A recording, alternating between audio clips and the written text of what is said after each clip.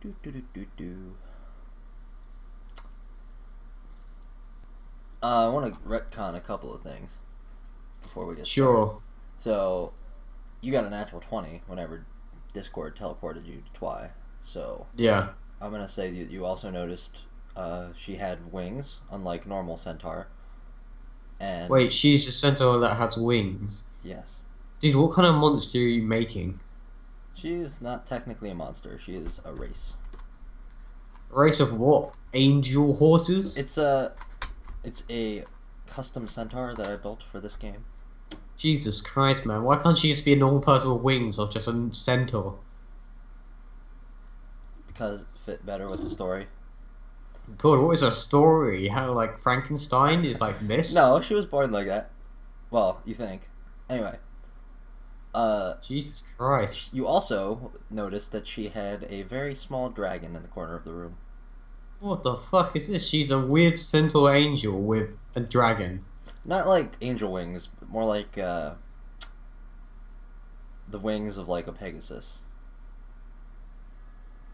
Like they seem naturally to be on her body naturally, like as if they're supposed to be there. Although, whenever you've heard about centaurs before, you've never heard of one having wings. They just tend to be the half human, half horse that you heard of. And like I said, she was also strange in other respects in that she was smaller and had the more of aspects of the elves than of a human.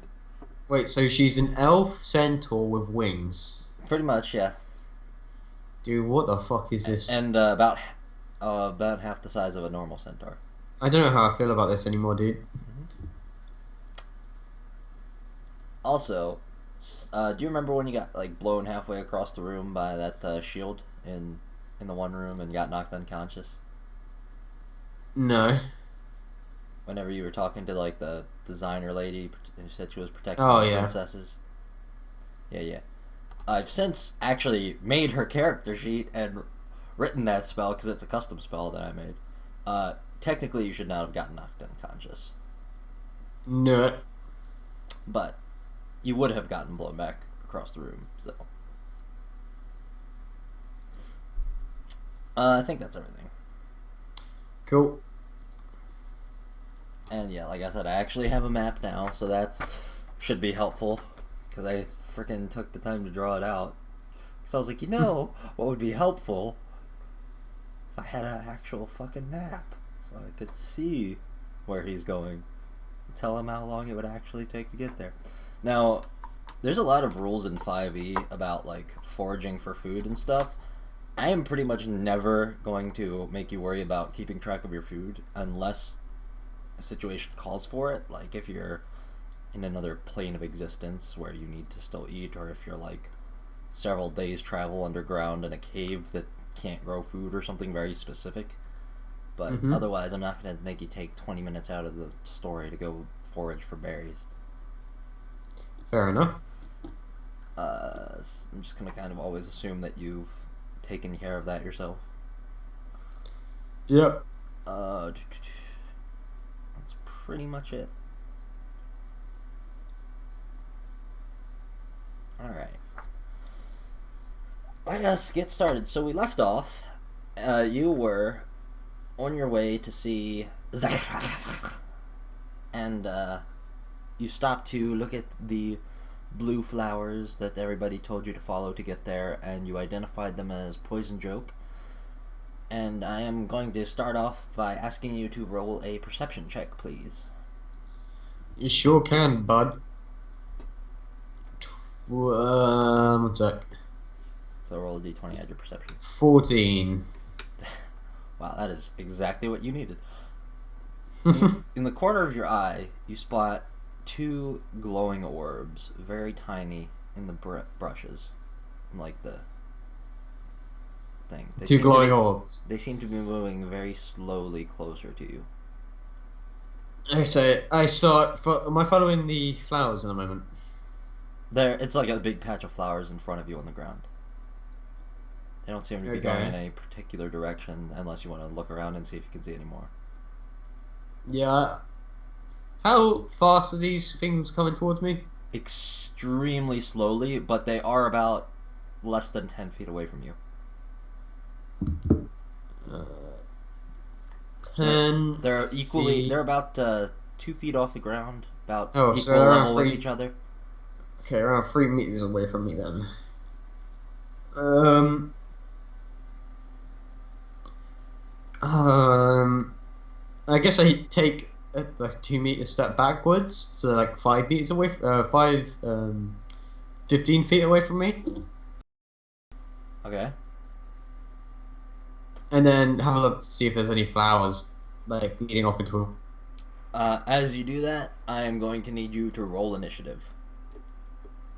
a trail. Also roll perception to see if you see any flowers. Initiative is.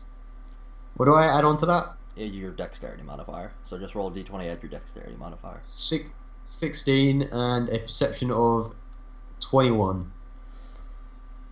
You do see a patch of flowers about 60 feet away from where you are, Okay. heading northeast. Because I actually have a map to look at now. Okay. Alright, so, and your perception was, you said... I mean, your initiative? 16. Alright, so you got... now I gotta roll a bunch of things, so... bear with me.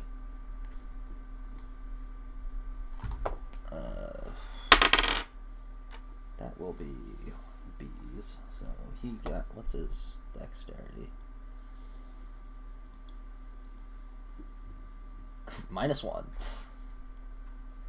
Alright. That's not good. Oof. Oof. Okay. Well, that's that. Bless you. Thank you.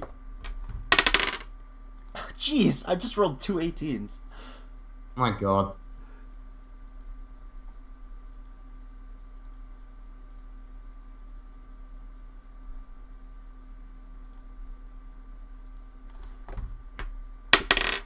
Oh, there we go, 2. Alright. So, jumping out from the brush, you see that you can now tell there are 3 direwolf-sized Great. constructs that they appear to be direwolves, but made entirely out of sticks and just random bits and pieces of wood. I burned the shit out of them then. Well, it is not your turn because 2 of the wolves rolled an 18. So, they are going to make an attack for, actually, you'd be standing in front, but they would probably see the gigantic buff guy as a bigger threat, so I'm going to say they're going to go after him. And he is within 5 feet of you, so you don't technically get an attack of opportunity against them. And they are going to both try to bite B. So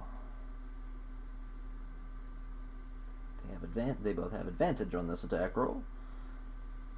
They get +5 to hit. Well, it's a good thing I advantage on. 19 will definitely hit B's armor class. And he will take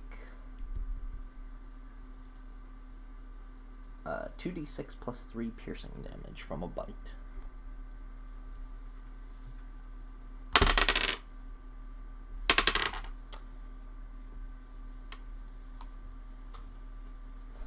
Oof. They take one of them leaps forward and with its wooden teeth seems to rip a pretty nasty chunk out of B's pants leg, and you can see that it's drawn blood, but it doesn't look like it's going to hinder his movement very much. And that does. And then the other one's going to try to attack as well. He rolled a natural 1, but he has advantage. And that's a 15, which does not hit B's armor class. He launches forward and just even with this one wooden construct attached to his leg, he somehow manages to dive out of the way of this other wolf before it sinks his teeth into his other leg. Nice. And then it will actually be your turn.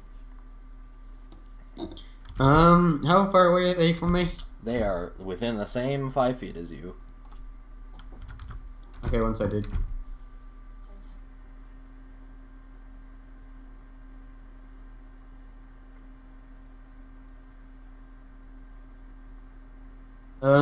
I guess it's too close to shoot them. You can shoot them, however, if you do, because it is a long-ranged attack and they are within close range, you will have disadvantage on the attack.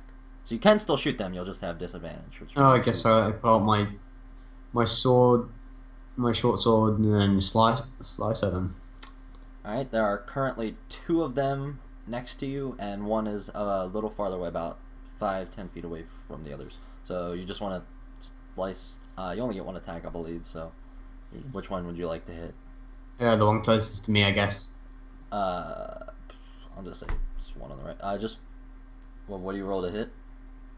Just roll a d20, add your whatever you add for your sword. 21. That's hit. Alright, so roll damage. What dice is that? Oh, D6. For your sword. D6 your stats plus should 5. be on the sheet. So. Yeah. 5, 6, 7, 8, 9. 9. Alright. Wait, what did you roll? A 4? 21. No, on your damage, what'd you roll for? I rolled a 4, yeah. Okay. It was plus 5. Just making sure, so that's 9. Alright.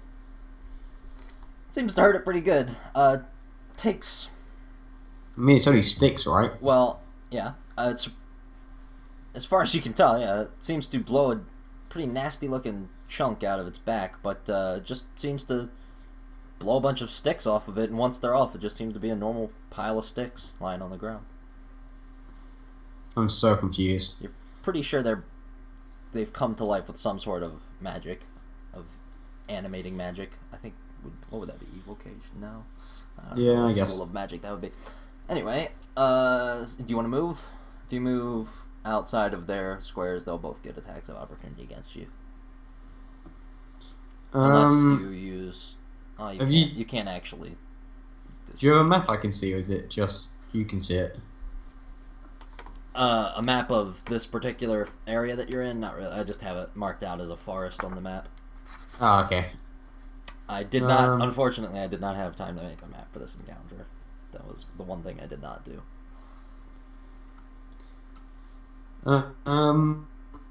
Well, you're in a forest, so picture a forest. That's what you're. There's plenty of trees if you want to do something involving trees. So there's 2 of them right next to me. Yeah, I guess I'll stay where I am. I will say, if you want to try to avoid them by hopping into a tree, I will allow you to make an athletics check, in order to avoid taking any attacks of opportunity.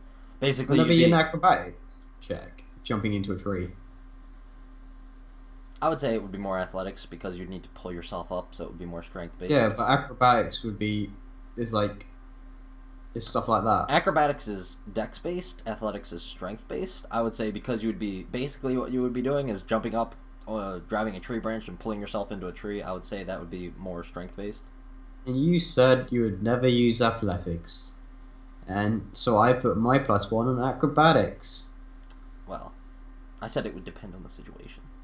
No, you said it was never gonna be used. I mean, you don't have to do this. I'm just saying that if you want to do that... I'm pretty gonna stay there. I mean, I just sliced it like a...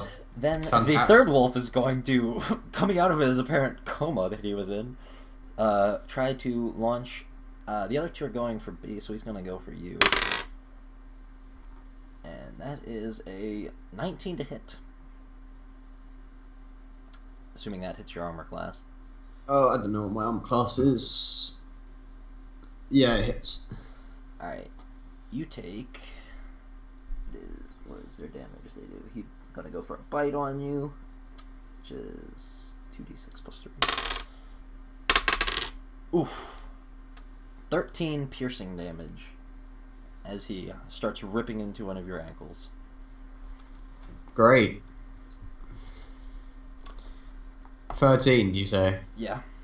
He rolled 2 5s, and he gets +3, so... 13. That's going to be his entire turn, actually, so it is back to the Oh, first 2 wolves that are attacking B. And they both get advantage. Actually, he should have gotten advantage on that roll because he was with it. Oh, no, he wasn't. Now he is, though. Oof. The wolf that was in B's leg, he had advantage on this too. B manages to shake him off, and the wolf kind of falls prone because he rolled real shit. That's gonna be his entire turn. His buddy also, since he missed.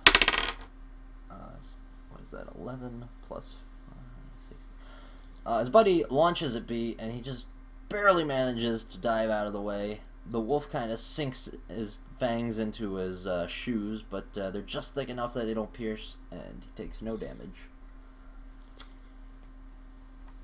Great. So, one of the wolves is prone behind you. That brings it to your turn. So, 2 are attacking B, and 1's attacking me. Correct. However, all of this... Okay, so it's...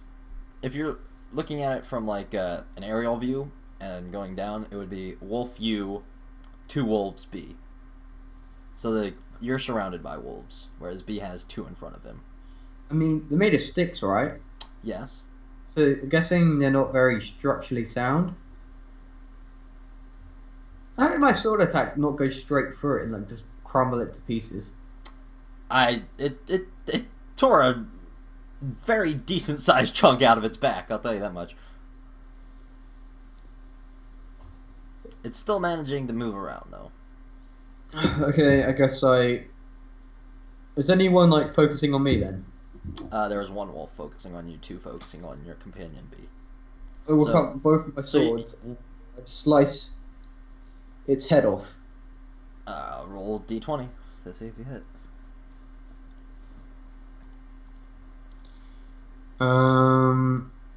What plus is this again? Whatever your sword bonus is.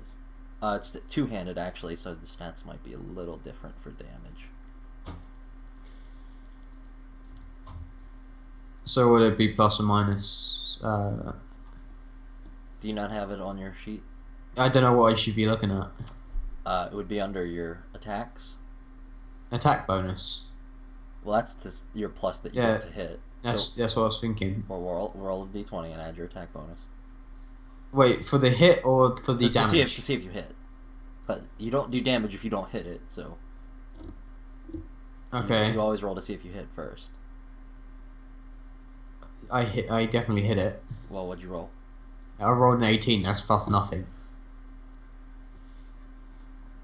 You don't have an attack bonus? Yeah, attack bonus plus 5. But is that for both my d20 and the d6, or is it just for the d20? The attack bonus would just be for your d20 to see if you hit. The damage wouldn't that be for damage as well? For damage, you add your strength modifier plus your proficiency bonus. What? When using a melee weapon, you roll whatever the damage die is for that weapon, and then you add your strength bonus plus your proficiency bonus. Plus proficiency. Where's proficiency? Top left. Right next to strength. Did we not sort this out on your character sheet? Oh, there. I didn't realize you had to... Alright. Yeah, so I hit it. I got 23 for a hit. 23 to hit. That definitely hits the one in front of you. And d6. 6. 9 damage. Do I have to roll for both swords? You rolled a 6? Yeah, and that's plus 3 for proficiency bonus. Plus your strength. Plus my strength is plus 1, so plus 4, 10. 10? Yeah. Do I have to roll for both swords? since I'm slashing it with 2 swords. Are you hitting the same one you hit Yeah. before? Okay. No, the one that's attacking me. So okay, that is a different one, actually. Yeah. So this, you do 10 damage. Again, you tear a pretty freaking decent sized chunk out of this thing's back. It's now completely missing the upper half of its back. But it is still moving. Wait, so did I have to roll for both swords or not? I'm gonna say that I'll just count the one whenever you do that. How come? Because it's like the 2 swords, meant to be 2 rolls for like 2 times the damage. Because it'd be like I'm slashing it once and I'm slashing it twice. You would actually do 2 times the damage. So should us roll another d20 and another d6 for the other sword? Yeah, just do the same thing. 15. Now I will say that in order to do this, you put your longbow on your back, and it is actually, unless you have a feat that allows you to do it, it is actually an entire action to pull a bow off of your back and draw an arrow. So, just so you know. Okay. So, what'd you roll to hit? 15. Total? Yeah. That is exactly what you need to hit this thing. So, you hit it, roll for damage. Just barely coming back off the back end of your first strike, you managed to just sink the other sword into this thing. D5 plus 4, 9. 9? Yep. This thing is looking bad. How is this thing not dead? You've cut off its ass. It's got over 19 hit points. Oh yeah. How? It sticks. You've cut off this thing's ass. It now is just an entire upper. It's entirely an upper half. Imagine. How does it just crumbled into sticks? Imagine yet? cat dog cut in half. That's what it looks like, but made of sticks. Still able to move, but not as much. You've basically completely annihilated most of its movement speed. And that will bring it to, if you don't want to move, I'm guessing you don't want to move. Yep. Alright, that makes it B's turn. He's going to attempt to... Actually, what's he? He's going to... Where's his character sheet? I think I skipped him last turn, actually. Whoops. I'll say he gets to go twice then. He's going to make an attack on both wolves that are attacking him because I accidentally skipped him last turn. That is a... What does he get to hit with this? Oh yeah, that'll definitely hit. He goes to swing a gigantic club at this guy. Like, this is a club that you would think in your hometown, like a giant orc would use. Damn. And he is going to do... This is the right guy, right? Yeah. What is that conditional +2 for? Oh, that's if he's raging. 1d8 + 7. Holy crap. So that is... Whew. The one that you had torn just a chunk out of its back is now in the same shape as the one that you just cleaved in half. Nice. He just completely smashes the back half of this wolf with his great club, and the sticks that you see on the floor are just splinter-sized now. Then he is going to try to attack the other one because I totally skipped him last turn. And he completely misses because it's just... He just is reeling in the excitement of having just smashed this guy and the fear of, holy crap, there was a wolf biting my leg 3 seconds ago. Now it is going to be the wolf that was attacking you's turn. He actually gets advantage this time. Well, he gets advantage. Why? Because wolves, when they are within 5 feet of their buddies, they get advantage on attack rolls. Okay, fair enough. So that is a 15 + 5, so that's a 20 to hit your AC, so I'm pretty sure that's going to hit. Yep. Alright, let's say 8 piercing damage as he manages to sink his teeth into your right leg. How many? 8 points of piercing damage. Yep.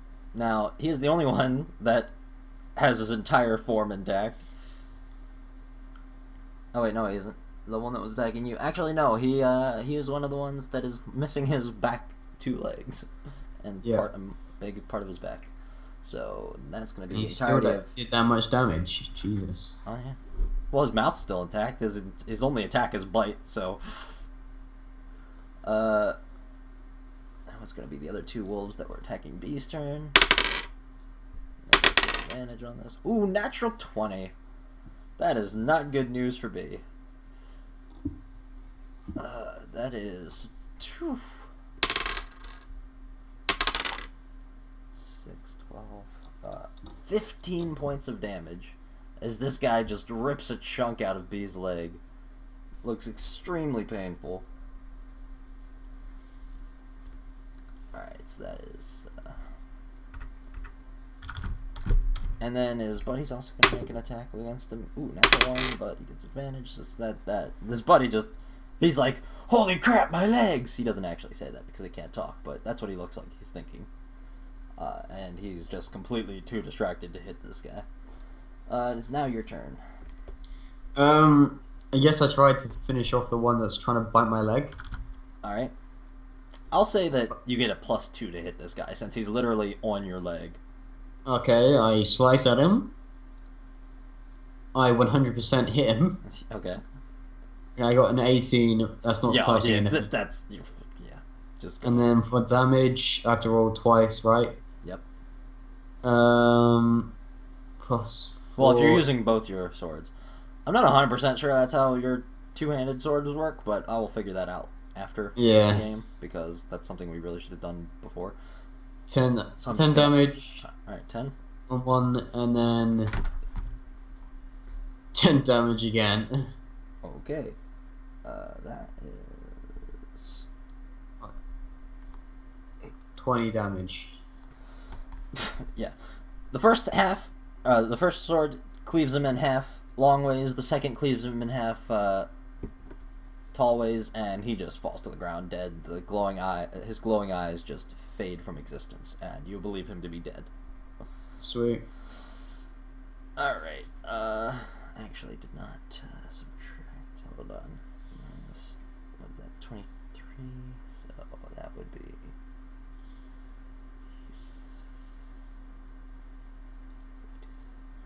Alright. It is now B's turn, and he is going to be pretty angry.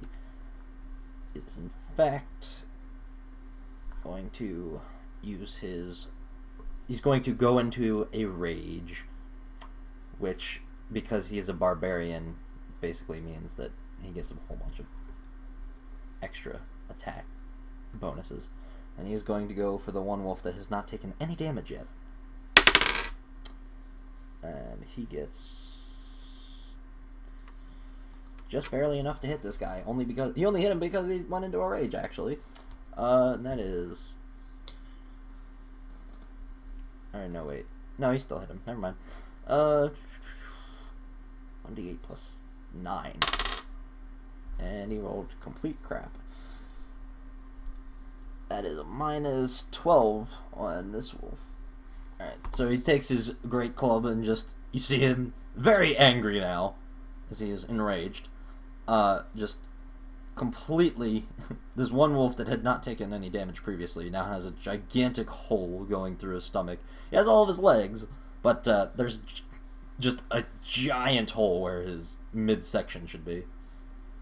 And that is actually all he can do, I believe. Can he attack twice when he's in a rage? I don't think so. That makes it the wolf that was... Oh no, he's dead. That makes it the 2 that were attacking B's turn.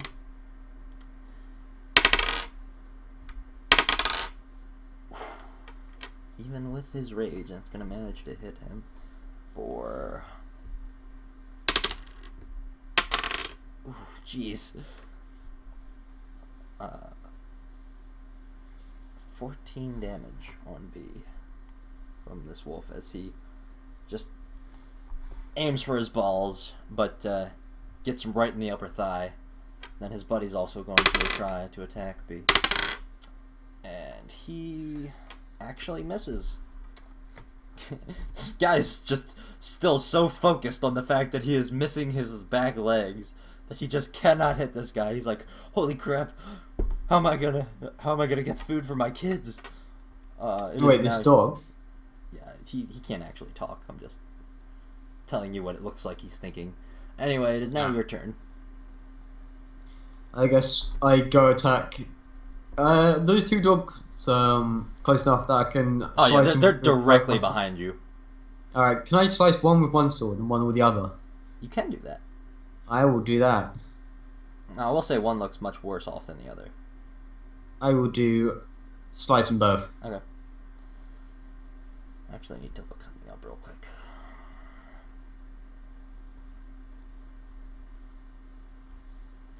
So roll a d20 twice and tell me for each one. Yep. Well, actually, the way you're going to do it, I'm going to say roll a d20, then roll the damage if you hit, and then do it again. So that way. 16 plus 5, 21. That hits. Which one do you want to aim for first? The one that looks worse off, or the one that looks worse off, I guess. Alright, so the one that's missing is back half. Yeah. And roll for damage for one sword. 5 plus 4, 9. That's 9. Maths. He's pretty freaking hurt. He's just got one leg now and a head, but he is still barely alive. How isn't he move? I guess he can't move now since he just got one leg. Looks like he could crawl on the ground, but he cannot run or walk. He's got one leg. And do we roll for the other one now? Yeah. 12 plus 5, that would be 17. That hits. Roll for damage. 3 plus 4, 7 damage. 7. Alright, this guy that had a hole missing is now also missing his back half.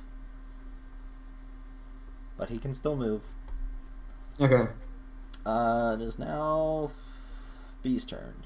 And I need to look one thing up really quick. What does this do? Oh, he actually has resistance to that. So that should have been halved. I will retcon that really quick. I knew there was something about being in a rage that gave him resistance to damage. Alright. Yes. B is so angry when he goes into a rage that he just does not care so much about getting damaged by piercing weapons and other similar types of damage that the fact that he doesn't care actually halves the damage that he takes. Wow. Anyway, barbarians are pretty good. Alright, he is going to try to attack the wolf that looks like it's on its last limbs.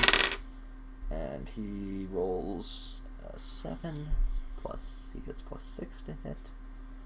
Which that is 13, which is just barely not enough. He wasn't expecting this wolf to completely collapse after you hit it. He was expecting it to be still standing, so he just barely grazes over the top of this wolf's head. And nice. That is going to be his entire turn as he misses. He's dead. Now it's going to be the other two wolves' turn. One of them is going to turn around and now start attacking you, and that is going to be the one that can just barely crawl with its one leg that it has left. I guess does that have a disadvantage? No, I'm just. I mean, like it's on the floor. Yeah, I'm just gonna say. Like a stepper. I'm gonna say he just can't move more than 5 feet. His movement has been reduced to 5 feet, but technically he still has advantage on attacks because he is within 5 feet of his buddy. And it does not help him at all. He just can't make it to you in time. He's just kind of given up on life at this point. He looks very angry, but also kind of a little bit depressed behind the eyes. And then the other one's going to go for an attack on B, and also completely miss, as he wasn't expecting either to be suddenly knocked to his stomach on 2 legs instead of having 4 like he's normally used to. And it is now your turn. I do a spin attack, slicing both. Alright, make an acrobatics check to see how well you can pull this off. What's I got for acrobatics? Like, I mean, It's I guess I could plus make it one. just a straight dex check if you prefer. No, it's the But either way, same. it's the same thing. So, Yeah. I mean, I could make it an athletics 16. 16. Yeah, you managed to do it, and look pretty badass while you do. Sweet. Uh, So roll another d20 and then attack. yeah, for one for each. So just roll a normal attack for a sword for each one Oh, of these wolves. well, I hit it. Okay. The one that. Okay, so you're hitting that one first. And how much damage? 2 plus 4, 6 damage. You managed to cut off its leg. Is this the one that's like half dying? It's dead? the one with only one leg, and now Oh, yeah. now no legs. He's now just a head. He's still alive, but he can't move. How is he still alive? Can't move. It's just How? just a head on the ground.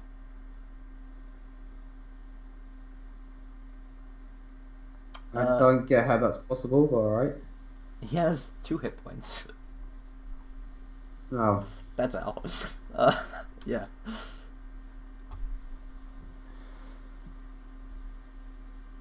And you want to roll for the other one? Oh, yeah.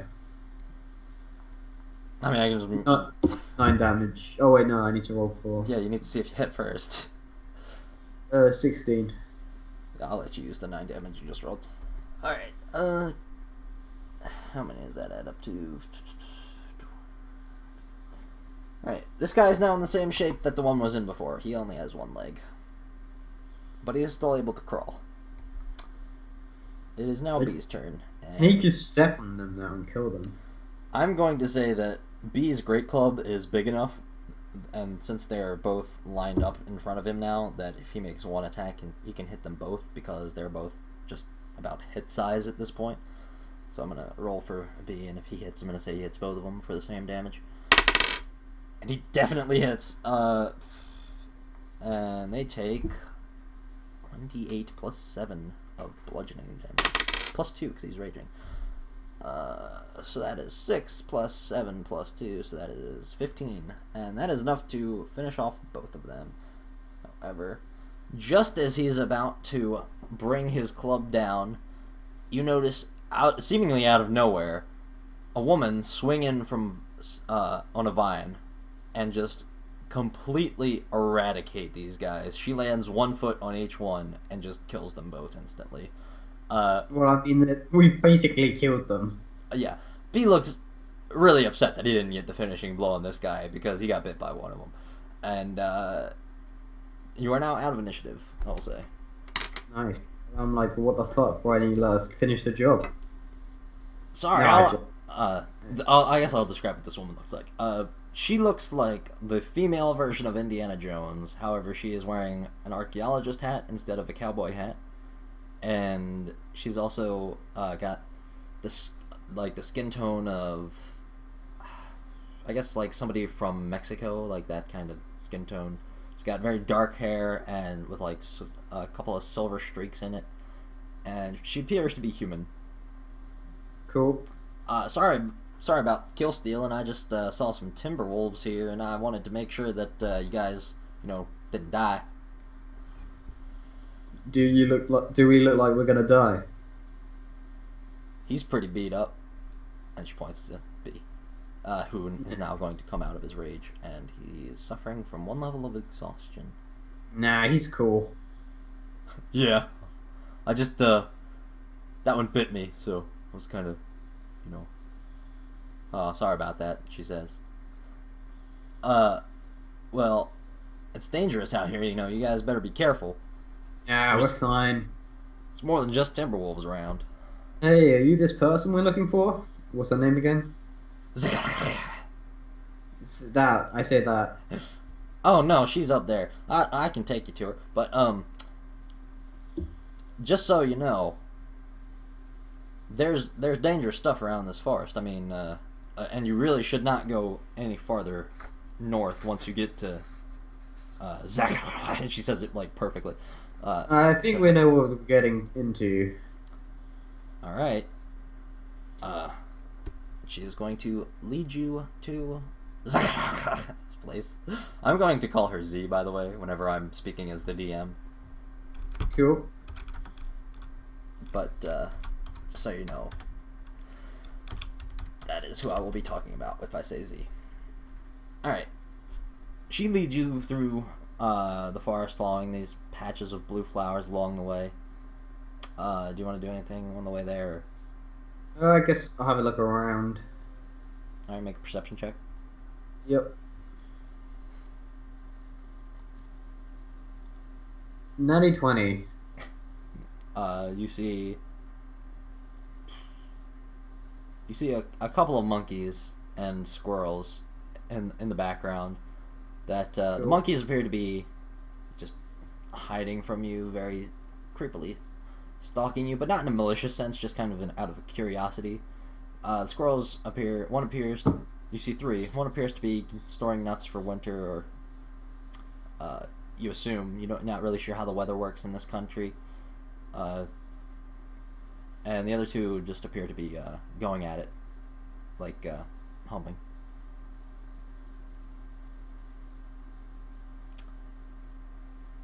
That's what you see along the way. And then you arrive at this cottage that it's more of a shack, really. It appears to be sort of shaman's hut. It's very think African in decoration and design. Yeah. And like Aborigine type masks and all kinds of things. It's surrounded by the forest. You feel like you probably would never have been able to discover this place on your own. Like, it is extremely well hidden away from the rest of society. Like, if Shy's cottage is rural, this is like impossible to find. Cool. And she drops you off and says, "Alright, well, I gotta go make sure that that Dr. Cabaleron don't get up to no good. He's gonna doom us all if I don't." And Have she starts to fun. walk away. You're not gonna question her on that? No. Okay. She leaves you at the cottage and walks off into the distance. I say have fun. She just kind of gives you a wave as she walks away. Cool. I knock on the cottage. Alright. As you do, the door opens, and you see opening it is an odd sight. A woman appears to be a mix between a very strange creature, one of the strangest you've ever seen, including Princess Twy. Jesus Christ. She appears to be a drow and an elf, a mix between a drow and a white elf. You've never actually seen a drow before. You've only ever heard of them. Actually, no. Your home country would have seen maybe one or two drow walking around before, because your country's actually different than this one. So that's how you recognize her drow features. And she is striped, almost like a zebra, in that she has like black and white stripes going diagonally across her entire body. And as she opens the door, she starts making... I'm going to actually turn on my webcam for this, for you.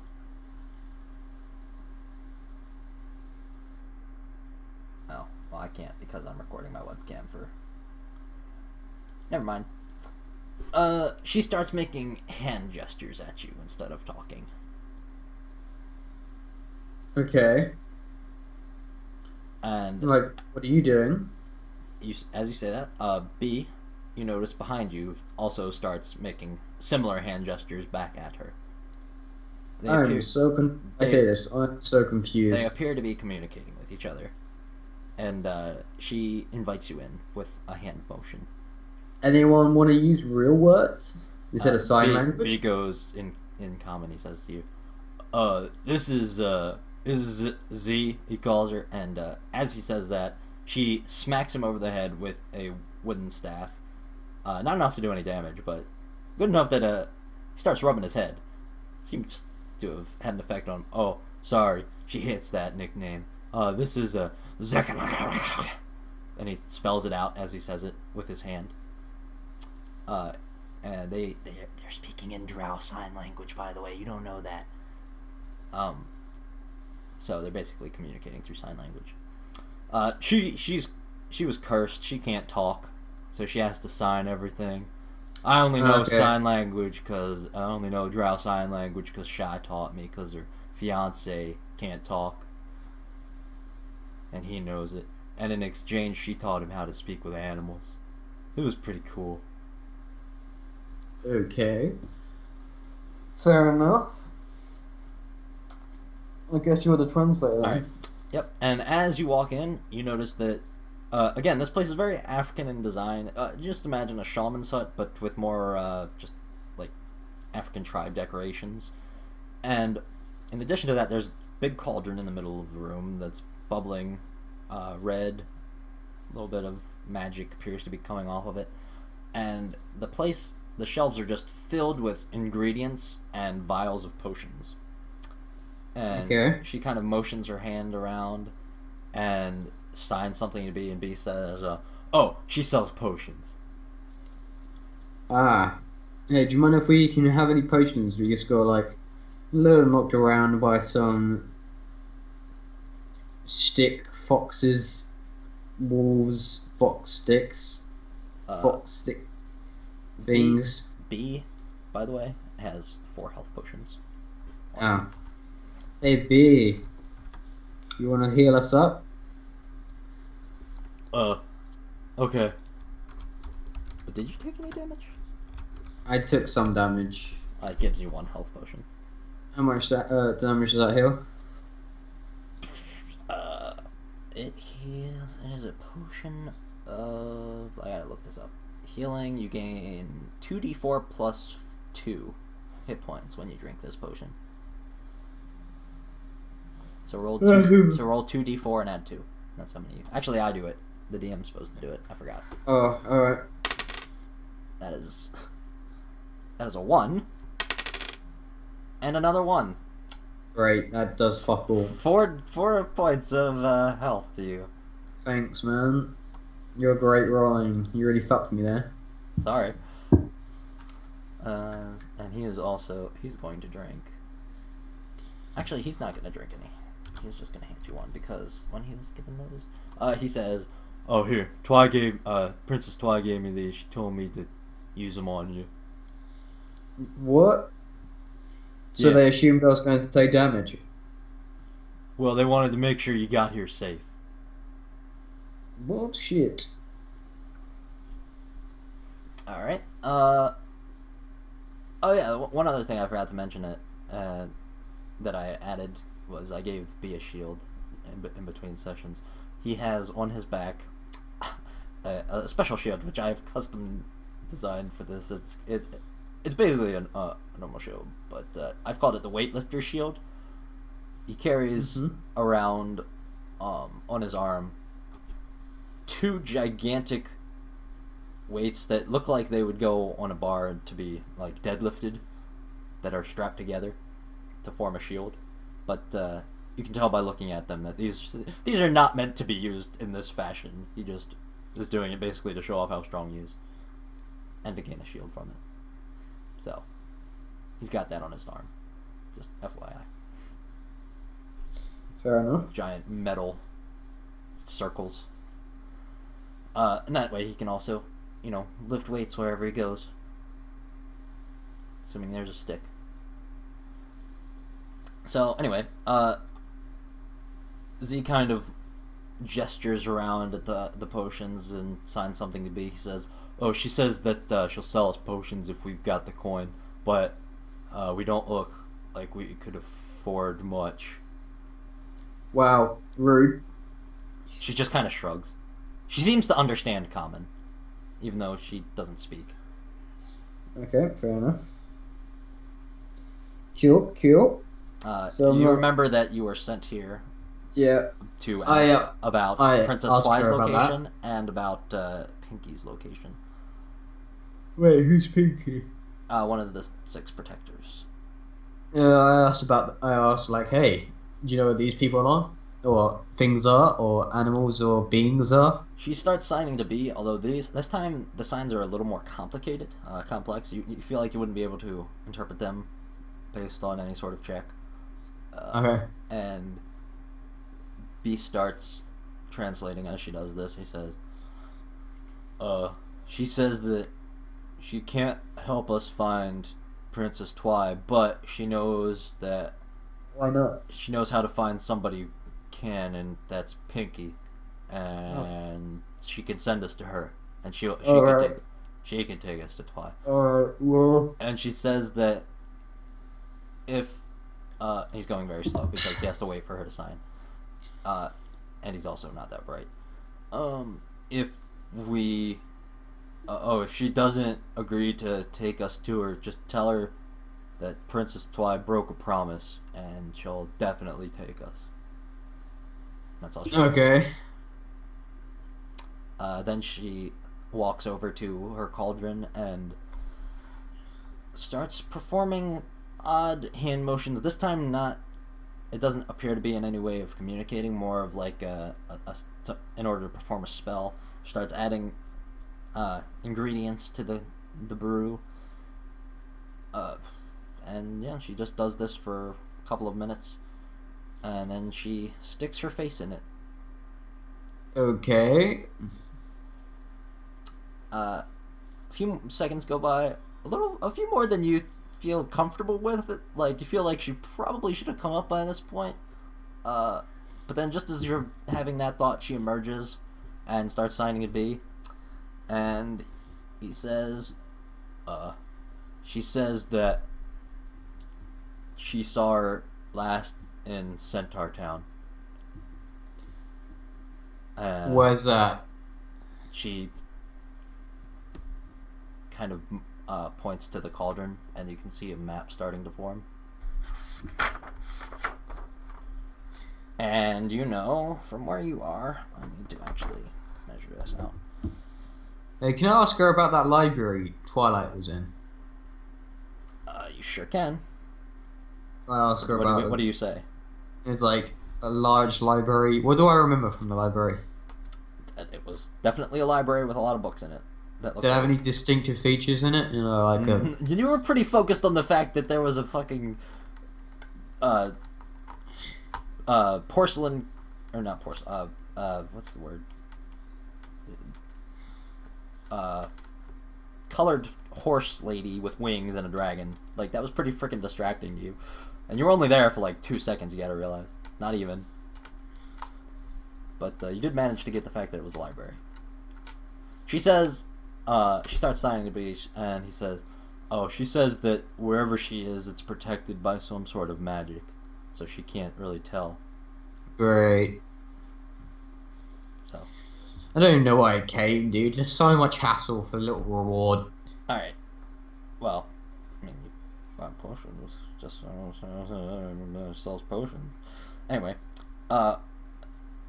looking at this map, you figure that it would take about a day's travel to get to either the city where you found rares, AJ's house, or Shy's cottage. They are all about equidistant from where you are now. And from any of those places, it would take about 2 days travel to get to Centaur Town.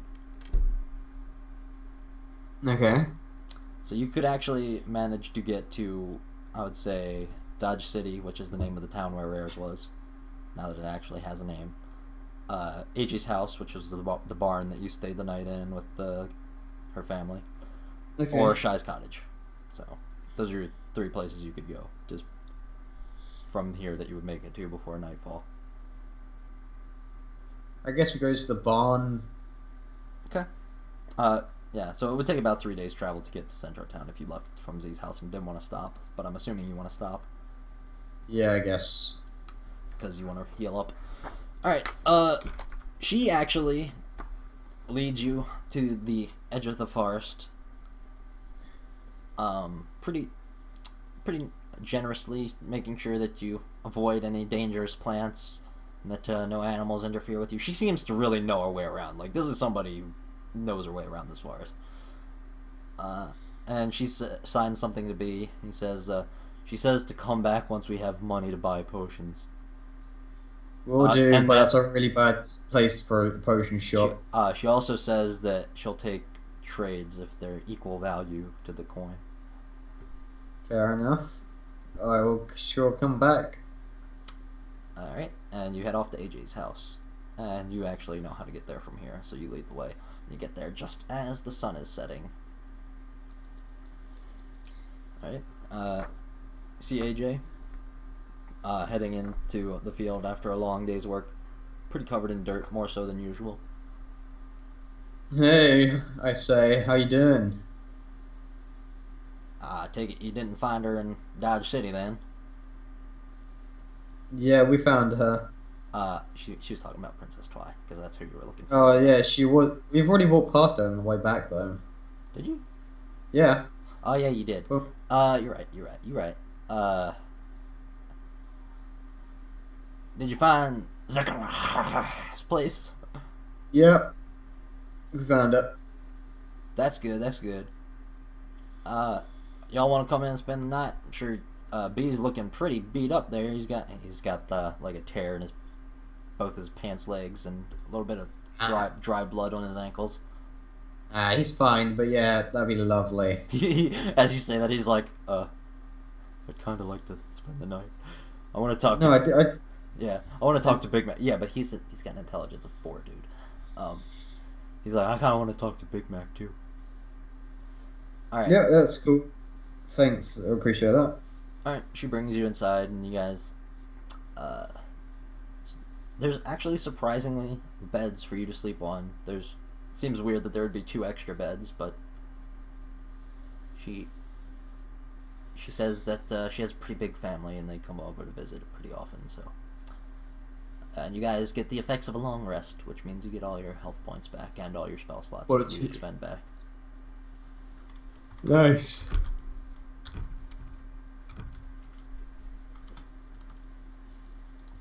Cool. And all right, and again, actually, are you an elf? I'm half elf. Do half elves work the same way as elves do? Because I know elves, when they take a long rest, the way that elves work, they don't sleep, they meditate. And what they do is they basically go into deep meditation for 4 hours, to the point that it's basically the same as sleeping for 4 hours. And then the other 4 hours, they do a light meditation, so they're actually aware of their surroundings. But I don't know about half elves. I'd have to look that up really quick.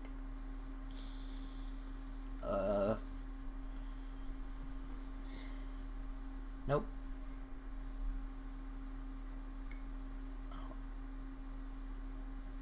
I don't believe that. Yeah, I guess you just sleep then.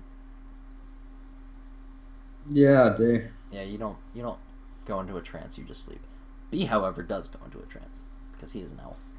Although he doesn't look like any elf you've ever seen before. Alright, and you again wake up to the smell of pancakes. I go downstairs sniffing, and we're like, what is that? It smells so nice. Everybody's already down there. B's talking to a guy about his size, orange hair, freckles, wearing like a plaid shirt. About the same build as him, but not quite. His muscles aren't quite as defined. I think I've seen him before. Yeah, you have. I was just describing him again. See the little girl who you heard say that you were cool, just barely, whenever you were leaving last time. The gigantic bow the size of her head in her hair. You see the very old, decrepit-looking lady in the rocking chair in the corner, and AJ making pancakes. And that's everybody. And B's talking to Big Mac. Nice.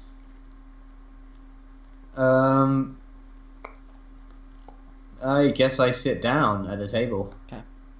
AJ brings you 2 pancakes this time instead of 1, and then splits the rest up. Gives a pretty hefty chunk to both B and Big Mac, since they're gigantic. Gives 1 to the old lady in the corner, and 1 to the little girl, and eats the rest herself. Alright, I say thanks. And she's with her mouth full of pancakes. You're welcome. Someone's talking in your chat, by the way. Oh, hey, Riot. Sorry, I was getting into it, man. There's so many things to focus on right now as the DM. So go on. Yeah, so I just stuffed my face. Okay. Nobody seems fazed by it. Actually, where's my D20? There it is. Yep, nobody seems fazed by it.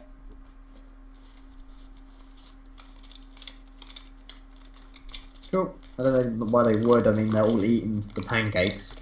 Yeah. Although B and Big Mac are eating a little slower than everybody else because they're also talking to each other. Alright, fair enough. You see the little girl is kind of staring at you, but whenever you look, kind of glance her way, she quickly turns her gaze to her food. Okay, yeah. Alright, sorry, Karen. We're playing D&D, right? It's a role-playing game.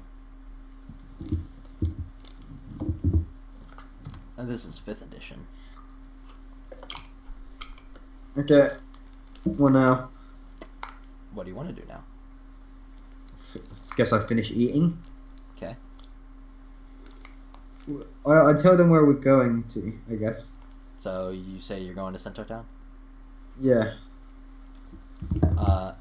AJ kind of perks her ears up a little bit at this, and she's like, what are you going there for? She's still eating pancakes. To find this person. Who is it again I'm looking for? Pinky. You know her name is Pinky. To find Pinky. Oh, you know where she is? She sounds very excited by this news. Yes, possibly. Why? You know? Well, all we knew was that she wanted to go around cheering people up. She didn't really tell us where she was going, though. That's cool. Twy also kind of ran off without telling us where she was going. That's kind of why we didn't know where to tell you to go. Yeah, I gathered that. But yeah, if you can gather them all together, like right now, each of the 6 protectors is pretty busy dealing with their own individual problems. You see, ever since that big announcement about the whole evil force consuming everything into darkness and all, yeah, you know that business. Each of the 6 protectors had a problem they had to run off and deal with. I know Twy is researching a way to stop it, although I don't know where she went. I'm pretty sure Pinky would know, actually. She said that she wanted to go make sure everybody stayed in high spirits. I had to get the farm back from the Flim Flam brothers. I reckon they'll probably be back. We didn't exactly leave things off in the best of terms. Do you want to make any sort of insight check on that, or? Nah. Okay. Rares is protecting the princesses. I don't know where RD went off to, though. And Shy, she's calming the animals. Something spooked him out of the forest. Alright, later, right? Alright, that's what she says. Cool. But yeah, if you can find Pinky, I mean, you can find Twy, and if we can all get together once we solved our problems, then at least the kingdom will be safe. I mean, right now, if we're all split up, there's not really much protection. In fact, we're pretty vulnerable at the moment. I think that's probably why Twy sent for you. Yeah, I still don't know why. I'm only one person. If it's this bad, she probably needs an army. Oh, the armor's busy protecting the princesses. Yeah, so you should be fine. I still don't know why I'm here. Well, the princesses are not exceedingly powerful. If they're split up, their power is greatly diminished. Actually, she would not know the word diminished. She is not that smart. They're not that strong when they split up. They're only strong together. And since Twy is one of the princesses, well, you kind of see the problem with that. Yeah, but I mean, you have an army. They're not that strong. She kind of laughs. Yeah, but I'm one guy. Yeah, but you can help. Twy said so, and if she said so, she must know what she's talking about. I don't even know how she knows me. She just kind of shrugs. Magic stuff, I guess. It's not really my scene. I live in a completely different part of the world, and she kind of turns her head curiously. And she's like, "That explains your clothes. Where are you from?" I tell her where I'm from because I can't remember where I'm from. It is called Yarnum Island, which is basically the Australia of this world that you live in. Cool, I say there. Yarnum Island. Don't get a whole lot of folks from there up here. Yeah, that's why I'm surprised I'm here. Well, like I said, I don't really know why Twy sent for you. I just know that if she did, it must be important. Also, Alright. as she says that, roll a d20 real quick and add your. Let me see, what check would that be? That would be an insight check. An insight check. 14. You get the feeling that she is exceedingly honest, like almost to the point like you feel like she might not be able to lie. Who? AJ, the one talking to you. Oh, okay. So, why is... Okay. Like, she seems extremely genuine with everything she's saying. Fair enough. It's almost weird how honest she is. Okay. And I guess genuine's probably a better word. Anyway. So, yeah. You sort of pick up on that as you talk to her. Okay. But, yeah, I guess if you guys are going to be heading out to Centaur Town, you better leave now. It's 2 days travel. And that direction, that's where she kind of points. Yeah, that's what I was about to say. I think we should get going. But you want to start heading off? He just kind of looks at you kind of disappointed. He's like, okay, I guess. Bye, Big Mac. I mean, you can stay here if you want. No, that's why I said I should escort you to make sure that you're safe. Because I'm strong. And he, like, lifts up his arms and show off his muscles. And then AJ's like, arm wrestle me. And he's like, he looks kind of like almost shy when she says that. And he's like, okay. Not wanting to back down from the strength challenge. Yeah. And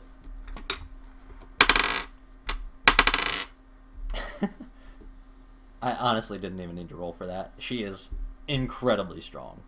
She beats him with ease. Like, she's not even trying. Like, she beats him with a pinky.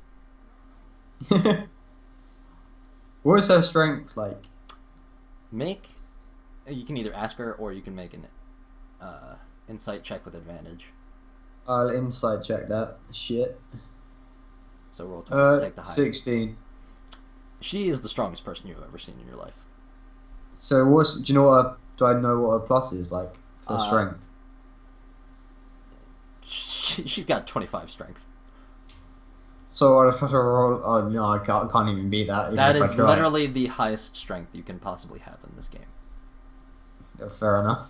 That you get the feeling that's probably why she's one of the 6 protectors of the kingdom. Alright, and I'm like, cool, let's head off then.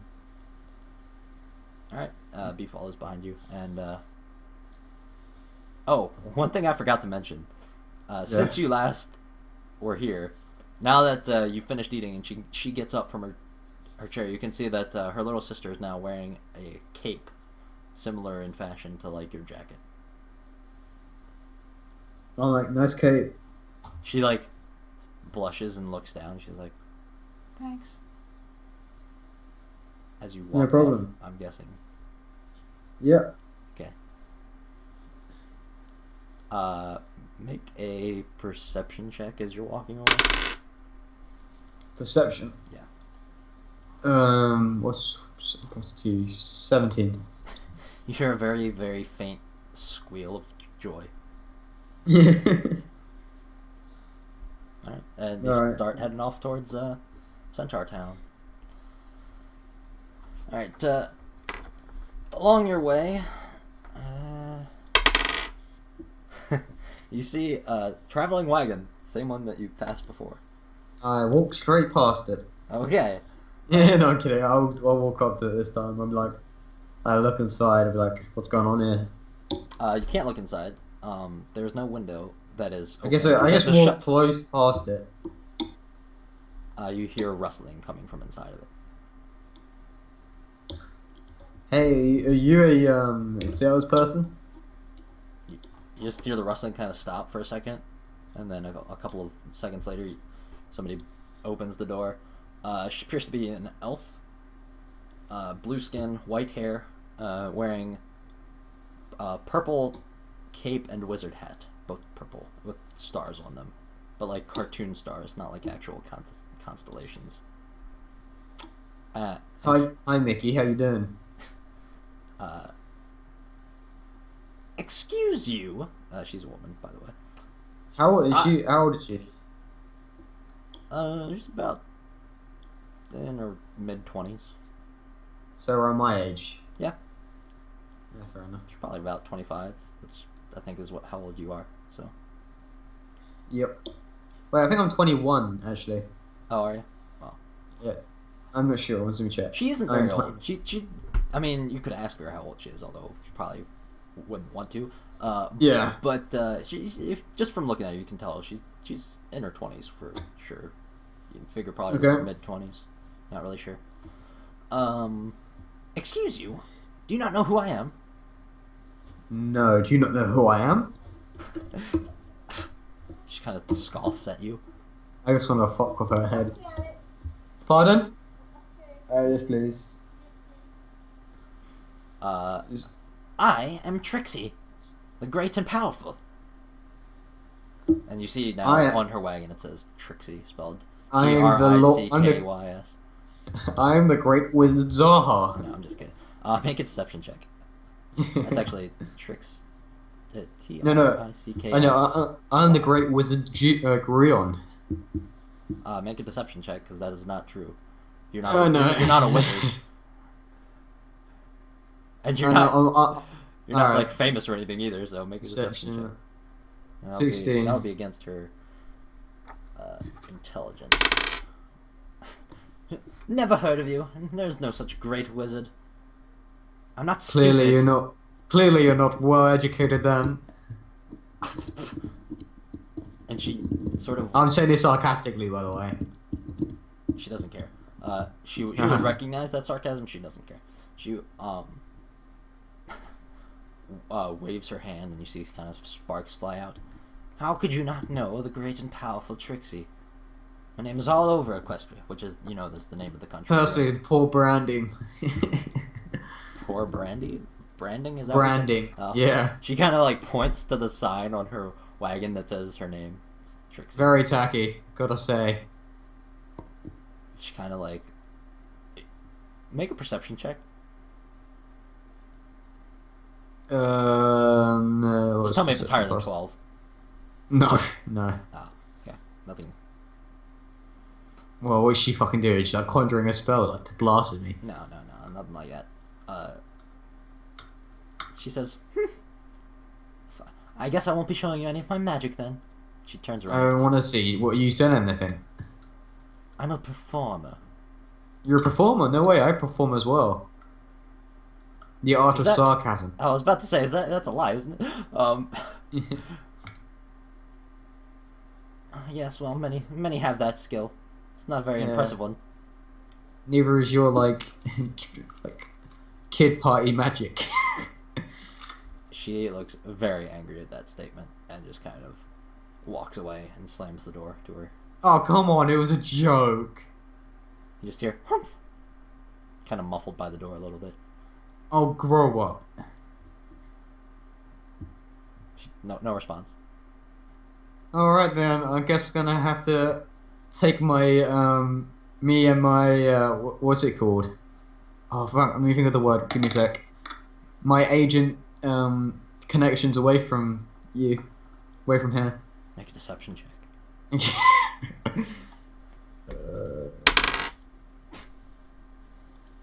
What did she roll? What's it? Alright. Fuck, 18. Door bursts open. You have an agent? Yeah, totally I do. Where is he? Right up my ass.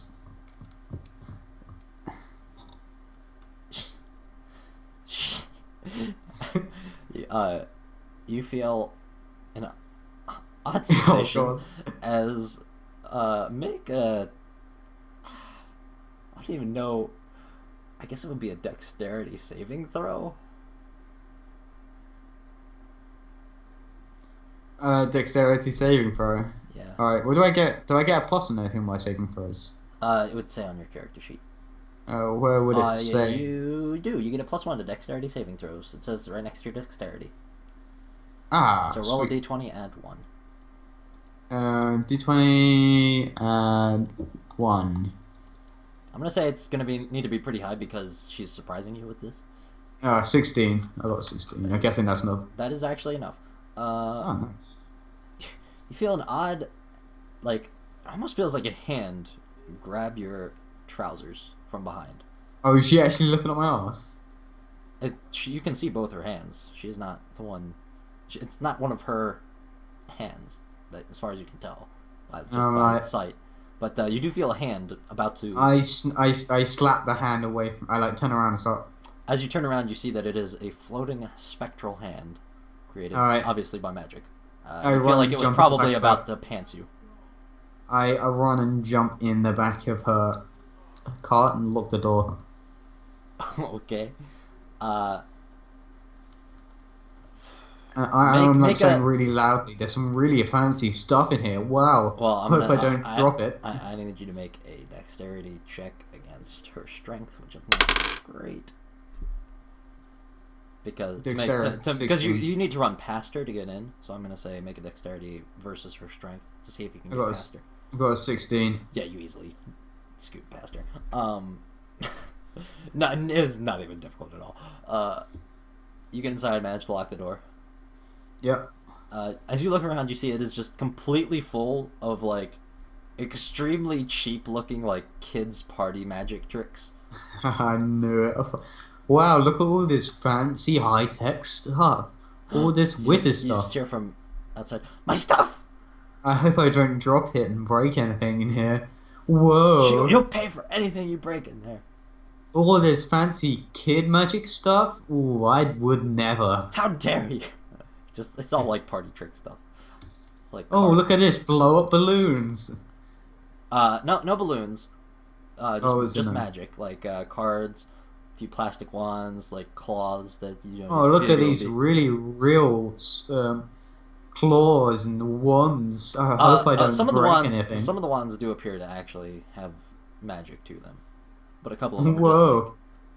Just like... Can I just start picking them up and waving them about?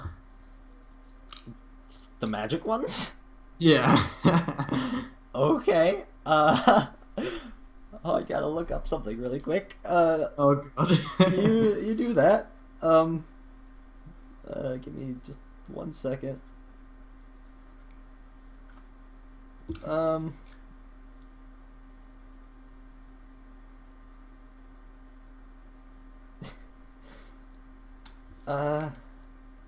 god, what have I done?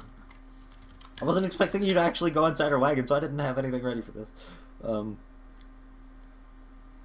Always expect the unexpected. Oh, actually, you know what? Wands you need to be attuned to use, so nothing happens. I forgot about Alright, so I'm just waving them about. I'm like, oh god, what is going on? Yeah. You scared me for a second there. I was like, oh crap. Wait, what would have happened if I was attuned with wands? Well, wands can do all kinds of different things. Depends on the type of wand it is. She would have a cheap one, so something that wouldn't do anything particularly impressive, but it would have had a magical effect of some kind. I'm just start looking around. Is there anything good in there that I can just throw? What do you mean? Anything good you can throw? Like something that would break, you mean? That could be like funny if I threw it. It's not really. I mean, it's just cards, like playing cards and. All right, I'm making. I just sit down and start making it also looks like she lives in this wagon. Like this is her home. Yeah, like, do you want to play 21 pickup? Or is it 24 pickup? 52 pickup. Oh, fuck, I'm retarded. 52 pickup? Don't you dare! I just organized all my tarot cards and playing cards. I just sit down and start making a castle of the cards. You know how you do in triangles? Yeah, I start doing that. I'm pretending that I throw them everywhere. Alright, I'm gonna say you don't even need to make a deception check for that because she is going to believe that you're actually doing that. But in order to see how well you stack the cards, make a dexterity check, I guess. It would be sleight of hand check. Make a sleight of hand check. 15. Yeah, you managed to stack them pretty well. Hey, Death Revenant. Pretty well. You get about 3 layers done. Figure any more and they'll probably collapse. But Alright, you're pretty yeah, impressed with yourself. I'm just sitting down and pleasing myself. Outside, you hear B kind of go. At first, he was kind of laughing under his breath a little bit. You just barely heard that through the wagon, but now you hear him go, so I'm sorry about this, Trixie. Ignore him. And she just starts going off on B, and she is like, all right, later, Death Revenant. She's just like, how dare you allow your companion? And he's like, just I'm escorting him to Princess Twi, and she's like, of course, one of her friends would do something like this. She's not my friend. And hear her quiet down a bit. She didn't even tell me where she is. You're quiet down a bit.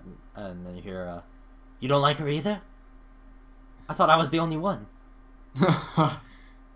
I'm like, I never said didn't like, but she's making me go on a wild goose chase, and it's kind of frustrating. Sounds like something she would do. But there's a whole thing about everyone dying, which is kind of annoying. What? She's like freaking out when you say that. She had no idea. She was like, what are you talking about? I open the door and sit back down, and I'm just carry on stacking the cards. You open the door? She rushes inside. Does she see my deck of cards? Is she impressed by my deck of cards? No. Aww. If she would have rolled low, she would have been. She's smart. Focused on the fact that you just said something about everybody dying. She's like, what were you talking about? Everybody dying. But first, look at my stack of cards. Cool. Now, everybody dying. Those are my cards, by the way. Yeah. It's not important. She walks over to you and starts shoving you out the door. Just go away. Oh, I jump back in. Jump back into the wagon? Yeah. Make another dex versus her strength.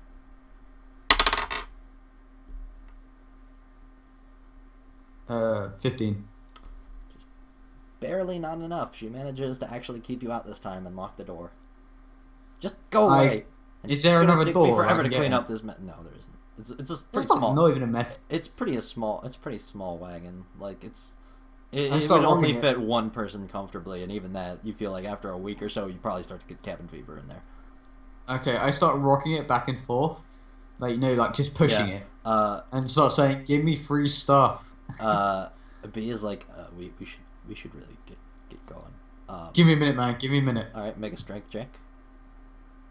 I'm gonna say that you have a -2 penalty to this because you're doing it by yourself and it's a pretty heavy wagon. -2. Yeah. I've got 15 again. Is it plus strength? Yeah. But so 16. -2, so 14. No, it wouldn't be. It would be 17 plus 1, so it would be 18. Hello? -2, because I'm giving you a penalty. Fun.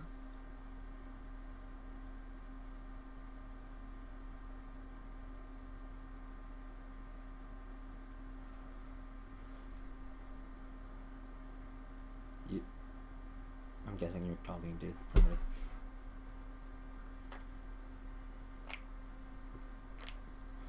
I'm back. Alright, yeah. So, yeah, but I'm imposing a penalty on you because you're doing this by yourself and it's a very heavy wagon and with somebody inside of it.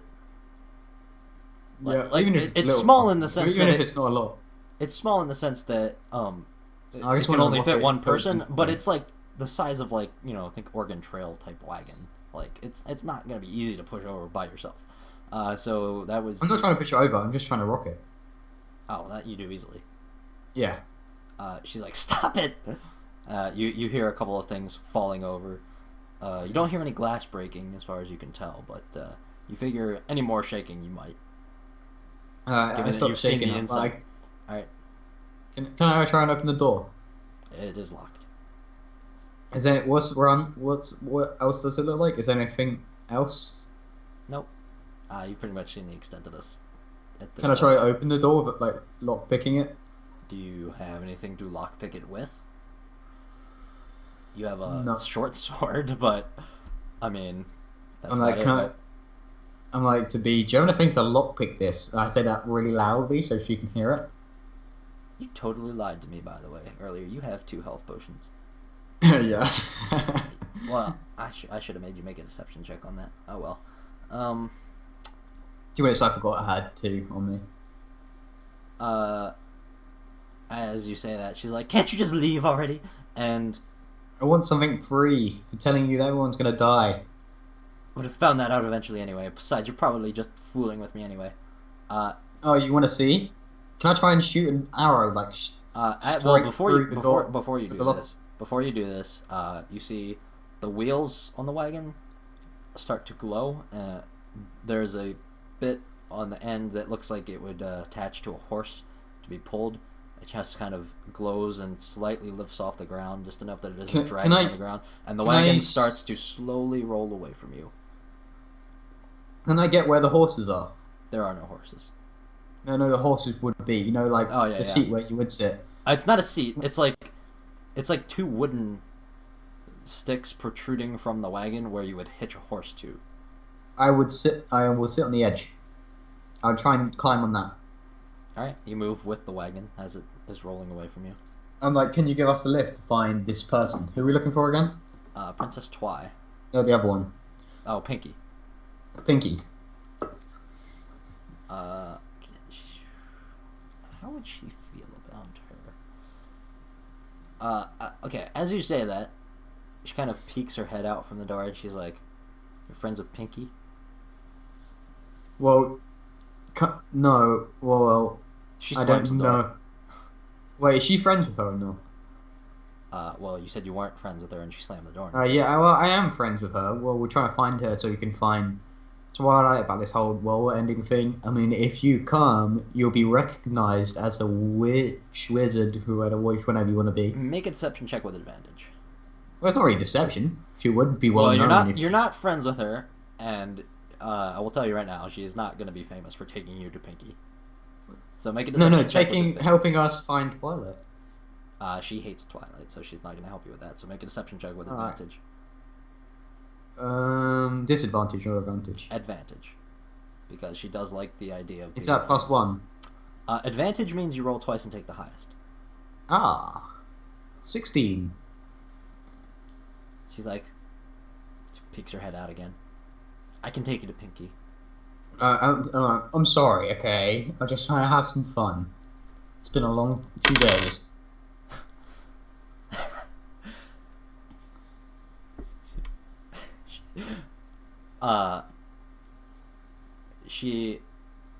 She looks at you with a very nasty looking,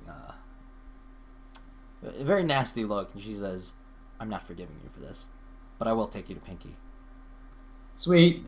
So we can get in the back then. You can... B would not fit in this wagon, but okay. You and Trixie would be able to fit in this wagon, not terribly comfortably. I mean, you would both fit and have enough room to move around. Could B go on the top? B could lie across the thing that I was just talking about that you wanted to sit on. It wouldn't be comfortable, but you could do it. You'd be like a horse, man. You could, like, pretend. He's like, oh, okay. Okay, but that was easy. That's easy enough. Trixie says, well, with the three of us and the wagon and me moving it with my magic, it would probably be faster to just walk there, honestly. But we could at least... but I mean, you can come with us. Yeah, and it would be, we would be able to sit down the whole way and stuff like that. It would just... I'm just saying it would take us longer to get there. It would be more comfortable, but... Well, not for B, but for us it would be. And, but we would get there a little slower. It'd take us about an extra half day to get there. I mean, yeah, I'm just gonna do that, so we just sit down the whole way. You get the effects of a... I was gonna say a short rest, but it's gonna take you from where you are. It would take you half a day to get there, but since you're traveling slowly, it's gonna take you an extra half day to get there. All right. So whilst we're traveling, and also, well, yeah, but I was gonna say she actually stops because it's just about to be nighttime, and she parks basically. Well, unfortunately, B will have to kind of sleep outside, keep watch, I guess. But you can sleep inside in here on the floor. I will take the bed. Okay, that sounds fun. Yeah, you can ask your questions if you want. At this point. Alright. I'm like, why do you hate Twilight? What beef's gone down? She ran me out of town. How come? What'd you do? She thought I was being a show-off with my magical Show? abilities. A show-off. Under my breath, I'm like, that's hard to believe. But alright, well, what were you doing? She does not appear to have heard that. Actually, make a stealth check on that. I will use the roll that she did. What was that? Nothing. What were you doing? Performing magic, of course. Like, she kind of like gestures around all the magic in the... Yeah, I know that, but like, in what kind of way? Were you like on a stage, or like for her to like kick you out? You must have done something semi-bad to run you out of town. I made her look bad. How come? Because she was questioning my talent. Questioning your talent. She didn't believe that I was a good magician. How did you even get into this anyway? I am a traveling performer. I simply came to her town to perform. Yeah, perform what? Magic. Just a magic show. You call that magic? Under my breath again. Make another stealth check.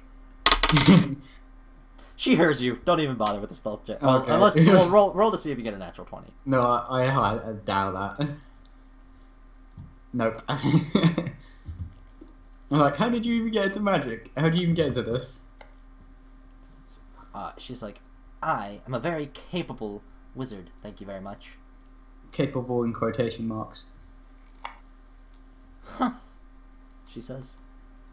How did you get into this? What got you into She's ignoring you. She's turned her back to you on the bed. She's lying on her bed with her back to you now. Oh, come on. It's just I'm just joshing you. Make a perception check. 18. You notice that she seems quite sad. Just barely out of the corner of your eye, you see that the look on her face, she seems quite put down. I'm like, okay, I'm sorry. It's just these seems like party tricks. Don't you want to go into bigger and better things? She turns around. She's like, "Well, I mean, you could do stadiums if you practice. Like she kind of like rubs one of her arms and she sits up. She's facing you at this point. Okay. So she's sitting with like her legs hanging off the bed now. It's more of like a cot, really. It's kind of like what you imagine the bed of like a small RV would be like, where it would be like a not very comfortable, but at least it's better than sleeping on the floor, you know? Yeah. Basically a cot that hangs off the side of the wall of the like wagon. And she said she's kind of like rubbing one of her arms. She goes, "Well, I did come back once, kind of evil. Okay, that makes more sense. But it wasn't my fault." Wasn't, or was it? Well, I mean, I wanted to be better at magic, so I went out and I got this whole amulet thing, but turns out it made you evil. I didn't know. Okay. But it made me really good at magic. Yeah, but she kind of points to the wall, cost? and you can see hanging on the wall. It's a very odd looking amulet. It's like a gold necklace with a ruby in the center, and surrounding the ruby is a golden figure of like the profile of a unicorn, and then spread out from the red like diamond shaped ruby are wings made, and the entire thing that isn't, apart from the red ruby, is made of gold. She's do I recognize it? Make a history check with disadvantage because you are from a different country. And this is it's a very rare magic item. I do not know what it is. That's the alicorn amulet, she says. That's it makes you evil though, but really good at magic. I suggest you don't use it. Why don't you try and become good at magic on your own? What do you think I've been doing? I'm a Finding laughing evil stock ever amulets. since I've got sent out of her town. Why do you think I came Yeah. back? Why don't you try and redeem yourself? Like, come with That's us. what I was trying to do with the amulet, but well, you see how that worked out. Yeah. What could just think of ways? What do I know any ways which you could get better at magic or anything? You actually are trained in some magic, I believe, right? So you would know a little about magic. You know that most people who are good at magic study it in school or are born gifted at magic. Alright, what She, magic? Sorry, you're actually let's just make a perception check with advantage. To try to figure Um, out about how good she is at magic. I got a 16. She's a level 1 wizard. You can tell by looking at her. Oh, oh, great. What? All right. I'm like, have you really been trying your hardest to become better at what you're doing?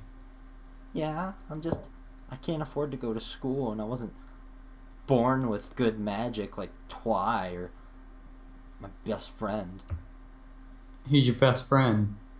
She like looks really happy when you say glim glim Glim Glam. glim glim. I say Glim Glim with a question mark. Well, you can't call her that. Only I can call her that because we're BFFs. Okay. Her name's Glimmer to you. Glimmer. Do I know a Glimmer? You no. There's no way in hell you would know this person. Okay. I'm Who's not. I'm not even that? gonna let you roll for it, honestly. She's the best magic caster around, even better than Twilight. Although nobody Cool. wants to admit it. How did you meet her? She actually reached out to me. She was looking for a friend. She was also once evil reformed. Well, I wouldn't call myself all good. So, and I'm sick of what I do. It's because I practiced. You're sick of what you do, she says. No, I'm sick at I'm very good at what I do. Oh. Very efficient. You want to show her any magic or? I'm not no my magic. I'm sick at bow. Remember, I'm really good at Okay. bows. Well, I practice every day, she says. And you can tell, like, you're not even gonna need to make an insight check. You can tell she's telling the truth. Like, she definitely puts a lot of practice in, but it's more. Maybe that's not what's cutting it. It's more so party magic than like the spell casting magic. Okay. You can tell by Maybe looking that's- around this place. Maybe that's not the kind of magic you should be trying to do. But I'm a performer. Yeah, but some performers. This is how I need make my some- living. How do you think I afforded this wagon? I don't know. Some drugs. Did you actually say Yeah. that? She kind of looks like very unsettled by that statement. Like, she's like, no. I said it as a joke, by the way. Yeah, she's very socially awkward. Oh. Oh, I didn't. I couldn't tell. Anyway. I'm like, look, you seem like you're doing all right for yourself, other than that whole evils phase. I told you I didn't do that on purpose. I don't like talking about it with other people. I mean, you hated me for a bit, and you're talking to me. No, you see How anybody else bad around? could you She be? kind of like gestures. Yeah, B. He's outside, so you can't see him. Ah. I mean, why would you talk to me about that? Actually. Never mind. You were seeing if he heard. Yeah. Yeah. He didn't hear he jack probably- shit. I'm like, why would you talk to me about that? I literally nearly rolled your cart over. Yeah, but if you're friends with Pinky, you can't be that bad. Ah, touche. You're not friends with Pinky, by the way. You've never met this Yeah. person. Nope. So how'd you meet Pinky? Pinky knows everybody. Actually, as you say that, she looks very confused by that statement. She's like, what do you mean? I met her how everybody else meets her. I'm like, oh, fair enough, fair enough. We're just seeing if somebody else did it another way. Make a deception check with disadvantage. Fuck. Oh shit, you're fucked. Oh fuck. Oh, I got section 20. A natural 20. No, I didn't get a 20. With disadvantage, you rolled a 20. Yeah, yeah. Damn, she rolled a 19. Oh fuck, yes. Oh fuck. She's like, okay. I'm like, moving on. How did you get into, like, magic? I don't know, I just always thought... Wait, did she... She didn't tell me how she got into magic. She said she wanted to get into magic. Like, she wanted to be a famous wizard. You picked up on that over the course of the interactions. So, anyway, she says, it always was something that interested me, and I was always good at party magic. fair enough. But you sure, like, party magic is what you want to do? Well, I would be an amazing wizard if I could be, but like I said, I can't afford to go to school for it, and I wasn't born gifted like my friend. Alright, tell me what you could do. Tell me what you can do. I know cantrips. She kind of makes the mage hand again. What other cantrips would you know? Alright, I'm like... I didn't get taught, but I didn't have to go to fancy schools to learn what I got good at. You know that to go to learn higher level spells, you need to learn them from... Even me? Yes. This is just general knowledge that you would know. Oh, okay. But higher level spells, higher level spells you either need to learn...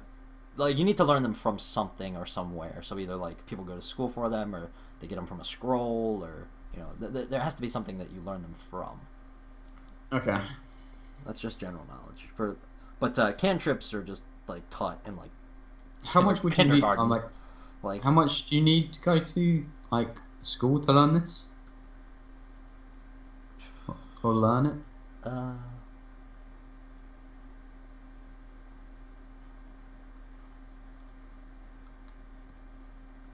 Probably about 1,000 gold would be enough.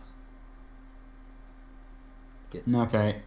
And in order to get all the supplies I would need and everything. Okay, yeah, fair enough. Maybe... Been working on saving up for it, but I mean... I only get a few coppers and silvers for each show. You know that 1 silver is equal to 100 copper, 1 gold is equal to 10 silver, and 1 platinum is equal to 10 gold. So how much gold was it she needed? 1,000. Oh shit, that's a lot. Yep, that's definitely a lot. It's like, basically what she's talking about is like a college level education. Yeah. And that she would need to pay for herself, including all the materials she would need for magic, like spell casting and potion making and everything. And, traveling, food. Like, there's a lot of cost in going to school for this, for her, considering she's a very independent person. Maybe you could learn something, like, what should take us there? What do you mean? She says. I don't know, we fight a lot of things. We've been fighting stuff, discovering stuff. Well, maybe I don't think we're going to be fighting anything along the way to Centaur Town. It's a pretty safe path. I mean, if you want, you could always come to Twy. You guys have been talking for about 2 hours now at this point. Okay. What were you saying? I said maybe you can sort things out with Twy. Never. Maybe she could teach you some stuff. I mean, like, you were evil when you were in that town. Only the second time. Oh, God, what happened the first time? I told you she ran me out of town for trying to show her up with my magic, and successfully, I might add. Was it successfully? Make an insight check.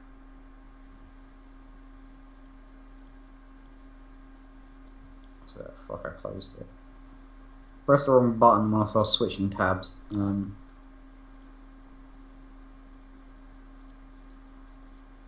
Insight, right? Yeah. What's that plus? That's plus your insight. It's alphabetical in your skill list. 18. You get the feeling that she believes she is telling the truth, but there's probably more to it. But she I'm believes that she is being truthful with you. There's more to it than that, isn't there? What do you mean? Did you actually show her up? Or were you trying to show her up and was being a little bit of a dick about it? Well, I suppose I could have been nicer about it, but I did successfully best her. Maybe that's something you should be doing then. Try to be nicer. Actually, make a history check. History check. And this one I will say you don't have disadvantage on because it is about Twilight specifically, who is one of the leaders of this country, so she's a little more famous than an amulet hanging on the wall of some random person's house. I got a 12. You know that the Princess Twi is a very powerful wizard. I know, because I'm like... That's about it. I know that Twilight is a very powerful wizard. And you also know that she's a level 1 wizard by looking at her. And I can tell that you're a level 1 wizard. She doesn't know what that means. You're a low-level wizard. There's no concept of levels inside the game. You're very... What should I say? Unskilled, untrained. Very untrained wizard. So, I was creative enough that I beat her in a fair and square in a contest. Contest with magical abilities. Now, this was before she became the princess. She's much more powerful since she became a princess. I mean, are you sure you beat... I'm like... It's okay. Using your same insight check, she's telling the truth. Did she beat her? Yeah. How? You can ask her. How, I say? I told you, use my creative abilities. You cheated, didn't you? Tomato, one. I mean, cheating is a relative term. Wow, I say. I'm like, so you couldn't win legitly? I was just doing a magic show, and she just happened to show it, and she just simply tried to show me up. I mean, who does that? What did she do exactly? She did not like my, I suppose, arrogance, for lack of a better word, and... Yeah, I could tell. And so she tried to best me in a magic competition, which she lost. Because you cheated. Thought more creatively than my opponent, I would say. Cheated. Make an insight check.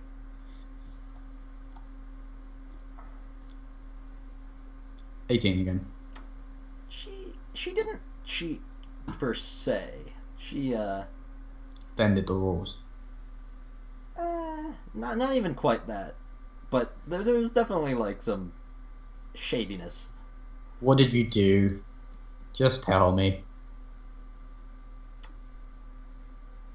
Well, I just used more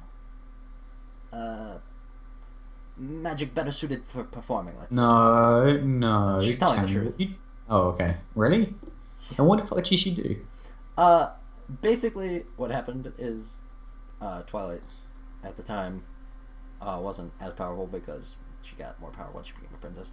Anyway, she didn't like the fact that she was on stage and being very arrogant about her abilities and powers, so she tried to like take her down a notch by showing her that she wasn't that good at magic. And since she specializes in performance magic, the crowd was actually more on her side than on Twilight's side at the time. But Twilight was more powerful in magic than her at the time, so basically her magic specializes more in like dazzling people, whereas Twilight's is more practical use. Yeah. So that's the only reason she won. Oh. So you beat her and... Okay, sorry, Karen. But like the competition was to see like who was more powerful at magic. So, and also there was that whole thing about the Ursa Major, but you know, that's a story for another day. Okay, I'm like, fair enough, but you need to work on your attitude, Missy. Excuse you? She's like, Excuse me. Or excuse you. I don't have to let you sleep in my wagon, you know. I don't have to let you give me that lip, young lady. She appears to be at least a couple of years older than you. I don't care.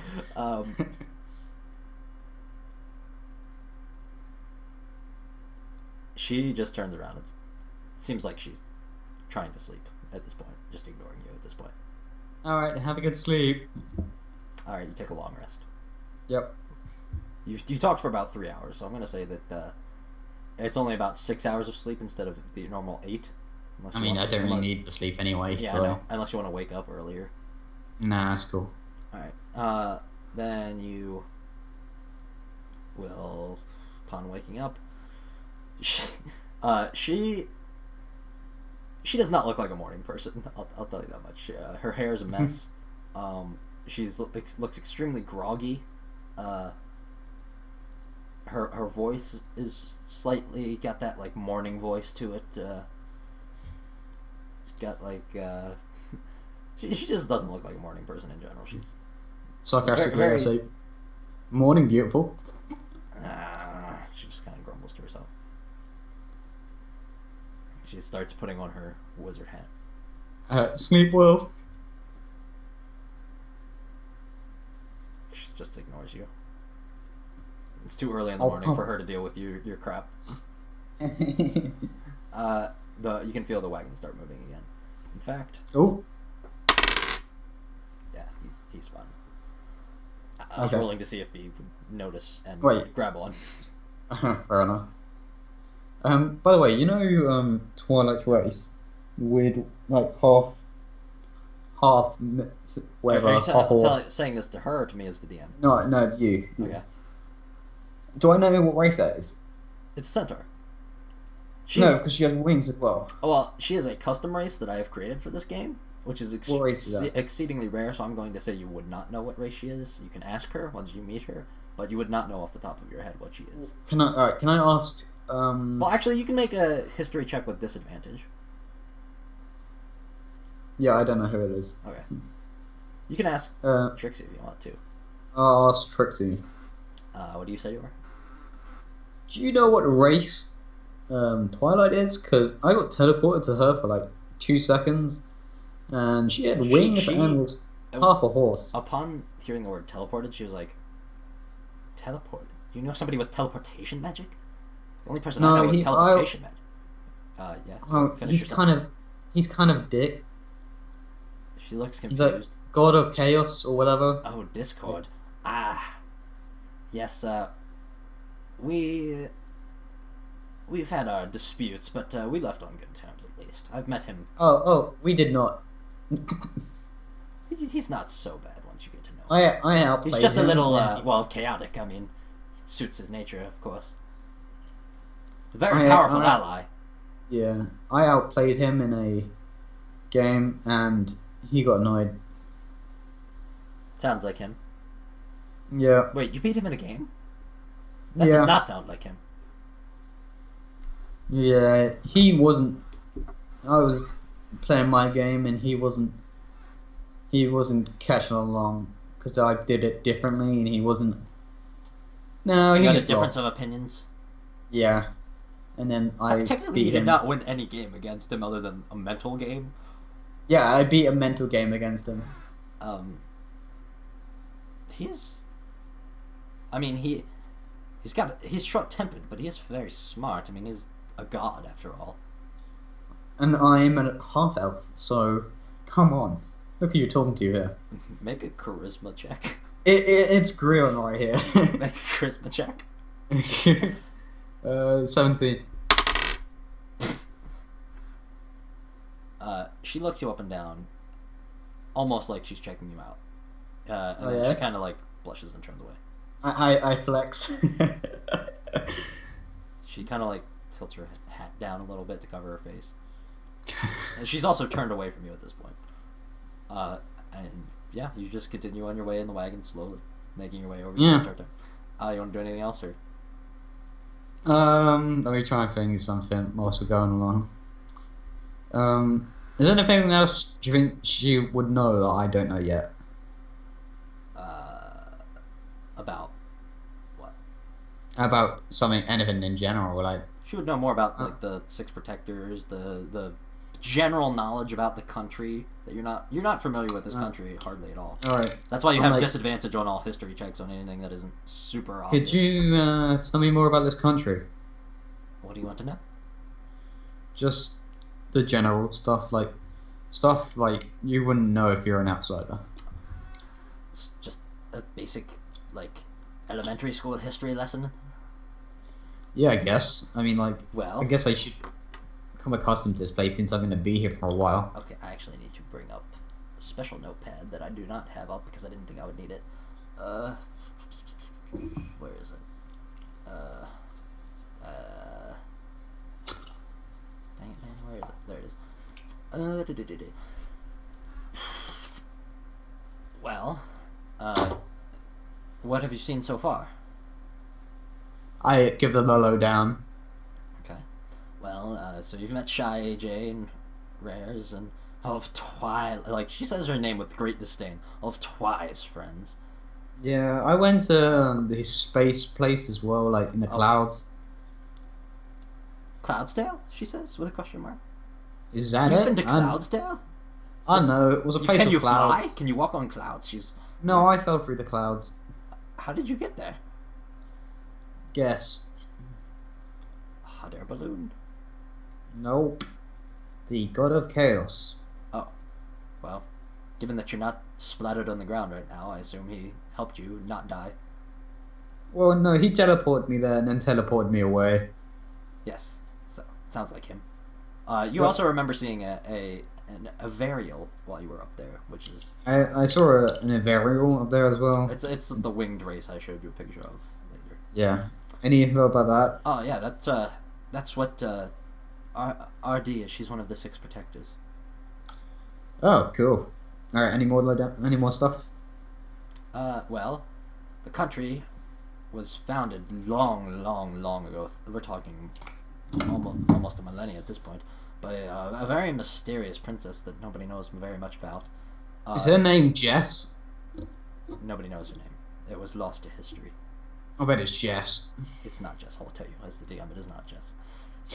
I know. I'm just fucking currently, it's ruled by there are 5 princesses, and protected by there are royal guards that their main job is to protect the princess and carry out any menial tasks they need done. So they are mostly around towns where the princesses are.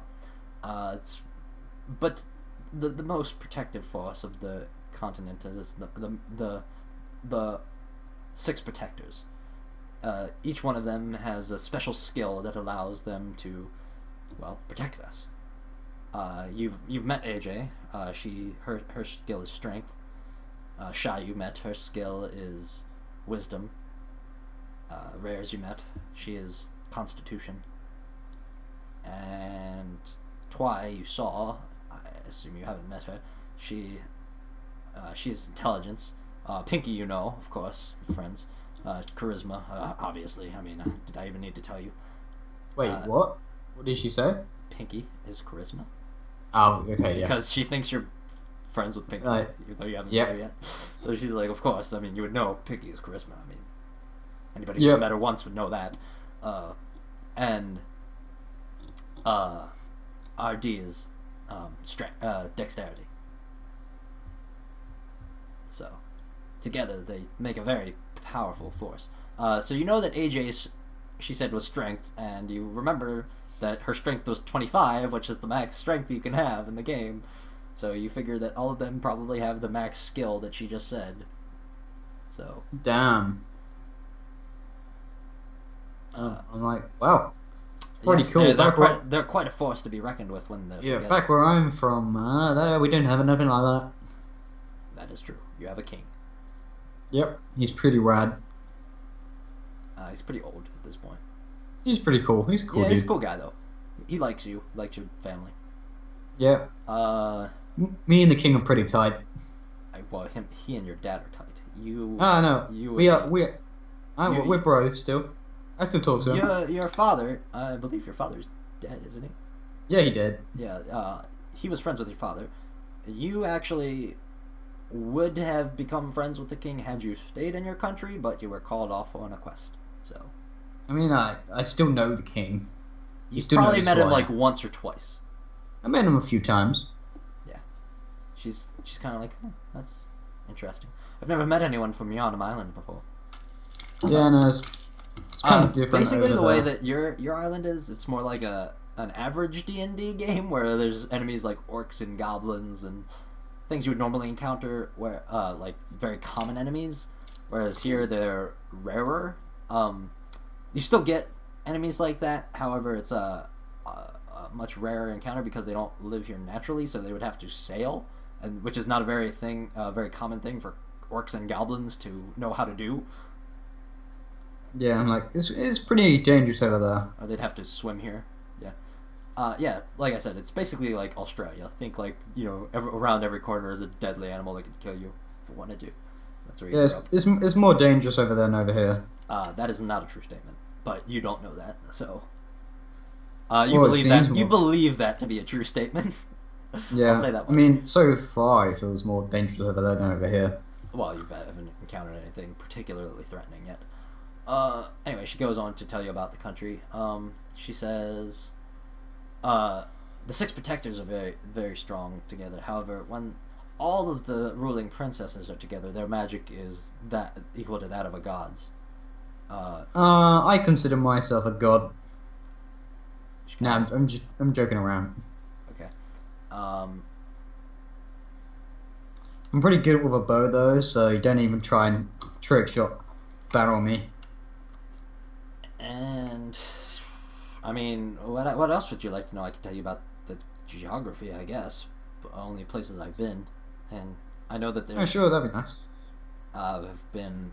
She's only ever been to Centaur Town and Dodge City, actually, which are you're going to Centaur Town now, and you've been to Dodge City. She tells you that Centaur Town is the biggest. It's called a town, but it's basically like the biggest city around, and it's not very like high class, but there's a lot of people that live there and a shop of just about everything you can imagine. Cool. And there's also a giant castle where Princess Twi normally hangs out, although she is currently missing, which Trixie does not tell you that. You already know that. Yeah, she's in a library of some sorts. Sounds like a boring old girl, that one. Maybe if you go to a library, you get better at wizard stuff.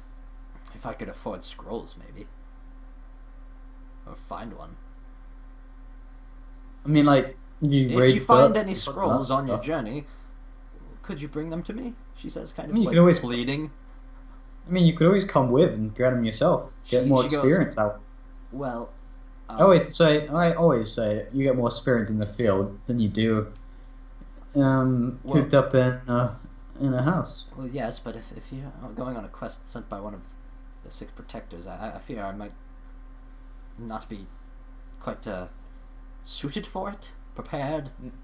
You'll be fine. Do you really want her to come with you? I don't care. Alright. She doesn't come with you. She doesn't. Well, unless you want to try to convince her to. I'm like, you can come if you want to. You probably get better at wizard stuff. Make a charisma check with disadvantage because she is very scared to come with you. No, she does not want to come. Yeah. Hey, you can come. It's not going to be dangerous. The worst that's happened if we die. But come on.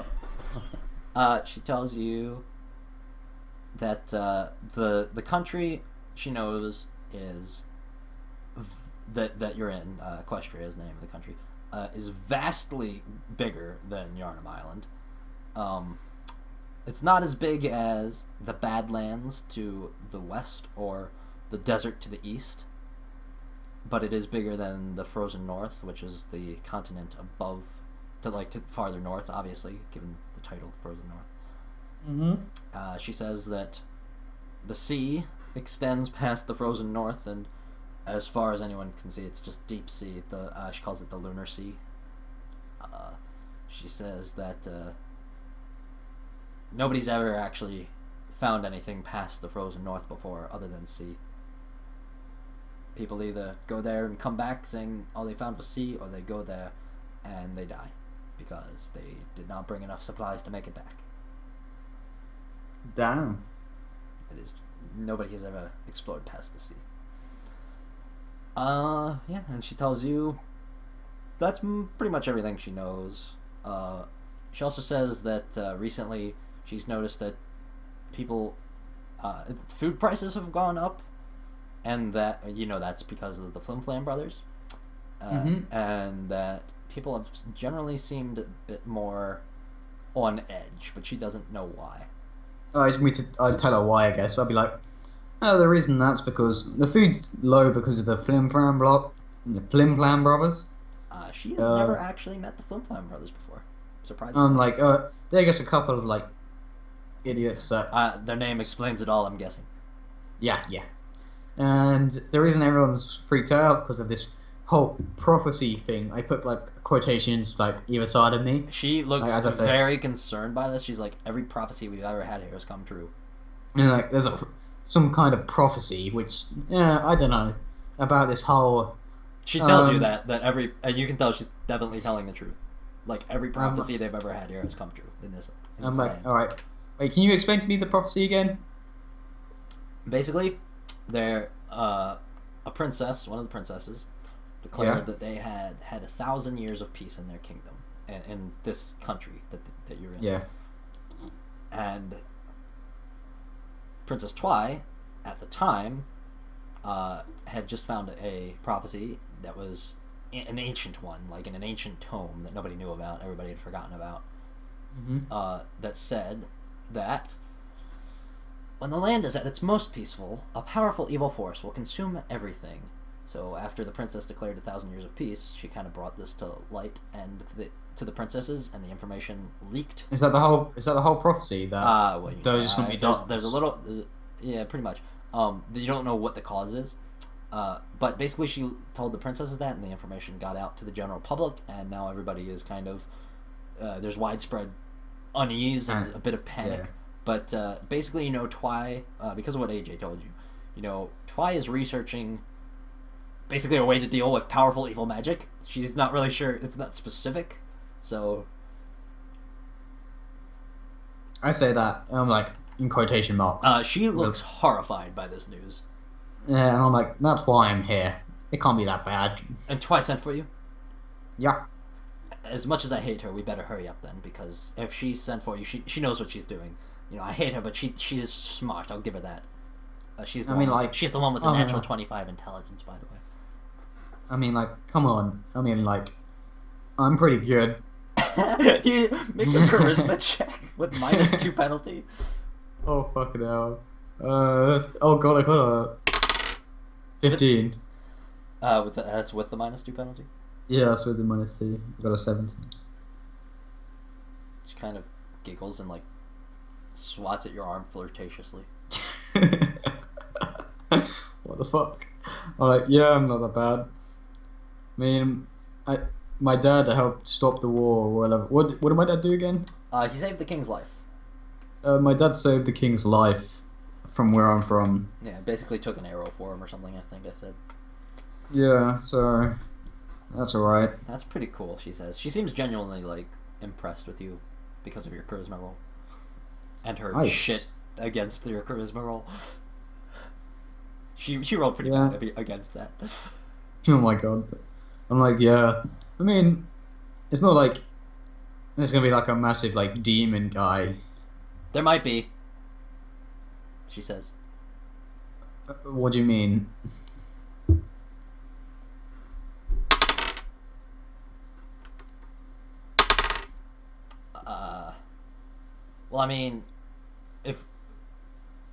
Well, I mean, we know gods exist in this country because, well, we know people have seen them.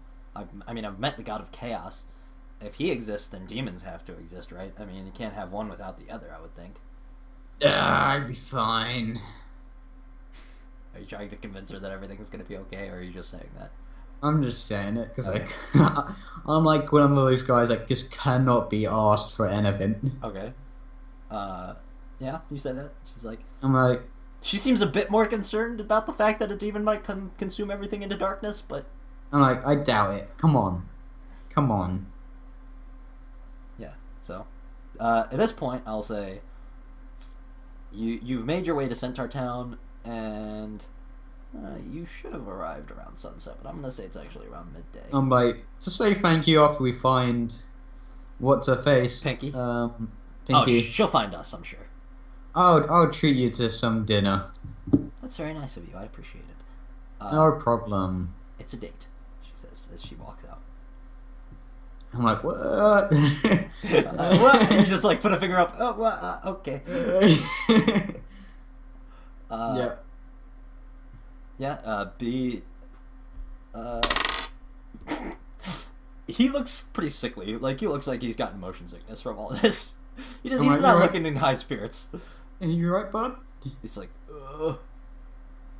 Do you want to go get dinner in a bit? Okay, basically imagine, like, you know how wagons sometimes will have, like, two long sticks, well, not stick, like, wooden boards protruding out of them to have a horse be hooked up to? He was basically lying across there, so it's not an exceedingly comfortable position to be in for, like, 16 hours. And, he also appears to have had... Why can't he just be on the roof? Like the roof would not have supported his weight. It's like a canvas roof. Oh, okay. Yeah. So he's looking not too great. I mean, he's there with you, and he doesn't have any like negatives to health, but he's like, All right, you right, bud? He just groans again. All right, we'll go find. All right. You park just outside of Centaur Town, and I assume you walk into town. Yeah. Trixie's kind of staying back behind B because he's the biggest thing she can hide herself behind. Okay. She's welcome in this town now, but you can tell she's not overly excited to go back. All right. Okay. All right. Let's go then. All right. As you walk into town, you see this place is not like any place else you've seen so far. You can see there is a gigantic party going on right now. Every place else you've been so far, people have been uneasy, disgruntled with each other, arguing, yelling, like just general unease and. Yeah, I walk in like very happy, and then like I look around like. The first person you see is you think is an elf, but upon closer inspection, you notice that her ears are not pointy like elf ears usually are. But otherwise, she has pink skin, very, very, very. I walk over to her immediately. She's walked up to you. You didn't walk up to her. She walked up to you. Trust me. She said she's got the highest pitch voice you have ever heard. Not to the point that it's annoying or grating or anything, but it's definitely like the highest pitch voice you've ever heard. I'm like, Pinky! How'd you know my name? Are you psychic? Well, I'm gonna be like, shh, shh, shh, shh, shh. Oh, I love the whispering game. Actually, wait a minute. She's never seen you before.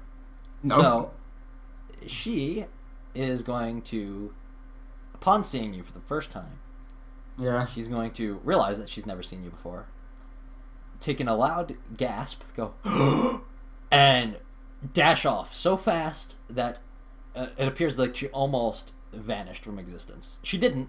Like, you can see that she's running, but she's exceedingly fast. Why? You don't know. You just stand there surprised. Wait, do I have an arrow net? When I shoot it, it shoots out a net. You do not. You could. I need to get I need to get one of those. I need to just get like one of every arrow. I will tell you right now, she is too fast. It would not have worked. I'm like, Anyway. Your tricks. She then comes back before you even say that. She has run a great distance, and she now has a very odd-looking wagon. That it's not as big as Trixie's wagon. It's a very small wagon. But it's in similar design in that it holds a bunch of things, and it says "Welcome" in gigantic letters across the top.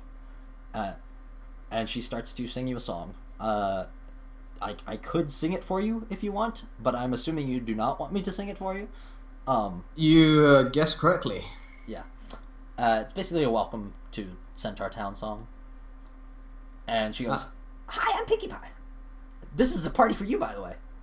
I grabbed the top of my nose. You know where you put your between your eyes. Also, there's confetti everywhere now because the song ended with a burst of confetti coming out of the wagon and a cake. So there is now a cake in front of you that says your name. You know when you in between. How does she know my name? Upon hearing her voice, you recognize that when you received the message from your now deceased pig, Greg, you remember there being Twilight telling you, and then you remember hearing a second voice saying, "How could you forget to tell him the most important thing? Don't!" And then it cut off. That was her voice. Oh, no. Oh, I recognize your voice. Pinkie, right? How you doing? Well, duh. Grion, nice to meet you. Trixie does not notice. She rolled a natural 1 on her perception check. You spoke to me with Twilight? Oh, yeah. I can't believe she didn't tell you that we'd be throwing you a party when you got here. I tried to tell her, don't forget to tell you there's a party, but... I grabbed the bit between my eyes, like, with my fingers. You know when you do that? Yeah, I know what you're saying. Yeah, I do that. I'm like, oh... I mean, how could she ask you to save our country and not throw you a welcoming party? Well, so wait. Oh, back to saving the country? What? Well, that's why you're here, isn't it? Isn't that what she sent for you? I thought she just... I don't know.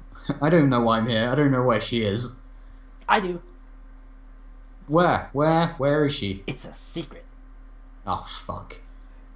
Something about owing? What was that thing I got told earlier? You remember that Zach said she refused to tell you where she was to tell her that she broke a promise. You broke a promise? No, that Twi broke a promise. Twilight broke a promise.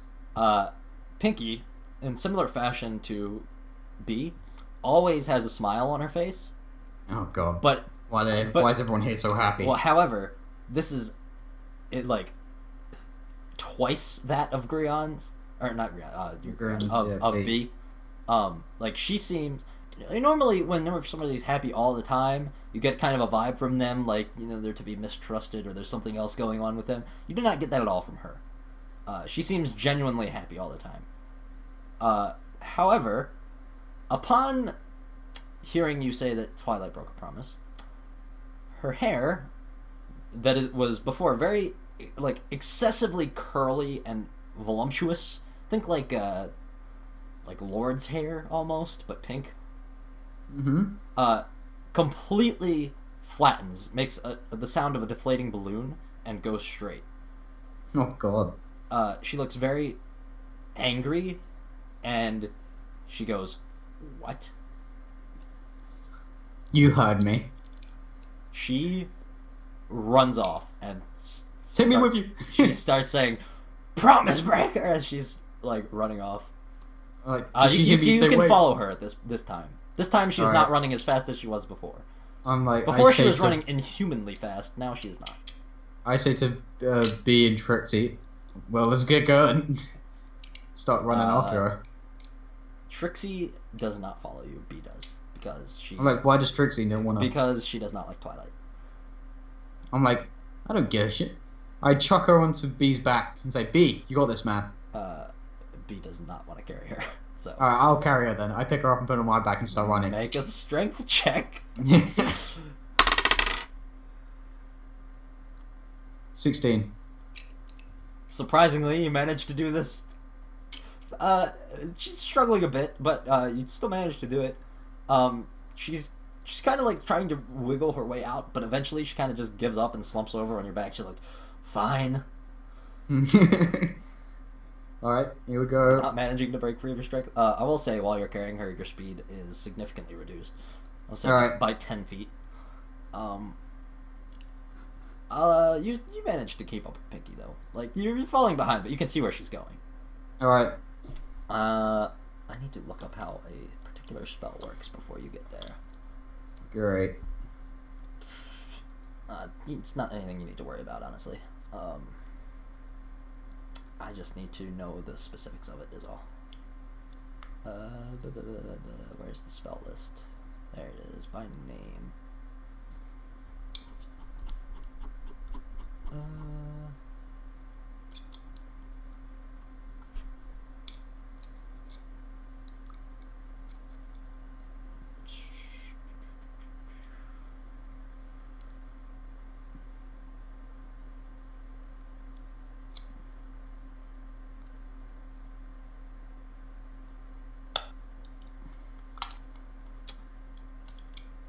Okay. As you're following, Blade the Fireflux, heyo, just came in to say hi. And how are you guys doing? pretty good, Blade. How are you? We're playing D&D. Oh, fuck, I dropped something. As you're following her, she appears to vanish from existence about 30 feet ahead of you. I'm like, what? It almost looks like she's... make a perception check, actually. +2, 15. Yes. She actually goes inside this castle that Trixie was telling you about earlier. And it is a gigantic... She called it a castle, but to you, it's a giant treehouse. It looks like a treehouse. Okay, I want to go to the treehouse then. And you can actually enter it from the ground floor. It takes up the entirety of the inside of the tree. And there's a house on the top of the tree. But anyway, you see her go into the door, but as she walks through the door, she just vanishes. As if, with your perception check, you realize that it seems like she's walked through some sort of, almost like illusion magic. I walk up to the door and then try and open it and go in. She left it open. So, go in then. You walk in, and it looks the exact same as it would have had you walked in, except for you can now see that it is, well, it's a little darker. It looked lighter from the outside. It looks more disorganized, and now you can see that this is the place that you had been teleported to before. I'm like, And you can also see Twilight frantically running back and forth, flipping between books. You see a dragon in the corner, and you hear Pinky just shouting at her furiously. I'm like, sweet, a dragon. It's a pseudo dragon, by the way. You would know by looking at it. I don't care. I just see it as a dragon. I'm like, oh, a dragon. Yeah, I know. I'm just telling you, like, it's not like an adult dragon, like the hardest thing to fight in the game or anything. It's like a pseudo dragon. It's the easiest. Yeah, it's a little dragon. Yeah. It's a type of familiar that you can get if you're magic. Anyway. Yeah. So Pinky is just going off on her. How could you break? And she like grabs her, starts shaking her. She's like, "What are you talking about?" Yeah, it's MLP based Blade. I've changed a bunch of things here and there, but that's where I got the base of the story from. Because I've never seen this before. Yeah, he's never watched MLP before, so it's great. And never will. No, my brothers just came back. Anyway, she says that she does not know what Pinky's talking about, and Pinky is... I'm like, hi. Pinky's like, she turns to you, and she's like, "You lied to me." I lie to a lot of people. I'm not proud of it. Twilight, upon noticing you at this point, when Pinky looks at you, she's like, "Oh, finally, you're here. What took you so long?" Oh, God, why didn't you just tell me where you were? Oh, that's right. Oh, well, I tried to communicate with you further through your companion. Yeah, he died. Yes, I figured. I mean, that would be the only thing that would be able to stop me from communicating further with you. Unfortunately, as you say, I tried to give you more details, my location, etc., but I figured you would figure it out from Shy eventually anyway, so... And here you are. I'm here now. What? Now what? Well, as you can see, you've probably picked up on it in the time that it took you to get here. Our country is in trouble. There's a great evil force approaching. We're not sure what it is, what it will be. All we know is that if we don't do something about it, our land will be consumed in darkness. Yeah, and I'm like, yeah, but I'm one guy. Yes, but part of the prophecy, which this part is new to you. This was not part that was leaked to the general public. She says, okay. Part of the prophecy says that a foreigner from an from a small land will help to aid the country by bringing it together. And I used a very special spell to try to figure out who it was, and it led me to you. So I know for a fact that you are the one who will help us. I don't know so how gonna or why. laugh, but it's not me. What? It's just gonna be somebody else, and I'm just like the awkward guy in between. Yeah, it was really your pig. He's dead. They're all screwed. All right, later, Blade. Yeah. Alright, fair enough. Alright, Mike. It was really the orc that killed your pig. That's the plot twist at the end of the story. you all God. Messed up. No. Yeah. Anyway. Yeah. So she tells you that she knows for a fact that you're the one that's destined to help the country by bringing it together. Well, as long as you don't die, we'll be fine. Yeah. If you do, then I guess we'll need a backup plan. Daring, you really will do. Maybe Daring will be able to help us. We could get the 6 protectors together, the princesses. Daring, you can make a... Actually, you would not know who this person is. I would not. Actually, no. Make a history check. With advantage, I will say.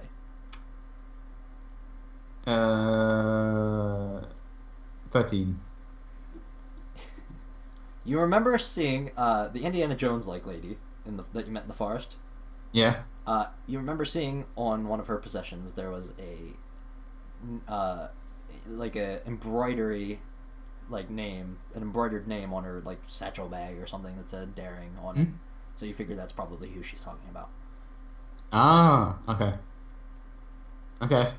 I guess if all 5 of us princesses come together and the 6 protectors are all together and we had Daring's help, and maybe if we get Discord in on it, if he's willing to help, although last time it didn't work out so well, we might be able to maybe hold our own against the Tyrek level threat. But make a history check with disadvantage to see if you know who Tyrek is. Actually, it would be a religion check. My bad. 14? Still with disadvantage, though. Oh yeah, disadvantage. 8. Yeah, you have no idea who she's talking about. I'm like, who? Tyrek, the, demon lord of evil. I'm not from here. Bad things. So. Oh, right. Well, you're clearly uneducated, she says. Wow, she doesn't appear to have thought that was insult. She doesn't appear to have been trying to insult you, but, it was definitely an insulting thing to say. I feel indirectly insulted right there. Oh, sorry. It's just that, I'm... Is this Twilight speaking, right? Yeah. Well, her intelligence is 25, so pretty much everybody is stupid to her, just so you know. I'm like, just because you know more than me does not mean you can talk back to me. I did not say you were stupid, I said you were uneducated. Uneducated clearly is the same you are thing. Uneducated on the history of this country. If you don't know who Tyrek is... I do not know fucks all about this country because I am not from here. Tell me what you know about my country. She literally knows more than you do about your own country. I'm like, does she say it when I say that? Yeah, she lists off the entire history of your country and things that even you didn't learn things you didn't pay attention to in school. I'm like, touche. It takes an hour. I'm like, you got me. All right. Okay, fine. I take it back. I'm sorry, but be better with words. Anyway. She tells you that Tyrek is basically the Lord of Evil and Darkness. Man, that's ominous. Bad shit, basically. All the other gods, even the evil ones, tried to stop him because he was too evil. Anyway. Last time he came into power, he tried to destroy the country. If he comes into power again, which that would be we're talking worst case scenario here. Well, I guess he would start by destroying our food supply, then stealing all the magic from the Averial so they couldn't control our weather, causing basically chaotic weather. Imagine if Discord was in control of the weather. That's what it would be like. Then I guess finally he would steal all the magic from any magic users, and then once he had all that power, he would be powerful enough to basically take on the princesses, and then at that point our country would be just completely demolished and he could move on to every other country, including yours. But yeah, again, that's worst case scenario. Yes. Nah, we'll beat the shit out of him if he comes to our country. There are not many magic users in your country. We don't give a damn. We don't need magic. Your guys are more focused on. Your country is more focused on hunting. Like, there are magic users, but they're not as powerful as they are here. Like, magic is a big thing here, whereas your country is more focused on specifically like survival and hunting and combat. Try and beat me in a hunting competition, and She then says, we'll see who's. Well, if Shy was on better. my side, I'm 100% sure I would lose. Because you met Shy before. She's a druid. She would not allow Twy to hunt. And normally they're together, so. I'm like, got ya. So it's 1-0, 1-0. Also, I'm a vegetarian, she says. Damn. Well, you gotta realize she's half horse. You're a pain to cook for. She kind of looks confused. She's like, okay. I hate to be your chef. Pinky cuts in at this point, and she's like, how could you lie to me? She starts shaking you violently. Me? Yeah. Remember, I still have a thing on my back, don't I? What thing? I still have, what's her name on my back? Oh, yeah, you do. I guess, would she have gotten down at this point? Yeah, she's probably... I don't know. I mean, you didn't say you wanted to set her She's down, so smaller I'm than going to assume that she's still on your back. How tall I'm are like, you? just have, 6 foot something. No, yeah, she's like a foot shorter than you, probably. Alright. She's easy enough to carry with your strength check that you made earlier. I'm like... She's violently shaking you, not caring that Trixie's on your back. In fact, she doesn't even notice. She's so focused on the fact that you've lied to her about somebody breaking a promise that she doesn't even notice that Trixie's on your back. I'm gonna say to her, well, you lied about keeping a secret because you showed me where she was. Only because you tricked me. Nah, it's just bending the rules. Trixie kind of like,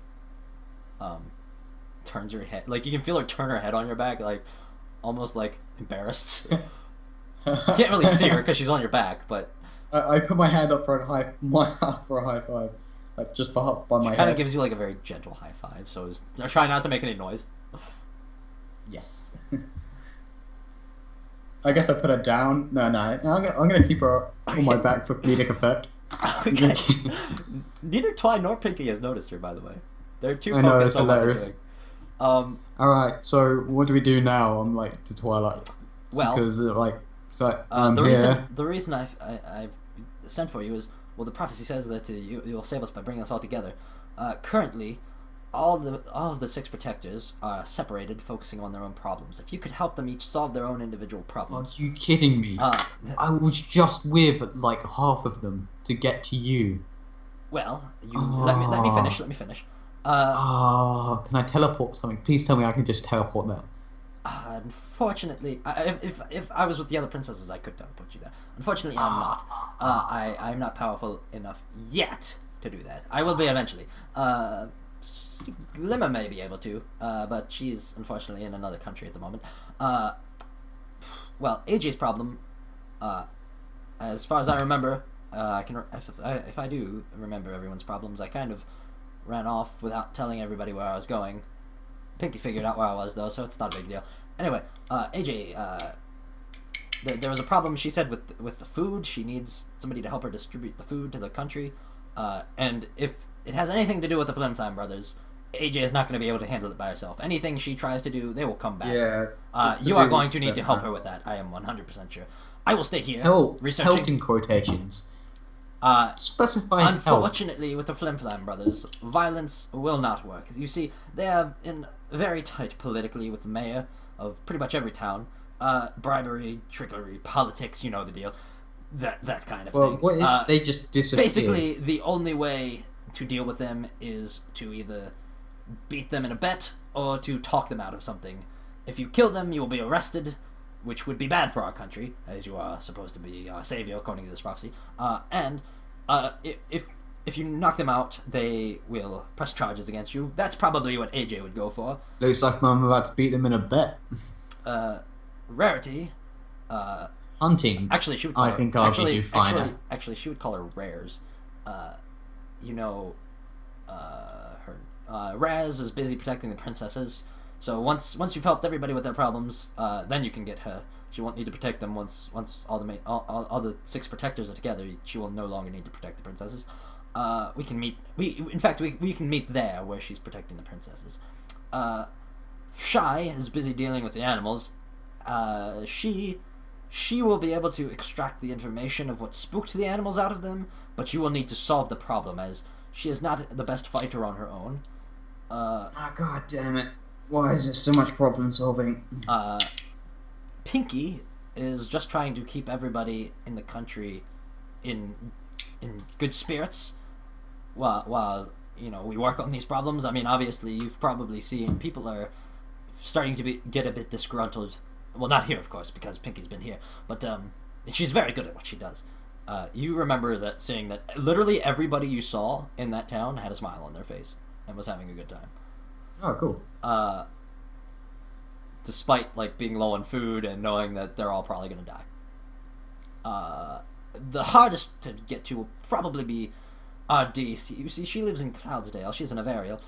To get to her, you will need some sort of cloud walking or flying ability, not spell ability. Before you will need to be up there for longer than an hour, which, yes, you will need a permanent solution to that.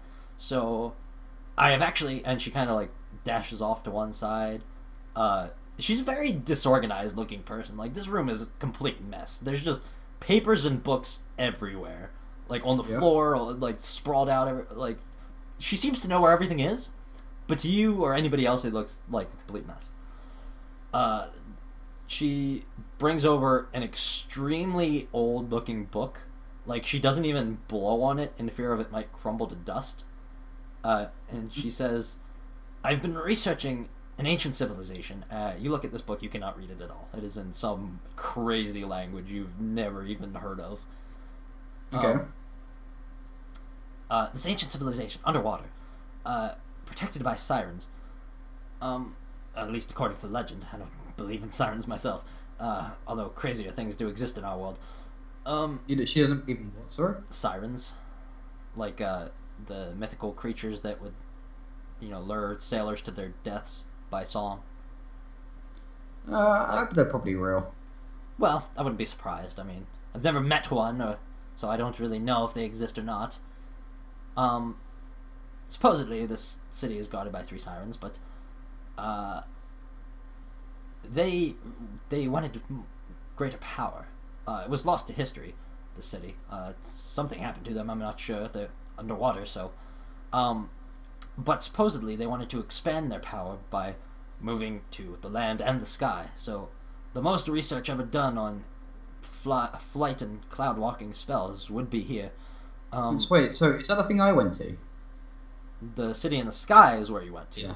However, she's talking about an underwater city that researched how to basically allow creatures that wouldn't normally be able to... Because basically, the fly spell, you would know of it, you would not be able to cast it. The fly spell lets you, or a potion of flying, would let you fly for an hour, or you could get a cloud walking spell, which would probably have a similar effect. But what she's saying is you would basically need to go up there for a long amount of time in order to help RD. So you would need something more powerful than that, and she's telling you would only be able to find in this location, in this underwater city. Okay. And she says, and I know that my protege, Glimmer, and Trixie kind of perks up a little bit on your back as she hears Glimmer's name, because that you remember her saying that she was her BFF. Yeah. She would know. She would be able to escort you to the underwater city. Where would she be? She is in... Let me look at my map. The San Palomino Desert, which is actually a continent to the east. A separate continent. Cool. And it's literally on the opposite side of the world that you live in from where the underwater city is. Great. Way to make this campaign... The world you live in, though, I will tell you, the world you live in, to travel across...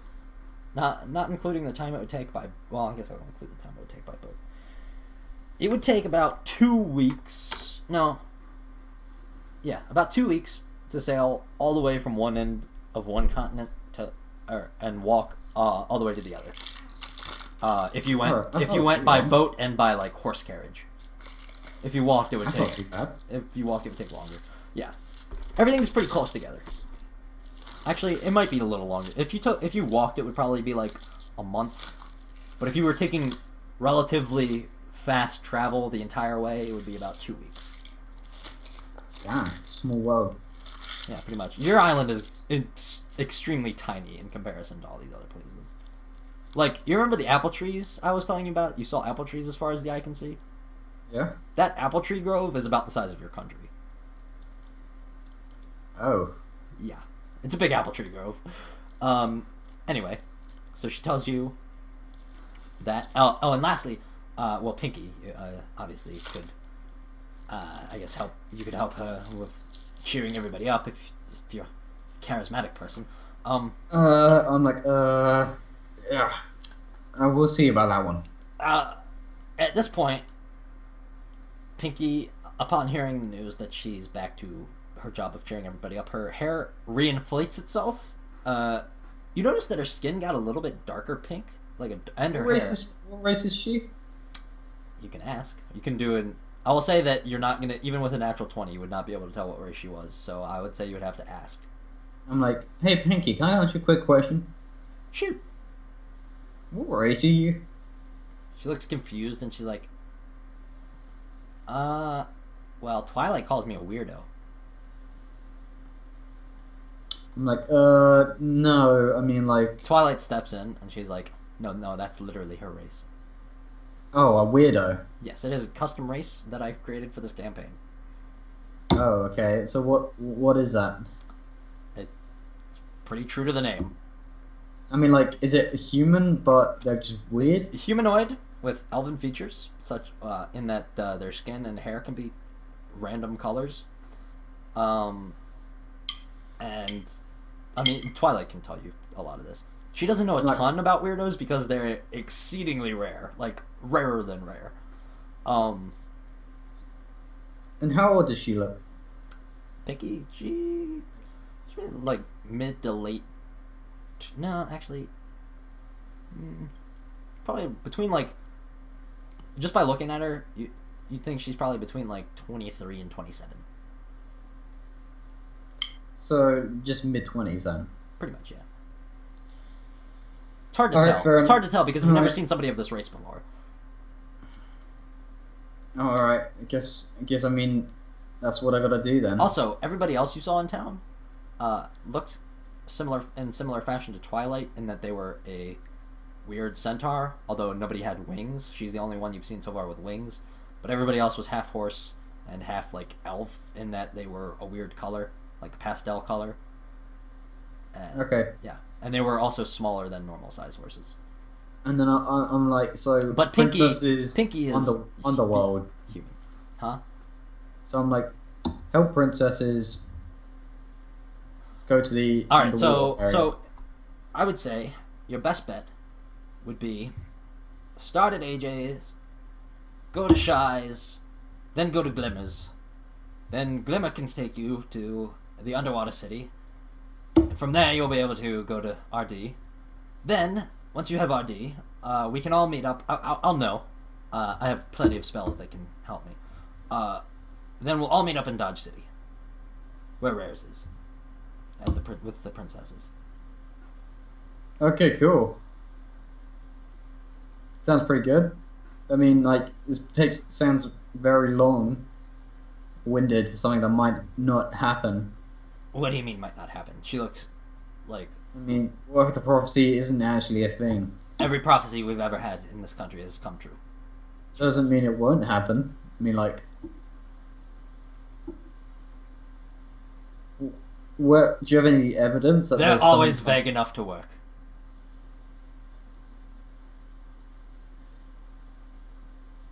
Is there any evidence? Like, to show that something's coming? She spreads out her wings so that they're like now spread as far as they can go. She's like, there was a prophecy saying this would happen. Really? I'm like, my face is like questioning it really badly. Like, come on, Is this really this conversation was gonna happen? What do you mean? I don't Like, 'cause understand. she said like she prophesied this was gonna happen. No, she didn't prophesy it. There No, was. no, the prophecy. That's Yeah. what I'm saying. No. I'm like, really? She's talking about a separate one. Oh, which one? She's saying there was a prophecy saying that she would get wings, basically. No, I didn't. Oh, that's what she's talking about. Yeah. I thought she was just like trying to get a point across by like. Oh I don't know. no. I'm saying like she was showing you her wings specifically. That's why she like Oh, spread okay. them out like that. I'm like, really? Yes. She like walks over to a shelf and like pulls out a book and shows you the prophecy. This looks pretty fake to me. That make I'm not even gonna. She's too smart to fall for a deception check. I'm like, are these wings made of paper? I bet they're She made of slaps paper. you with one. 100% paper. It feels like when it hits you, it's a very odd sensation. It's imagine feathered Did it hurt? horse. No, she doesn't. She isn't trying to hurt you. She's just trying to like, kind of like imagine like a type of slap you would do to somebody like trying to wake them up from a daze. Kind of like tapping almost. It feels like horse skin covered in feathers. It's a very odd sensation. That's a bit weird. Yeah. Well, she's She's a horse with wings. what's a well? That's Horse what person with wings. she's a centaur with wings. Yes. Horse person with wings. Okay. We're a very racist country. Do you say that out loud? That she's a No, horse person no. with wings. Okay. Actually, I'm like, so I'm trying to see it work out. So a horse person with wings. You hear Trixie kind of like giggling to herself, and she seems very amused by that statement. The princess. By the way, you remember she is a princess. Yeah. She's I wearing. don't. She was wearing I don't know, a wizard hat, but you can see on a desk, kind of like off to the side, there's a crown, with like a gemstone, a giant gemstone adorning the top. Oh Anyway, my- and she oh, says sick that's crown. centaur with wings. I'm sorry, it's from a very different part of the world. And can I try on your crown? It would not fit you. I'll tell you right now. It's too. Is big. it too small? It's too big. Too big? Her head is bigger than yours. What? Oh, what? How? What? She said she was a person. Horse wings. She's shorter than you. How is that? Oh God, how big is her head? it's it's not massive. It's just like imagine putting on that crown would be like putting on a hat that would be like a size or two too big for you. Just because she's very smart. You're saying she has a big brain, so she has to wear a big hat. Basically, yeah. That's not how it works, dude. Yeah, I know. I'm like, man, it's a big hat. Her head is not disproportionate to the rest of her body because centaurs are very strangely built. Like she's wider than you, but just barely. Actually, would she be shorter than you or just as tall as you? How tall are you? You're 6 foot something. Yeah, so she's shorter than you. Yeah. Pretty damn tall. Yeah. I'm like, okay, so should I get going then? Yeah. Time is of the essence, All right. Pinky can escort you out. You might want to stop along the way to a shop or two and pick up some supplies before you head out, I suppose. I'm like, all right, have fun reading, and stuff. Oh, and she looks for the first time. You see her smile, and she goes, "Always." I'm like, oh, great. You kind of, as you walk out, that would be. Whew. I just rolled a 19 and then a natural 20 for Pinky's and Twy's perception checks as you walk away. Yeah. They both notice Trixie. And Twy, even though she got a natural 20, she's like, is she coming with you? She kind of it's me. She gestures her head in Trixie's direction. She's like, is she coming with you? She's alright. Just make sure she doesn't get up to any. Just make sure that You don't let her get up to no good. And I'm like, listen. There was a whole misunderstanding. She found an amulet, gave her better powers, made her go a little bit I know the crazy. story. Who do you think got the amulet off of her and made her less evil? I'm guessing you. Of course. I'm Who guessing else? that. No, the whole of the. She's sorry about that. She just wants to be better. She's trying to learn, Trixie's but kind of can't like afford. pouting, but at the same time, kind of nods her head a little. Yeah, I'm like, she wants to go. She wants to become better, but she can't afford to go to school to learn. So that was the only way she could do, and she wants to be better. And she's sorry. Well, that's her problem, isn't it? Wow, that is very mean. Nah, just kidding. She doesn't say that. Okay. She rolled pretty high on her charisma check. Well, I suppose if she helps save the country, we can pay for her schooling. Trixie seems very excited by this. She's like, oh, really? Twilight said, yes. I'm a princess. I'm like, I'm fucking rich. That's so kind. Thank you. She doesn't actually swear. Pinky is like, oh, hey, Trixie. They seem to be friends. Okay. Trixie says hi. Cool. That's pretty much it. She wants you. All right. She wants you out of her house at this point. See ya. Okay. I'm gonna have fun doing You this. walk through the door, and if you look back, you notice that it looks like there's nobody inside. It appears to be some sort Empty. of magic that she's using to conceal herself inside this house. I'm like, damn. I hope I'm getting paid for this. She can hear you through it. Oh no, I don't know. I say that when we get further away. Oh, okay. Well, she did just say. Oh, actually, there's one thing I forgot to mention. She did say, whenever you said, "Are you sure that?" I'm retconning this because I completely forgot to mention the most important thing. Okay. As you said, "Are you sure the prophecy was talking about me or whatever it was you were questioning her on?" Yeah. She says, "Look, I'll tell you what. If you help save the country, you'll be greatly rewarded." And she shows you a picture in a book of a ring. Okay. Of a ring.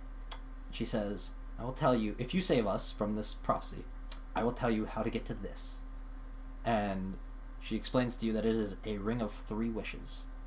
And she goes on to further explain that, unlike genie wishes, the ring of 3 wishes has no catch. Like, these wishes, you wish for money, they're not like, the money isn't coming out of a bank. Like, you're not robbing a bank, or, genies are very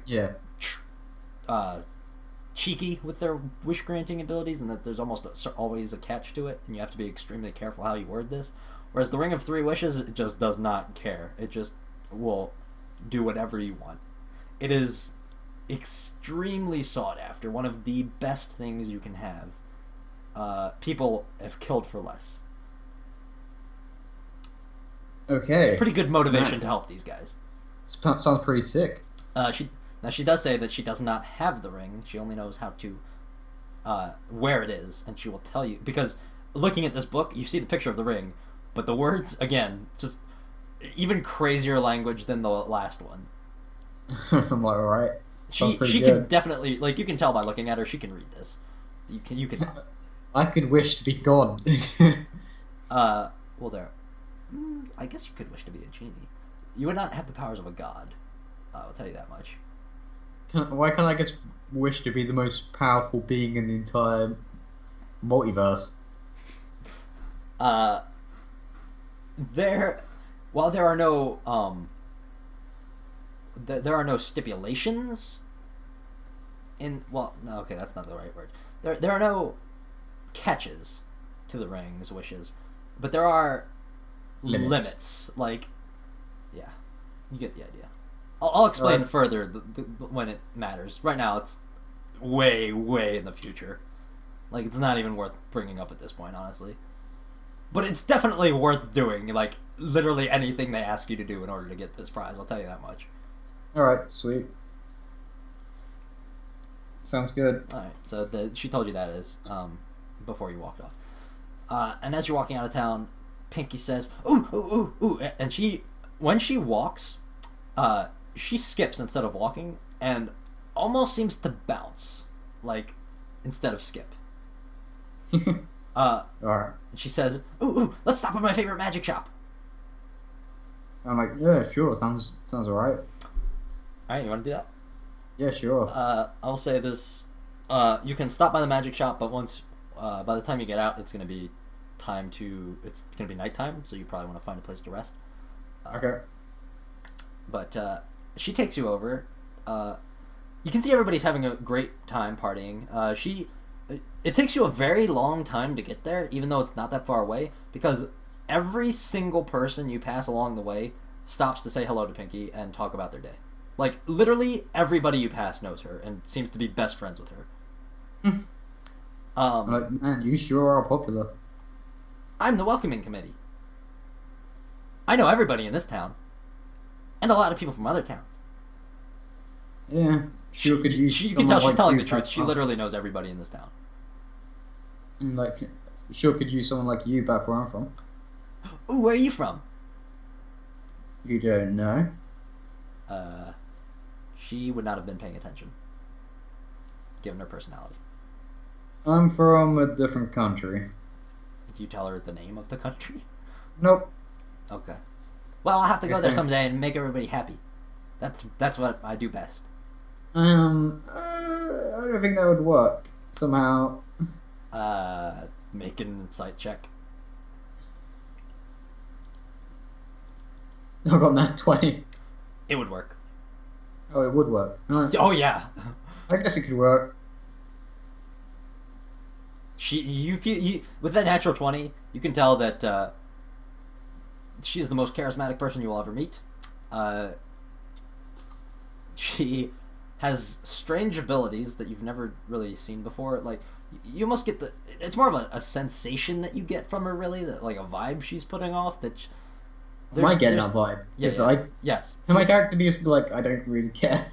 Care about well, the vibe. let me at least tell you what it is. Alright. You get a sensation like there's almost an odd power from her, like similar, like when you're around Discord, you felt like you could tell he was extremely powerful magically, like he almost gave out like a magic aura, and you get a much fainter but a similar feeling from her, and yeah, you can tell that she's genuinely happy all the time, unless somebody breaks a promise. From your experience. Okay. Yeah. And, as you're walking around, you also see signs that say, like, welcome Grion, stuff like that. Like, she literally threw this entire party for you. I'm like, nice party. Thanks! She offers you a cupcake, seemingly out of nowhere. I take the cupcake. Do you eat it? Oh god, what's gonna happen if I eat it? Well, do you eat it or not?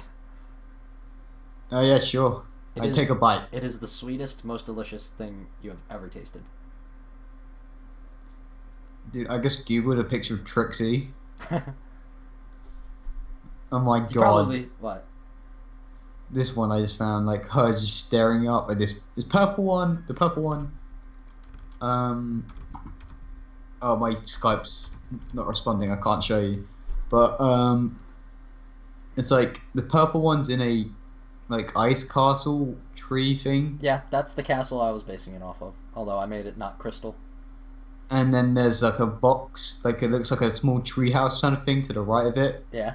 With her staring out, like staring at the purple Oh yeah, one. I see the picture you're looking up now. Yeah. Pretty much, yeah, I think that's how she feels about her. Yeah. I will say that neither of them had a unicorn horn, unlike this picture. Yep.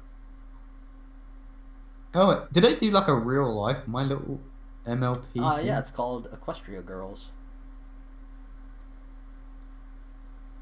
Is that what's happening now, or are they still like What do you mean? the like the horses? I've based it on both. I've taken inspiration from both of these sources. I mean, like, are there two series going on at the moment? Yeah. The Equestria Girls series is a movie series that comes out on Netflix, one a year. Whereas the show comes out like a normal show.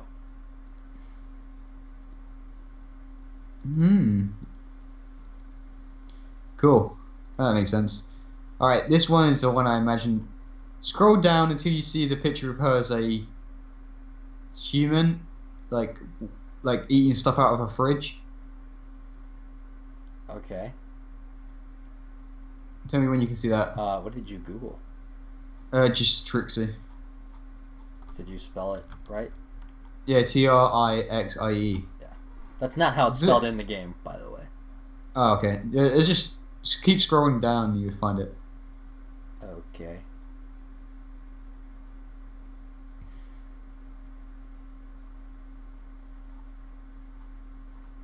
I want to bring this up on my other page, but I don't want to see anything inappropriate, you know? Cause, Yeah, I get what you mean. Oh, yeah. Yeah, that's what she looks like. I mean, with her peanut butter crackers. All right, sorry, Karen. Although she wears more of like a full-on purple robe and a purple hat. I mean, she wears a robe in the picture I seen. Purple hat, purple robe. Oh well, that's And then her, she just eats her stuff out of the horse. No. There's an actual picture. Oh. I try and. I'm gonna quickly close my Skype down because it's crashed. Okay. It will only take a few seconds. Give me a sec.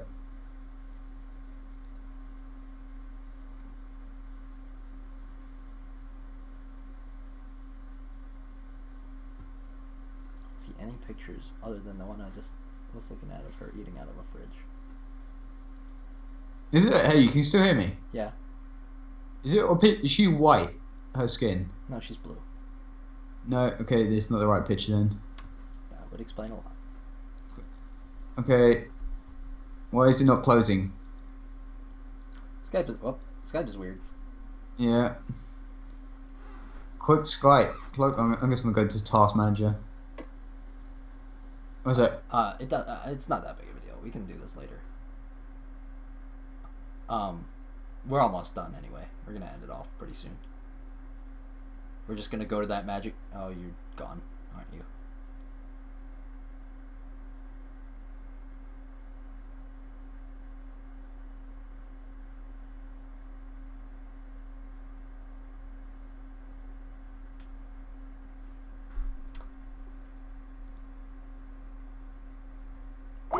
Oh, there it goes. Oh, you guys can see that. Oh. Do. Entertainment, guys. I'll be entertaining here. Do.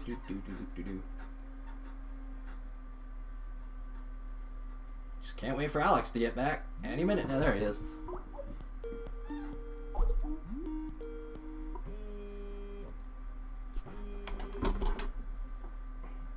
My phone was ringing because you were calling me on Skype for some weird reason. Anyway. Alright, yeah, we're just going to do this magic shop and then you're going to take a long rest and then we're going to end it there.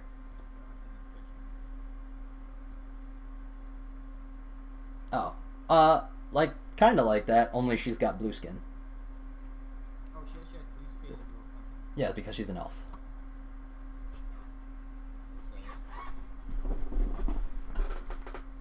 Alright. As you approach this magic shop, you see a centaur-like creature, looks like he's from here, running in ahead of you, dashing in. He's wearing a red bow tie. By the way, I should probably mention, most of the people in this town that are like centaur creatures don't wear many clothes because they only have like an upper human half. Like even the females, they just kind of wear their hair down long to cover themselves. But you do see an occasional accessory here and there. So this person that you see running into the store, he's got a very long scarf that is made of several colors. He's wearing a red bow tie, and he has a fez on.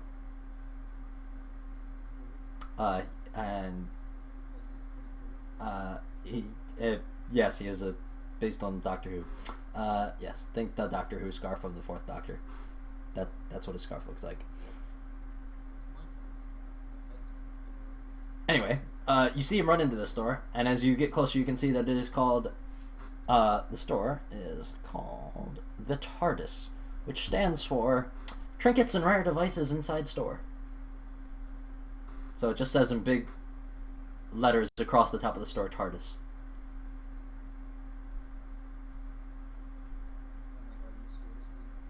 Yep.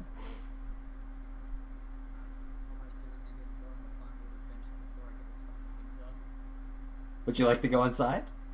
Pinky's like, it's through here. This is my favorite shop. It's the best. He's got the best stuff in here. Make a perception check.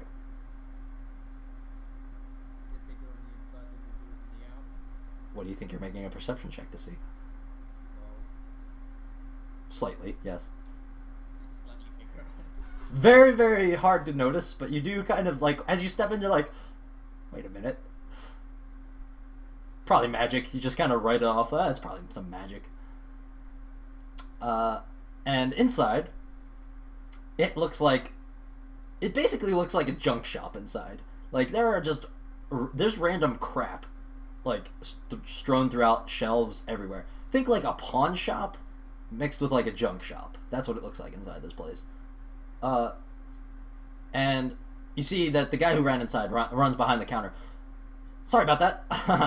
And then just I saw I was having customers. I was busy partying. Does he have a British accent? Yeah, but I can't do a British accent, so. Okay. Yeah, freaking easy for you. He says, my assistant was watching the place and kind of points to the back, and you see, she would be a Varial, actually. And she has gray skin, and her eyes are kind of off. She seems to be... There's something wrong with her eyes. They're looking in different directions. She's just kind of like sweeping the floor in the back. But she's in a Varial. Who is this? He said that was his assistant. Oh, okay. He said... Assistant, huh? Yeah, he said, my assistant was watching the store while I was partying. Anyway. Do I recognize the assistant? No, you would not. Right. Hey, does this happen to go through time, space, or anything? Pinky's kind of like shushes you, and she's like, shh. What? We don't talk about that stuff in here. Why? 'Cause not supposed to know about it. It's a secret. How do I... The doctor kind of like, she doesn't know what she's talking about. She's crazy. And she's like, who are you calling crazy? And How's the Daleks doing? as she says, who are you calling crazy? A cuckoo clock that is on the wall springs forth from her, above her head.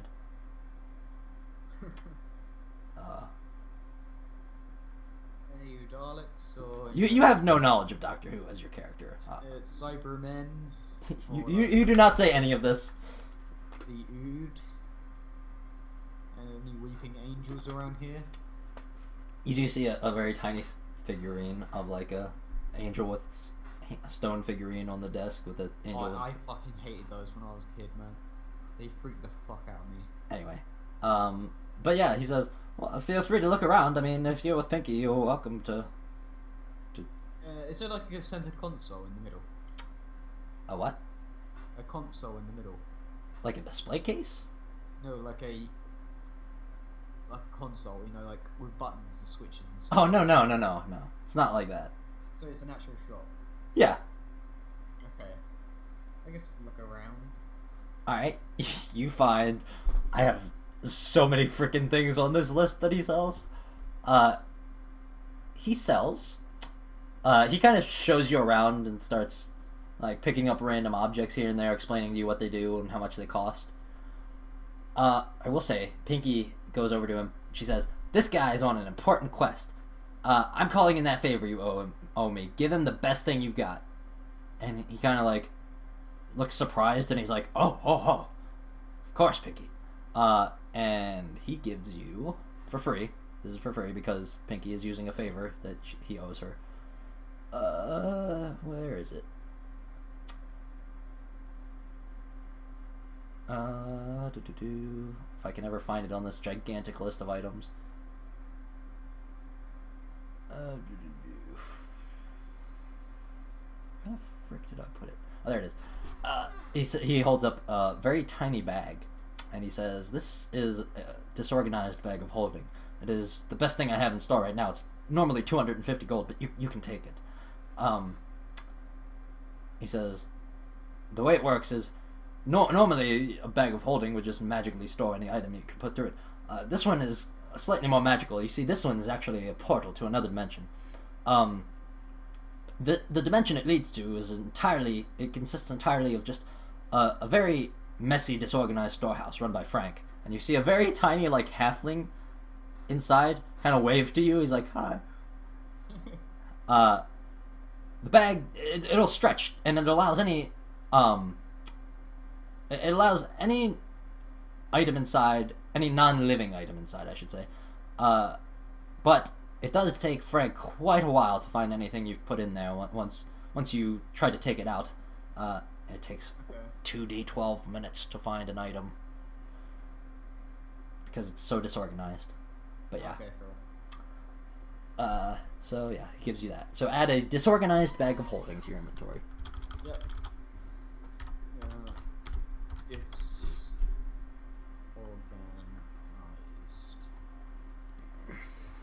Yep. So yeah, you now have a bag of holding that is kind of useful, but it takes a really long time to get anything out of it. Like, you wouldn't be able to pull something out in combat that was specific. He might be able to hand you a random thing that was just kind of lying around, but if you put something in there specifically and asked for it, it would take him 2d12 minutes to find it and give it to you. So, and since a combat round only lasts 6 seconds, yeah. Yeah. So just don't put anything important in there. Well, not anything that you want to decide to use suddenly in combat.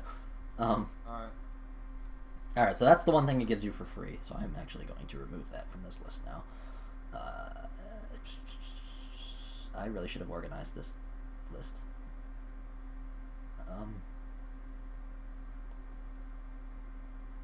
Anyway, he kind of shows you around a whole bunch of random stuff in this storefront. He says this, and I'm just gonna go through this gigantic list. This is why this is the last thing we're doing, because it's gonna take forever. Well, this is a goblet of wine pouring. You know, it's a very fancy looking goblet. It turns any liquid you pour into it into wine. That sounds like a good night out. Costs 100 gold. This one. Mm-hmm. This, and he pulls a ring out of his pocket, and he says, this one's, and you just hear, as he pulls it out. He says, this is a ring of incessant clucking. It clucks once randomly each day. It's 10 gold for this one. I jokingly make up a word. I say, "Oh damn, won't the Daleks take it?" What? What do you say? I jokingly say, "Do the Daleks take it? Don't the Daleks wear that?" Or like, don't the Cybermen? I say, okay, don't the Cybermen wear those? As a joke, just making up a word, not meaning anything by it. Does he react to that? He says, oh, they don't know about magic yet. Not for another few years. Anyway. I'm like, wait, what? You have no idea what he's talking about. No. He brings you over to... He just starts... and now he walks over to a big chest of items. He is just kind of randomly... there appears to be mostly clothes, but there's a bunch of random crap in there, too. Pulls out a pair of suspenders. He goes, these are suspenders of disbelief. Anyone who wears these is afflicted with the gullibility of a child, and their willingness to believe makes them more likable. But unfortunately, they're highly prone to falling for deceitful tactics. It would give you. I said to Trixie, you stood on my back. Hey, want to pick these up? It would give her +2 to charisma, disadvantage against save zone illusions, disadvantage on insight checks, and it can't be removed by the wearer. And it would be 30 gold. But it would give her +2 to her charisma. Yeah, but the other things seem a bit... Yeah, it's 30 gold for those. He pulls out a cloak. He says, this is a cloak of apparent aging.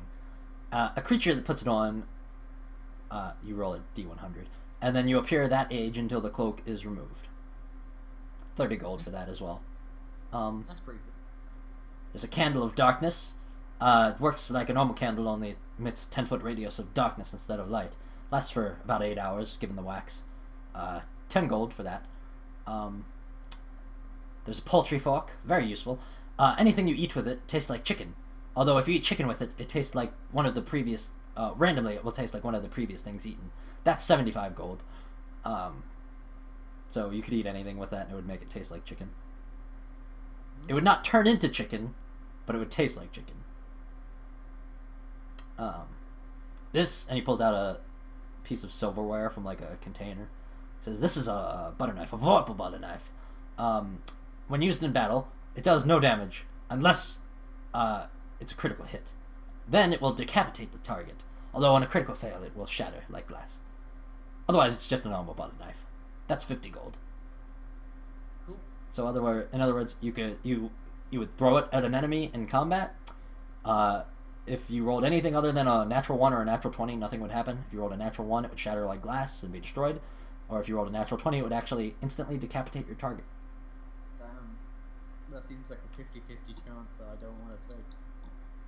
Yeah. It wouldn't work on gods, though.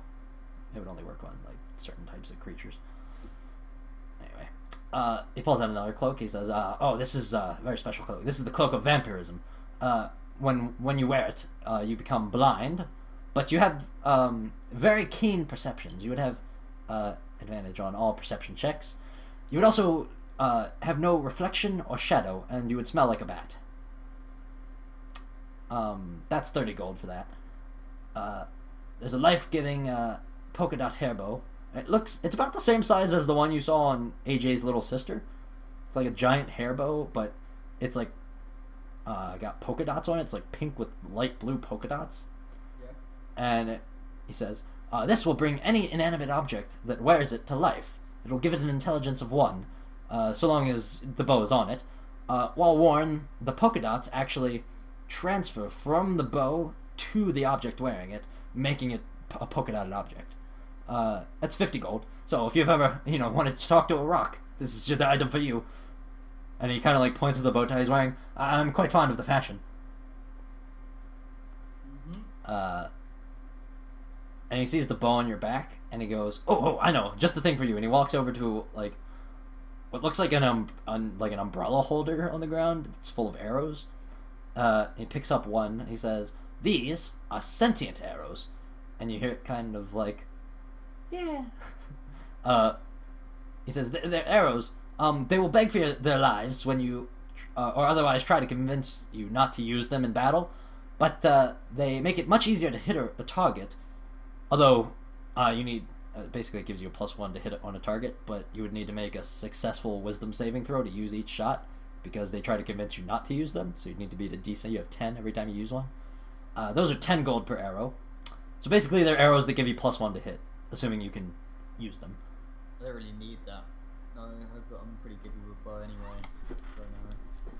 Well, these would give you a +1 to hit on your arrows. So Yeah, I don't really need that. This, and he picks up a wand off of like a display case.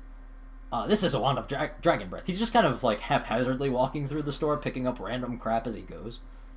Not very organized at all. This is a wand of dragon's breath. If you use it, it releases a noxious gas. Any creature, including the person using it, in a 10-foot radius, they would have to succeed on a DC 14 Constitution saving throw, although if you're the user, it's lower. It's 10 if you're using it. Or you would spend the next round throwing up. Yes. That has 1 charge per day. So you can only use it once per day. That's 15 gold for that. So basically, it would emit gas, and if a creature failed a Constitution save, they would have to spend their entire next turn barfing. Although it might also work on you if you don't make your save when you use it. And then goes back to the trunk and picks up a cup. He says, "Oh, this is the ever-cold cup. Quite useful, quite useful. It's always cold. It chills any liquid put inside it to the optimal temperature for drinking. Apart from, only cold liquids. Couldn't put hot liquids in there. That wouldn't work very well. That's 30 gold. 30 gold for that." Pulls out a necklace out of the same trunk. He says, "Oh, this very special, very special." Kind of points in the direction of his assistant. He says, "I got it from a very rare creature, kind of like a not really. They were fey creatures. Anyway, it's a Dashkin's urgency necklace. Yes, it increases the wearer's movement by 10 feet. Yes. Oh, it also makes them agitated to anyone slower than them. That's 50 gold for that.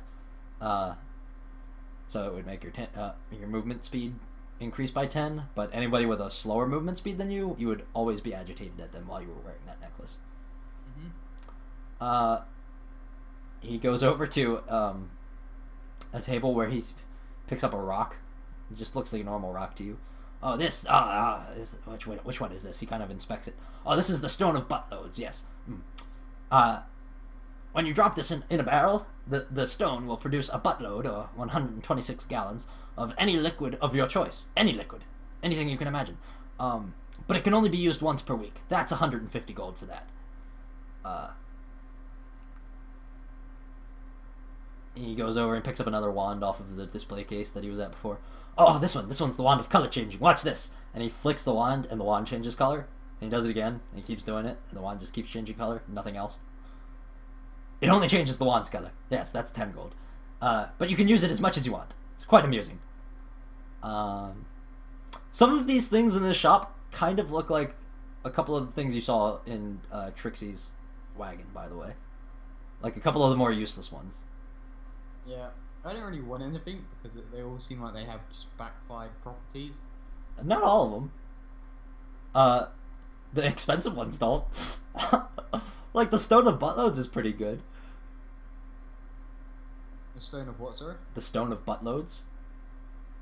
What did that do again? If you drop it in a barrel, it produces a buttload, or 126 gallons, of any liquid of your choice, but it only can be used once per week. Yes, alright, but I don't really want to spend 150 gold on it. He goes back to the trunk, pulls out an article of clothing. "Oh, this is the belt. Which belt is it? Oh yes, belt of gender swap. It's pretty self-explanatory, really. When you wear it, your gender is swapped. Although there is a 50% chance that the effect will last for a month every time you wear it. So that's 30 gold for that. But if you've ever, risk I do not want to take.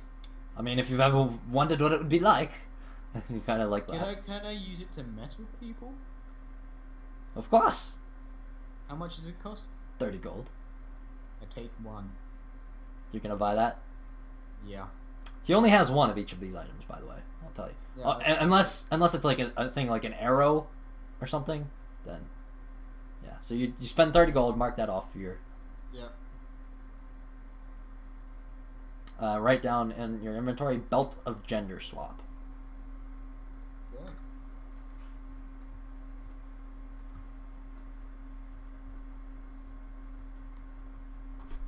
Yeah. Pulls another article of clothing out of the trunk. "Oh, these are quite useful for living the high life. These are the slippers of shrinking. When you wear these, the slippers will morph into the most stylish shoes that you can possibly imagine of the time. It will match any outfit that is elegant. Although, it also increases your charisma. It would increase your base charisma ability score by 1 so long as you are wearing them. Although, they become 2 sizes too small whenever you wear them, which reduces your dexterity by 2. So, it would increase your base charisma ability score by 1 and decrease your base dexterity score by 2 while you wear them. Although, it would match any outfit and look extremely stylish for the shoes. Those are 25 gold. He pulls another ring out of his pocket.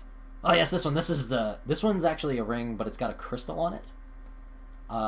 So it's like a gold ring with a crystal. This one is the crystal ring of common sense. Yes, a ring with a small crystal that glows brighter whenever the user does something smart. Although it dims when you do something stupid.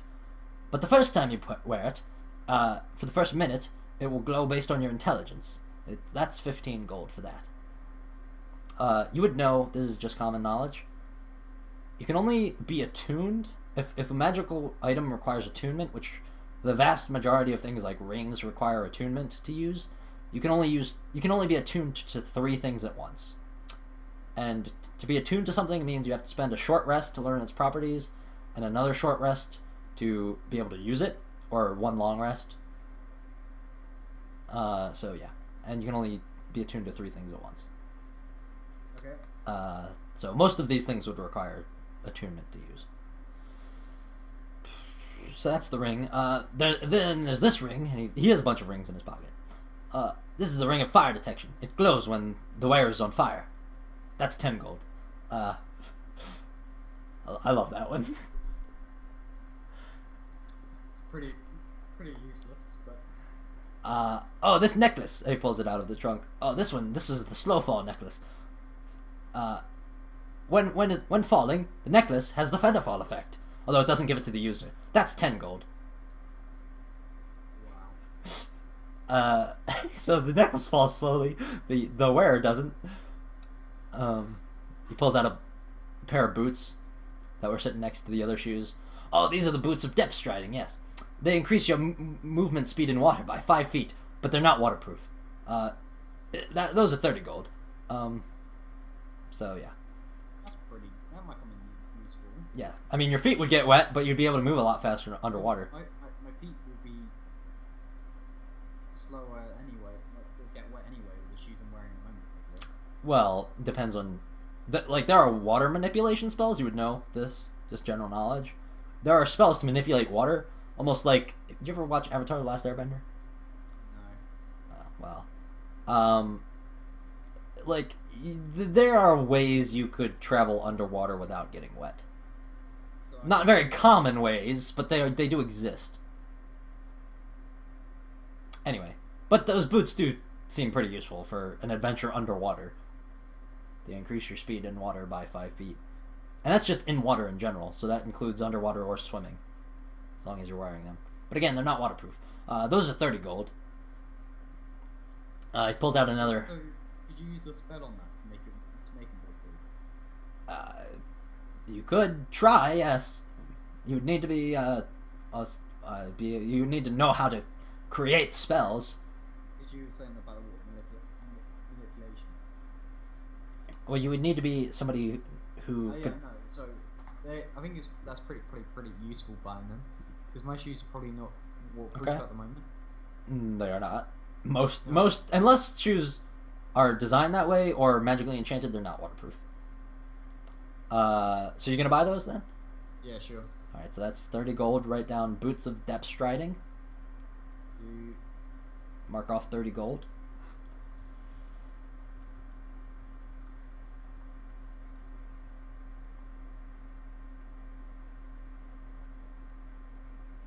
Anything worth 10 gold in this shop is probably useless.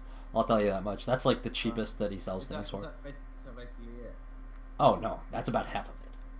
Oh my god, dude, it's nearly half 12. Sorry. I was trying to get here faster, but you kept... I wasn't expecting you to mess with Trixie for so long. I honestly didn't even think you'd run into her. Alright, so that was the boots of depth striding. Oh, he pulls out another hair bow. This one is the moody hair bow. It's a bow that acts as a mood ring whenever you wear it. Changes color to match your mood. That's 10 gold.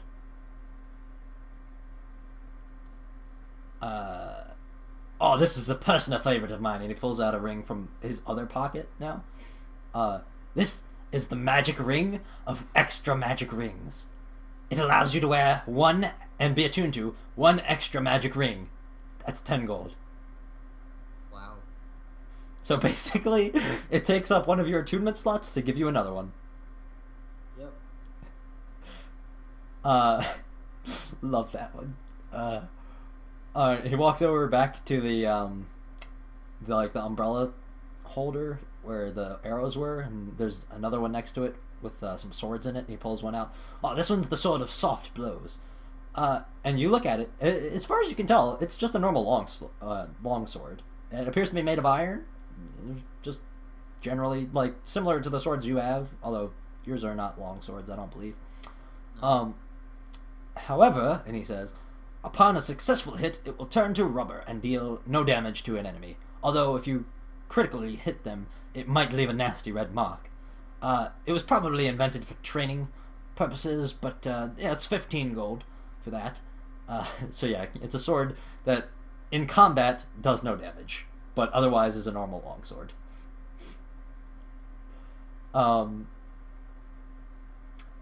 He goes over to like the other corner of the shop now. Oh, this is a magical item, very very interesting one. He picks up a hammer. He says this is an ethereal work hammer, and it's almost like a glowing energy that's just in the shape of a hammer. I believe this was probably made by some sort of wizard or maybe fey creature who made a mistake. Anyway, basically it passes through every substance except the user's thumb without damage. So, yes. That's 10 gold for that. Yeah. So you can hammer your own thumb. Quite useful, given the situation, plenty of situations. Oh, this one is actually useful. He actually is genuinely saying this is a useful item this time. This, and he pulls out a belt buckle out of like a display case. This is a belt buckle of toe rings. This is a buckle that when you wear it will allow you to wear and be attuned to 2 extra magic rings. So you would need to be attuned to this. So it would count as one of your attunement slots. Basically, the way it would work is you would have, since you can only be attuned to 3 things at once, you would be able to have a ring on one finger on each hand and then the belt buckle. However, the belt buckle also allows you to wear a magic ring on one toe on each foot. And then you can be attuned to 5 things at once instead of 3. Basically, it gives you, because it counts as one, it basically gives you like an extra 1 or 2 magical attunements that you can have for rings only. And in order to use them, you switch the belt buckle upside down and right side up, depending on whether you want to use the ring's properties on your toes or on your hands. So you can't use all at once, but you can be attuned to all of them at once, which is very good. Because it would be like a free action to just flip your belt buckle upside down. So basically, that's 50 gold for that. It would basically, you could wear 4 rings instead of 3 rings. Cool. He picks up a whoopee cushion now, and Pinkie Pie at this point, she's kind of like rummaging through stuff while he's showing you everything, and she points to this as she notices it, and she goes, "Oh, that's one of my favorites." And he goes, "This is a whoopee cushion. This is the teleporting auto-inflating whoopee cushion. It's deflated currently." He says, "Once you inflate it and place it on a chair, once you place it on a chair, this whoopee cushion will automatically inflate, and once sat upon, it will teleport randomly to another chair somewhere else in the same plane that is about to be sat upon. That's 10 gold. So, basically, you set it on a chair, and it inflates itself. Once somebody sits on it and makes a farting noise, it teleports to another chair and auto-inflates itself that somebody else is about to sit on. And then once they get up to see what happened, it's gone already. Quite great for pranks. That's 10 gold for that. This is a ring of spelling. He pulls it out of his other pocket. The ring of spelling. Whenever you wear this, and somebody within 20 feet of you says the magic word spell, this ring will loudly spell the following word that is said by that person. So in other words, whenever somebody says spell, like somebody said spell casting or something like that, then the ring would loudly spell the word casting because they told it to spell it, basically. So whenever somebody within a 20-foot radius says spell, it spells the following word they say. That's 10 gold for that. He goes back over to the umbrella thing with swords in it. Oh, and he pulls out a pretty big hammer, about not quite as big as the sword. It's about the size of your swords. It's like a war hammer. He says, but not quite as big. Says, "This is the hammer of dwarf throwing. Unfortunately, it can only be wielded by a dwarf. Although, it's quite amusing. When used by a dwarf, this hammer will throw the dwarf 30 feet. And if they hit an enemy, the enemy suffers 2d8 of damage, but the dwarf takes twice that. And it can only be wielded by dwarves, as I said. That's 30 gold for that.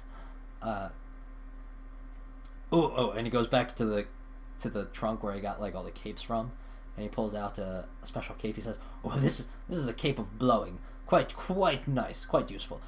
It's a cape that always blows in the wind, even without wind." And it's kind of like rustling in his hands. That's 10 gold. It makes you look pretty cool. Anyway. And he goes back to the swords. Oh, this is the sword of ED. Yes.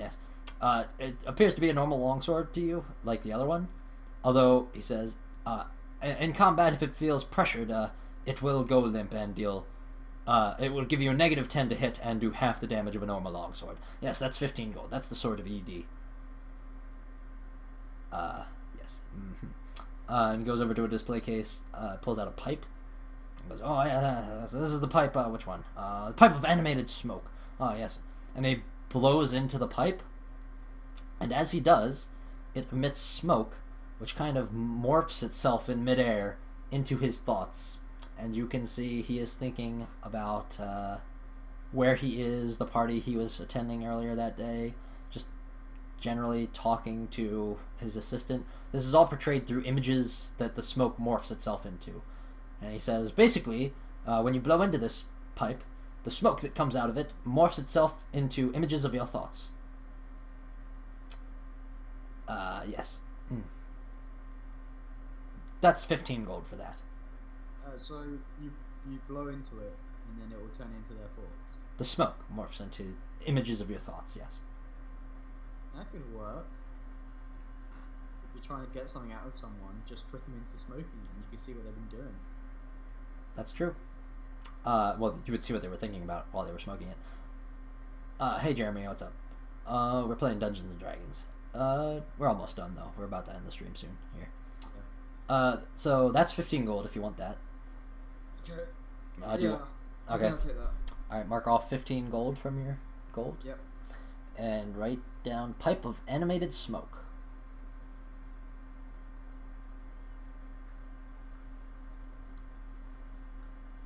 Alright, there's a few things I want to do before we head off there. I'm so not close to done, but okay. Oh, really? Yeah.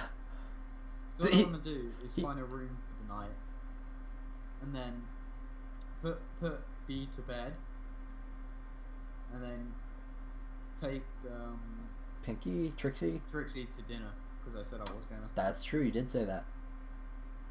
Okay, I will factor that in. He goes back over to the trunk and he pulls out another cloak and he goes, "Oh, this one's a personal favorite of mine." Sorry, can I really go to the toilet? Sorry. Okay. I'll be back in like 5 seconds. Okay.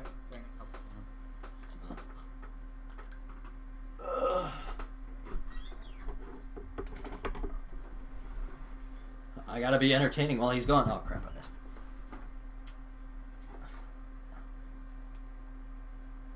Juggling's entertaining still, right? Does this count as a game? I got banned from Twitch for 24 hours once for streaming myself sleeping because it doesn't count as gaming content. That was pretty fun. Funny, not fun. Yeah.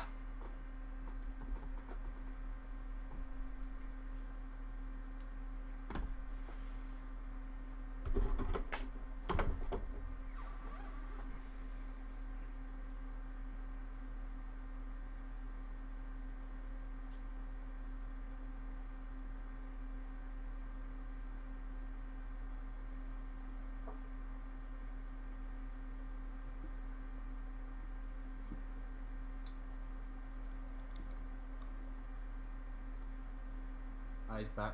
Alright. He goes back over to the trunk where all the cloaks are, and he pulls out another cloak. He says, "This is a personal favorite of mine." And as he pulls it out, Pinky points to it.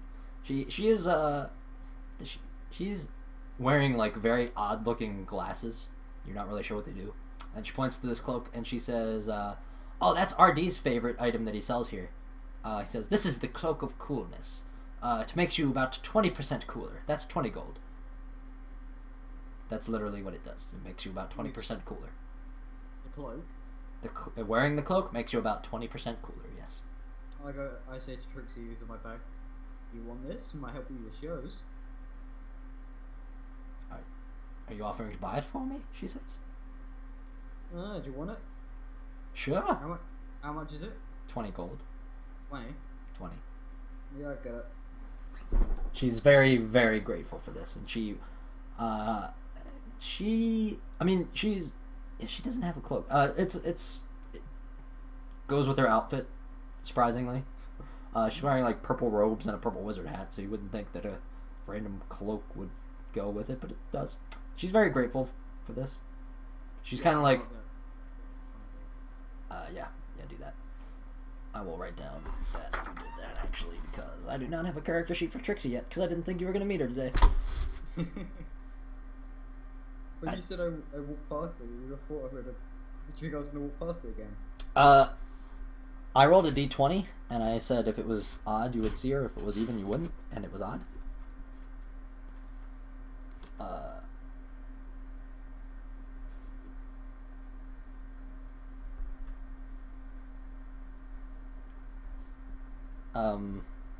So yeah, you give her that. At this point, she is kind of like trying to grab onto your arm, like like you see boyfriend and girlfriend walking down the street. Like the girl might be kind of like have herself wrapped around his arm. Yeah. She's kind of like trying to snuggle up to you, basically. She's saying thanks. Do you let her? Or? No problem, I say. Do you let her do that, or you wanna? Yeah, sure, why not? Okay. I got PewDiePie's Tuber Simulator on my phone right now. The hit game of the century. As she does that, you hear from the back of the store, Pinky in a different location than she was last time you looked over. She goes, "Aww." I'm like, I kind of blush a bit, you know. I'm like, oh, when she says, "Oh." Okay, so that's that. Alright, it goes, standing at the trunk still, he pulls out 2 pairs of gloves. He says, "This one," and he kind of like inspects both of them. "Oh, these are the shadow puppet gloves. Yes. When you wear these, your hands, when they create shadow puppets, it works the same way as the smoke from the pipe. It creates shadow puppets in the form of your thoughts." That's pretty cool. I'm not gonna get it though. So those would be 15 gold. These, and he looks at the other gloves. Yes, the gloves of incessant clapping. No, the gloves of inappropriate clapping. He actually pulls out 3 pairs of gloves. This one is the gloves of inappropriate clapping. When you wear these, you will randomly clap at very inappropriate moments. Those are 10 gold. Otherwise, they're just normal gloves. But they do make you clap at very inappropriate moments. That's their only trait. And then he pulls out a 3rd pair of gloves. These gloves are the gloves of incessant golf clapping. Yes. When you wear these, you cannot stop softly clapping. Also, you cannot remove them yourself. They have to be removed by somebody who isn't wearing them. Those are 10 gold. Those you do not want. I'll tell you that much right now, because if you put them on, you will not be able to stop softly clapping. So you will not be able to use your hands for anything but golf clapping. And you would not be able to take them off yourself. Wow. He actually puts them on to demonstrate, and his assistant walks over and pulls them off for him. And he says, "Ah, yes, thank you, Muffin."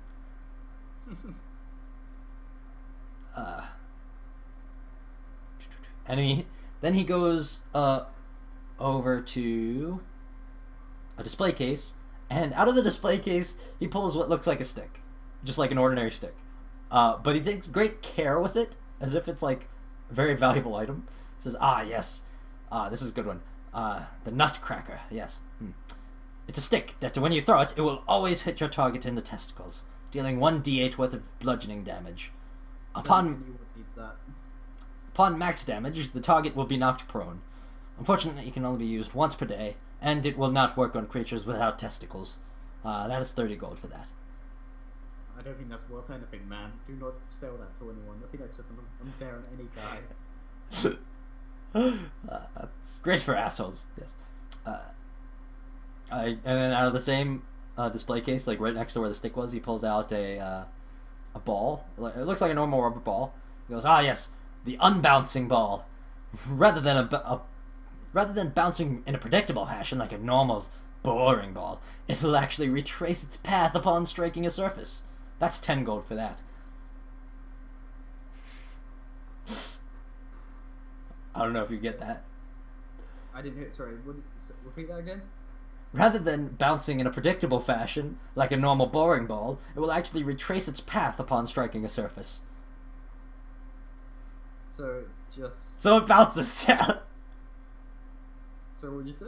So basically, I mean, it would be useful in some situations. So, for example, if you threw it at the ground instead of bouncing back up, what it does is it magically retraces itself back from whatever surface it hits back to where it started.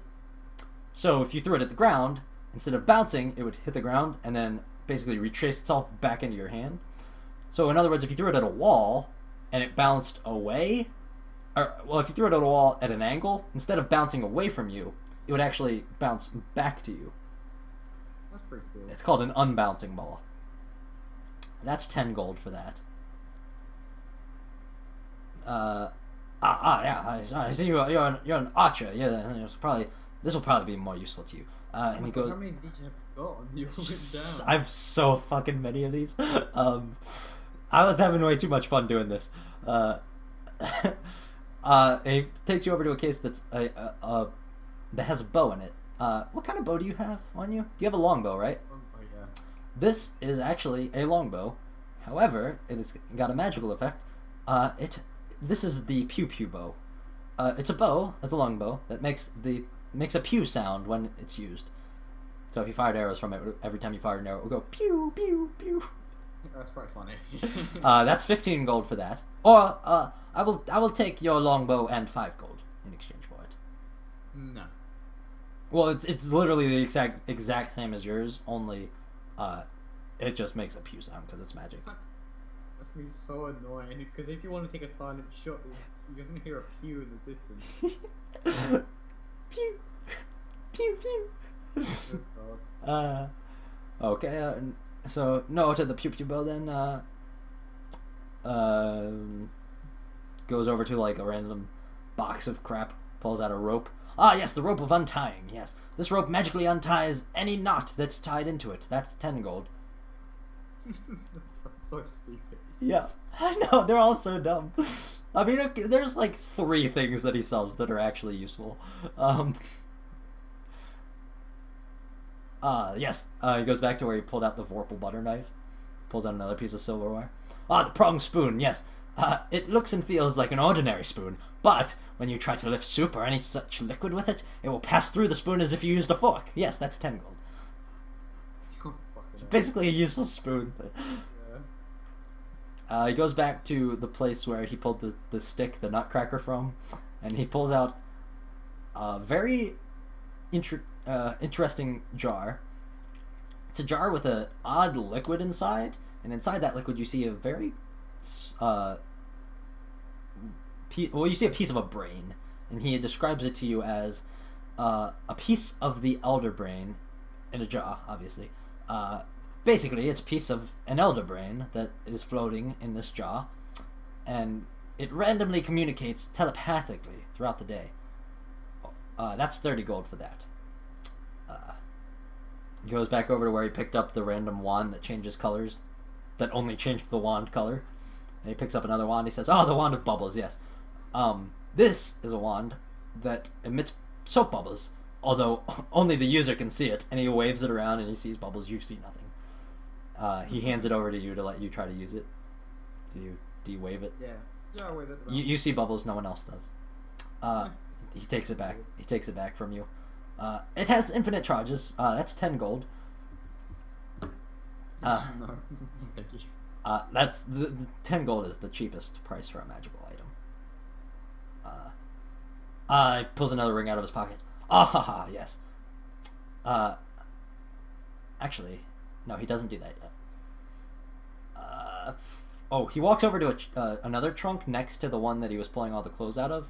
This one only has one thing in it, and as he opens it, you see it is entirely filled with live bugs that are crawling around. He then proceeds to pick it up as if it were one item. And he says, "Ah, yes, this one I quite dislike this one. I would be exceedingly pleased if you took it out of the shop. This is the robe of bugs. Yes, it's a robe made entirely of living, moving bugs. It would give you +2 to AC, but -4 to all charisma checks and a creepy crawling feeling. Yes, that's 30 gold. So it would increase your armor class by 2, but it would give you -4 to every charisma check. Because you would be literally wearing a cloak made of bugs. No. He then walks over to a window and pulls what looks like a normal wooden, medium-sized wooden shield out of the window. It was sitting in the sunlight, and as he pulls it into the shop, into more dim light, it starts crying like a baby. And he says, "This is the shield of crying," and he puts it back in the sunlight and it stops crying. It's afraid of the dark. It cries like a baby whenever it's not in direct sunlight. Otherwise, it's just a normal medium-sized wooden shield. That's 15 gold for that. So yeah. And he's actually, the next thing he shows you are boots. He's actually a centaur, so he wouldn't be wearing them. I was gonna say he was wearing them, but he's a centaur, so he's not gonna be wearing them. Pulls a pair of boots out of the other trunk that he got the other boots out of. He says, "Ah, yes, the boots of Norville Rogers. Yes. For each round you spend running in place, it will increase your speed for that many rounds by 100% of your base speed for a total of up to 5 rounds. That's 25 gold for those. So, in other words, you have a speed of 30 feet, right? Jesus Christ, dude. Right? You have a speed of 30 feet? Yep. So if you spent 5 rounds running in place, your speed would multiply by 5. What's the catch? There is no catch. Wait, so what? It would all, but, well, okay. In other words, these are called the Boots of Norville Rogers. What they do is, for each round you spend running in place, you increase your speed for that many rounds by 100% of your base speed for up to a total of 5 rounds. So, say you wanted to move 60 feet, right? In one turn. If you spent one turn running in place, the next turn you would be able to move 60 feet. It doubles your movement it increases your movement by 100% for every round you spend running in place. That's actually alright. Well, yes, if you don't want to move that round. Oh no, wait, that's pointless. Yeah, because it would take 2 rounds to go 60 feet either way. Yeah. It's not useless, however, if you want to... Alright, say there's a creature you're attacking, right? Yeah. And you don't want to move out of its space and let it get an attack of opportunity against you. So instead, you use your movement to run in place while you attack it. The next turn, you would get 60 feet, if it was dead. Does that make sense? Yeah, but... So it's not always useless. I don't think I would ever think to use it like that. Well, I'm just telling you, they're somewhat useless, but they're actually not as useless as they sound. There are quite a few practical uses for them. Anyway, those are the boots of Norville Rogers. Those are 25 gold. They say zoinks on them, by the way. Norville Rogers is the guy that voiced Shaggy on Scooby-Doo. I love Scooby-Doo. He pulls out another cloak where he got the cloak of vampirism from, and he says, "Ah, yes, the cloak of invisibility, yes. This one is 10 gold, yes. When you wear it, the cloak becomes invisible." And he puts it on, and it disappears. You can still see him. You cannot see the cloak. He then takes off the cloak, and you can see the cloak. Yes, the cloak of invisibility, yes. That's 10 gold for that. So only the cloak becomes invisible when worn. Yes, this one's actually quite useful. He pulls it out of a display case. This is the many-faced mask. The many-faced mask. It's a mask that perfectly disguises the wearer as the last person who wore it. When you take it off, you look like your own self, and if you put it back on, you will look like your own self again, but with you will have a magical effect if somebody tries to detect magic, they will sense that there is magic to you because you are wearing a mask. And a true seeing spell will show you that even a spell of true sight would show you as you are, because, well, it sees through magical disguises, but if you're disguised as yourself, well, you see the problem with that. Yes. But it would disguise you as the last person who wore it. That's 75 gold for that. It's pretty useful. Assuming you don't take it off. Once you take it off, it would only disguise you as yourself. Yeah, but it would perfectly disguise you as whoever wore it last, so... Yeah. It would basically be like using the disguise self spell on yourself as the last person who wore it. But you could switch it back and forth between you and B, for example. So that's 75 gold if you want that. Nah. This is also quite useful. He pulls out a bracelet that looks like a tarantula. And he says, "This is the brace of the spider. It's a magical bracelet made of a living spider." Now, the spider doesn't appear to be alive to you or moving, but... and then he proceeds to say, "The spider will only move when this bracer is activated, and it requires a bonus action to activate it. Once activated, the spider will bite the wearer, inflicting 1d4 of piercing damage. You roll that every turn you want to activate it, because its effect only lasts for one turn. But what it does is any magic damage you cause that turn will then be counted as necrotic damage. And after you deal damage that turn, the spider will return to its normal dormant state.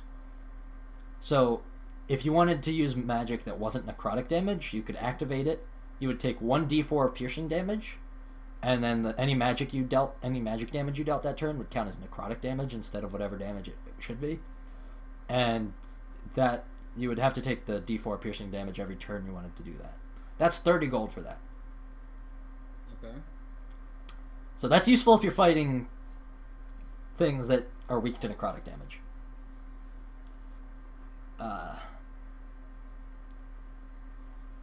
Then he walks over to actually the front desk where like he would actually sell things from, like where you would take things up to a counter basically. He says, "I almost don't want to sell this one, but since you're Pinky's friend, I will show you. This is the +3 back scratcher. When used, it will instantly stop any itches. It will do no damage, but if used to strike an opponent, they will itch for days. It will give them no negative combat effects, but they will be itchy for days. That's 15 gold for that." So it's a back scratcher. Yeah, but it stops any itch if you use it on yourself. And if you use it on an enemy, they will automatically itch for days. It will do no damage to them or have no negative effect on combat, but they will itch for days. It'll be an annoyance to them. Anyway, so that's that. Then he goes over to a display case that has... It's just a single display case this time. It has a book in it that's open. And he says, "Ah, yes, the Tome of Instant Sleep. Do you want to look at it?" No, because I'll fall asleep. Good call. The description that he gives you, because he did not warn you what it did before he gestured you over to look at it. He says, "As soon as you start reading it, you must succeed on a DC 15 Wisdom saving throw or sleep soundly for 8 hours. That's 25 gold for that." Jesus Christ, thank God I didn't do that. Yeah, you would have instantly fallen asleep soundly for 8 hours if you failed your saving throw.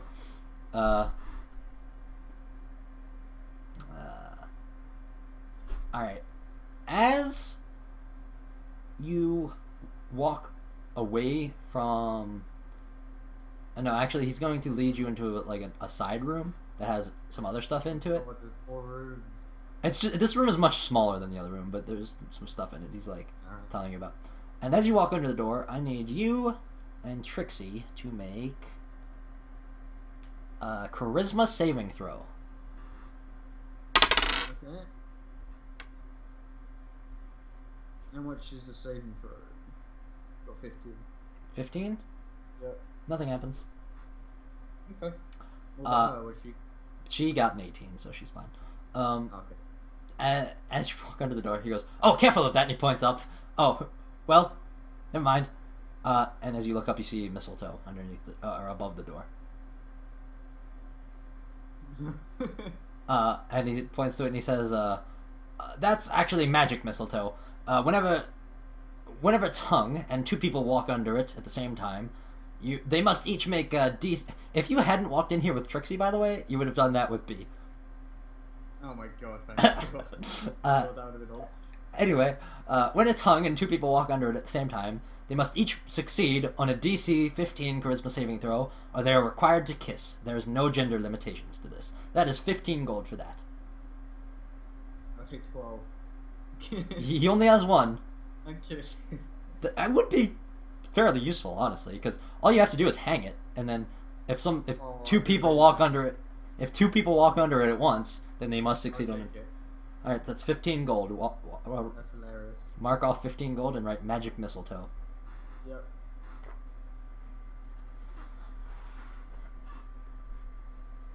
How much gold do you have left? It's 195. Okay. B also has 100 gold, which he was instructed to use to help you buy magic items and potions. So you actually have 100 extra gold that you could get from B as well. Hey B, could I have some money to buy some magic stuff? Yeah, I'll give you some if you run out, he says. He's kind of like looking through the weapons. Oh, okay. Thanks, bud. Okay. Your current showing us stuff. Alright, so leads you into the back room. He's got couple of potions back here. He shows you one potion. He says, the potion of perfect pitch. It's a potion that gives you +5 to any performance check that uses your voice, but doesn't work on magical effects like bard spells.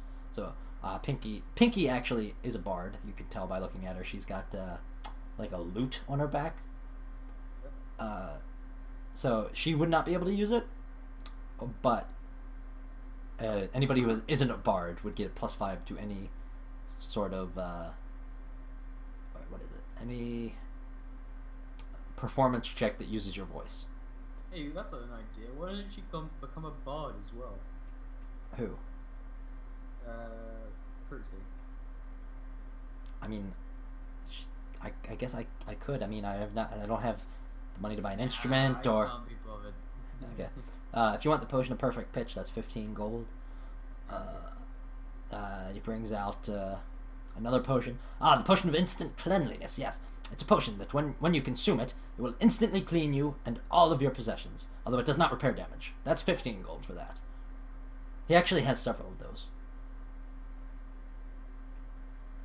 So basically, it would just clean all your stuff that you have. Yeah. Just wouldn't repair any of the damage that you took. He pulls out another vial. He's very careful with this one. And he says, this is the vial of flatulence. This is a vial that when you open it, it will make a horrible, loud, flatulating noise. And it will fill a room with a revolting smell. It doesn't cause anything but discomfort, but it really can clear a room. Now, it can only be used once per day, but it's only 10 gold. And it's got infinite charges. I mean, it's infinite in its storage of flatulence. Mm-hmm. So that's 10 gold. Nah, I'm gonna pass on that one. So it'd be good for clearing out a room, but it causes like no negative effects, and you can only use it once per day. Yeah. But it would make a room stink. No matter the size of the room, in fact. Anyway. Yes, this. And he points over to one corner, and there's a broom. And he notices that the broom that he pointed to is not moving. And then he looks back to his assistant, and the one that she's holding is moving. And he tells her to let go of it. And you see that as she does, it just continues sweeping without her holding it. And he's like, I told you not to mix those up. And he says, that is a broom of sweeping. It's a floating broom that will constantly sweep the area it is in. Sometimes called a Broomba by the gnome that invented it. That's 15 gold for that.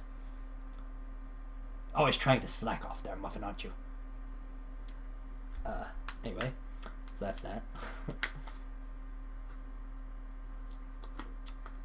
This is quite good. This, and he pulls up a padlock-looking lock, and he says, this is a very special item. This is called Brad's Ultimate Lock. I don't know who Brad is, honestly, but that's what it's called. An odd lock it's simply placed against a door, and then once in place, a door will be magically locked and shielded to be airtight and almost indestructible. The door will be so strong that the wall around it will usually break first. Now, only someone with one of the 4 keys can open the door from either side. It comes with the 4 keys. That's 150 gold. Okay, so what's that? Explain it again. Basically, it's a lock that you... Instead of locking a door with a key, it's a lock that you basically place up against a door, and it makes it basically indestructible. And it can only be opened with 4 keys that come with it. From either side, too. So if the lock was on one side, just leaning against the door, you could open it from the other side with one of the 4 keys that it comes with it. Huh. That's 150 gold. Well, maybe not.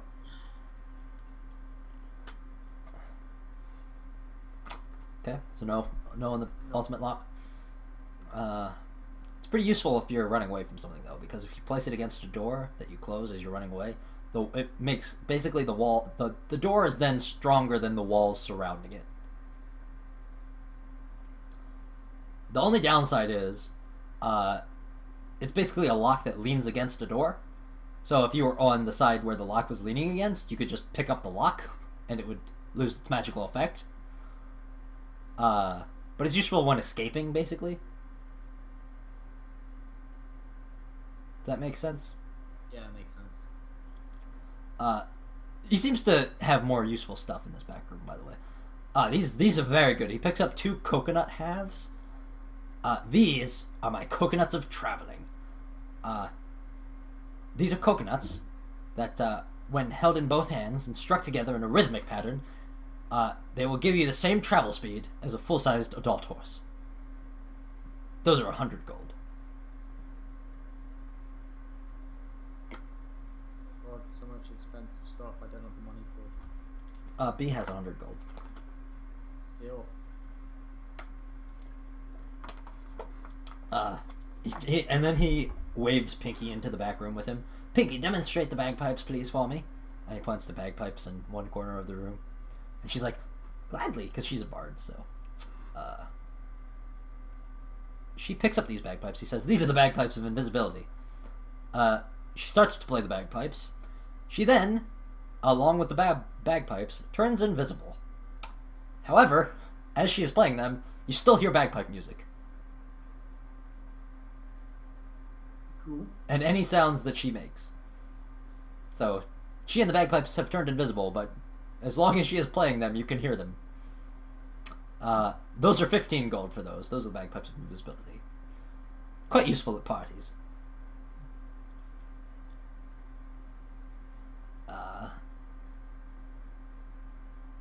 Then, make a perception check. Nope. God. One. Actually, perception was a plus. You need higher than a 5, so, For what?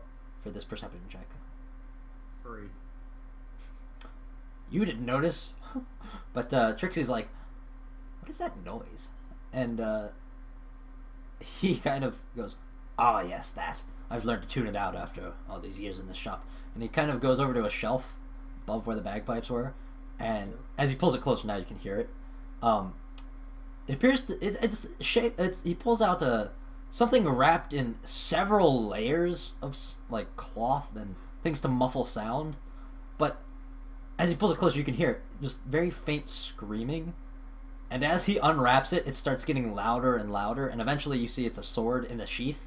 And as he takes it out of the sheath, it is like extremely loud, and it's a sword that is just always screaming. And he puts it away and starts wrapping it up again, and says, "That's the sword of screaming. It's a normal longsword that always screams. It would give you disadvantage on stealth checks to carry that." Oh, you didn't say. That's 15 gold for that. Yes. And then he points to the other side of the room, and on a shelf you see a very strange-looking plant, almost like a cactus mixed with like a fern. And he says that is, and this is actually a type of plant that exists. Well, it's not magical in real life, but it's it's actually called this. That is a tongue of the mother-in-law. It's a very strange plant. Now, this one, it will talk and berate you every time you miss an attack, fall, make an epic fail, etc. But only if your significant other isn't around.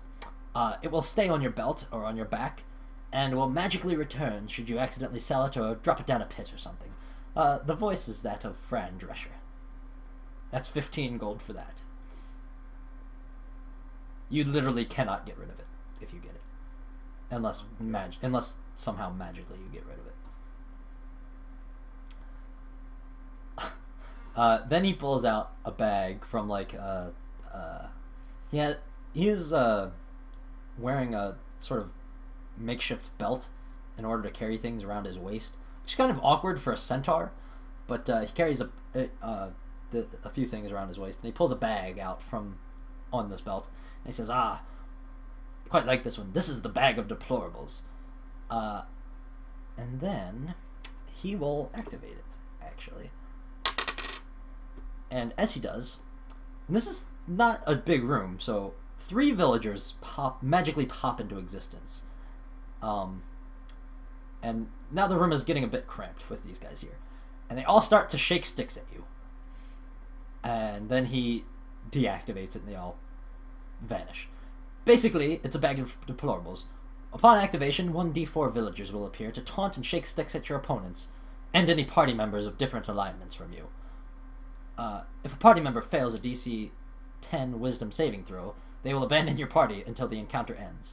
This has no other effect on combat. That's 15 gold for that.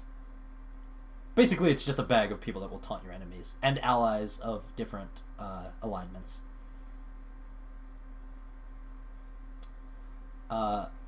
Then he pulls out some boots from like kind of underneath the bagpipes. These I do not recommend getting. These are the one cursed item in the store. These are cursed 1,000 league stride boots.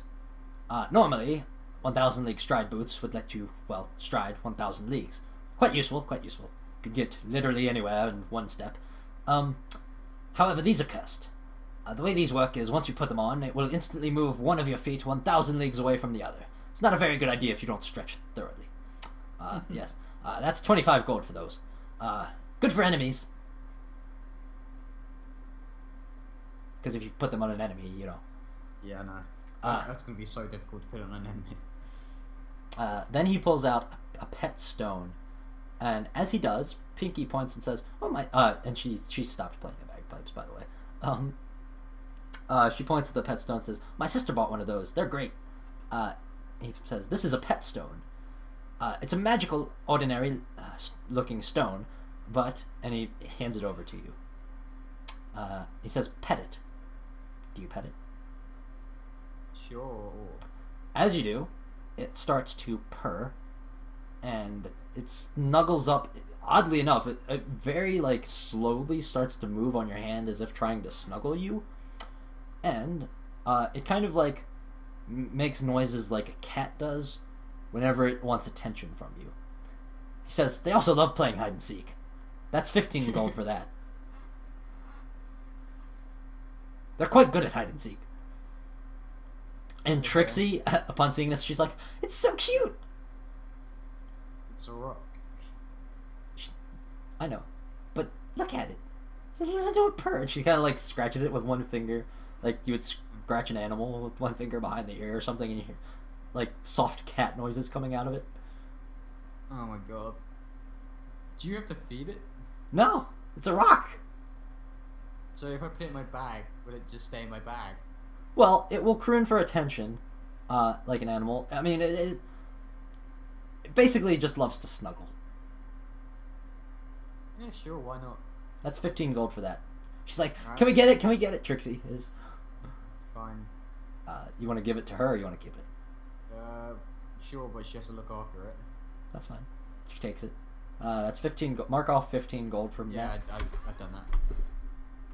Alright. I'm gonna mark off that you gave that to her. Holy crap, there's so much shit. There's so much shit in this place. How much more do you have to go, dude? Not insane amount. Ah, yes. This one's quite useful. It's similar to the first item I showed you, the goblet of wine that turned any liquid into wine. This one is the decanter of cheap wine. It turns any liquid into cheap wine. It's a decanter which holds 300 gallons of goblin wine, which is not very good. They're not very good at making wine, but it will get you drunk, and it's worth a fortune to goblins. It will give you +10 to any negotiation or diplomacy check if offered as part of the deal. That's 75 gold for that. Now remember, goblins are one of your hated races because they ate your pig. Yeah. So. Yeah. So yeah, I said. Yeah. So there's that. Then Pinky pulls out an item this time and says, "Oh, I love this one! I love this one! I love this one!" I forgot to mention, she also has Pinky. She has a tattoo of balloons and on one side of like her midsection, like close to her waist, and then on her other side she has a tattoo of balloons. Which you can see whenever she reaches for something high, and her shirt comes up a little bit, I'll say. Anyway, she pulls out a cloak, and she says, "Oh, the cloak of bubbles, I love this one. When it's wet, the cloak dries off in minutes, but it emits a cloud of bubbles that lasts for 1d6 rounds, and surrounds the wearer, and when you're running, or if it's windy, it'll leave a trail of bubbles behind you. That's 15 gold for that." Nope. Nope, you say? Yeah. I'll pass this time. Okay. This one. I think this is Twilight's favorite, if I remember correctly. This, and he pulls a ring out of like one of his belt pockets, and he says, "This is the ring of bureaucratic wizardry." And he says, when a wizard casts any spell while wearing this ring, a sheet of papers and a quill pen will suddenly appear in their hand. The papers are forms that must be filled out in triplicate, explaining the effects of the spell, why the wizard wishes to cast it, whether it's for business or pleasure, etc. The forms must be filled out before the effects of the spell will occur, and the higher level of the spell cast, the more complicated the forms become. Filling out the forms requires 1 round per level of spell, and that is 10 gold for that, yes. I'm good. Somehow, I think I'm good. Yeah.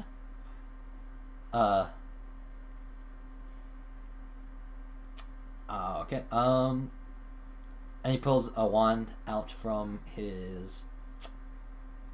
Actually, it would be on like a display case in this back room. He pulls out a wand and he goes, "Oh, this one's quite useful against enemies. Watch this." And he uses it on Pinky, and she's like, "I told you not to do that. It's so annoying."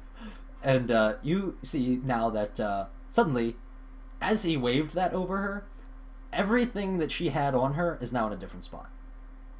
Her Who's this? Pinky. Okay. So like her shoes are on her hands, her shirt is like around her head, her pants are like, or no, I guess she would be wearing a dress. It's on upside down. Her instrument is now like around her legs. Just anything that she was carrying on her is now in a different spot on her body. Mm-hmm. He says, "This is the wand of misplaced objects. Using it causes the target to become surrounded by." Oh yeah, you saw golden orbs fly around her when he did it, or fly around him when he used it. Using it causes the target to become surrounded by golden orbs, which will spin around the target. When they disappear, the target discovers all of their items have been moved. Yes, it can only be used once per day, though. That's 25 gold. It would take 1 round of action to move everything back into the right spot. Quite useful. Yeah, no, I'm good. Okay. Then he pulls out of a tiny bag. He pulls out what looks like a bone fragment. He says, "This is very special. Very special. This is a bone seed. It's a tiny bone fragment, and if you plant it, will instantly turn." Pardon me. I need to drink water.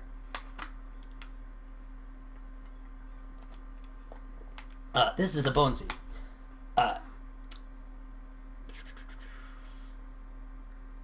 It is a tiny bone fragment, which when planted will instantly turn into a giant tree made out of bones. If it is planted in a burial ground, there is a 10% chance that it will produce a monkey skull. That's 20 gold for that. Great for necromancers. Or, improvised stabby weapons. Because you can break a piece off of a bone tree and use it as an improvised stabbing weapon. Make a perception check. 14. You notice a shining, shimmering brooch in a display case that is all by itself and looks to be better kept than everything else you've seen in the store so far. What's that? Oh, I'm afraid that's not for sale. What is it? That is the brooch of number numbing. I would have given it to you, given Pinky's favor, but unfortunately, like I said, it's not for sale. Basically, and she says, "What do you mean it's not for sale? Anything's for sale for the right price here. That's what you told me." He's like, "Well, I suppose I could let it go for, well, let's say 1,000 gold." Nope. You don't even know what it does. He explains to you. I know you can't. I know you can't afford it, so I'm just going to tell you what it does. He says, anyone, including the wearer, who looks at this brooch. Oh, actually, you looked at it, didn't you? 1,000 gold seems like a totally reasonable price to you. You're like, I have that. I do not have that. You think you do? I did not look at it because I wasn't.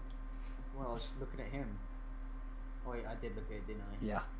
You think you have the money to pay for it. It's okay. Everybody in the room besides you, Trixie, and B know what it does. So don't worry about it. He continues explaining to you.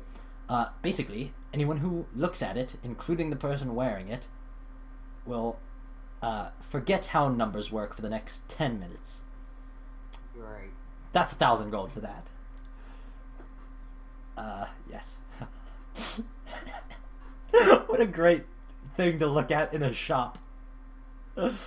He should really have that out front. Yeah, you really should do. Yeah, that's the best thing he has in the store, by the way. That's 1,000 gold. But like you said, it's not. There's a reason he didn't give it to you, because I didn't want you to instantly forget how numbers worked whenever you were going through the prices of each individual item. Anyway, it's also too OP to have at this point in the game. It's only numbers they could get. Yeah, that basically means that any sort of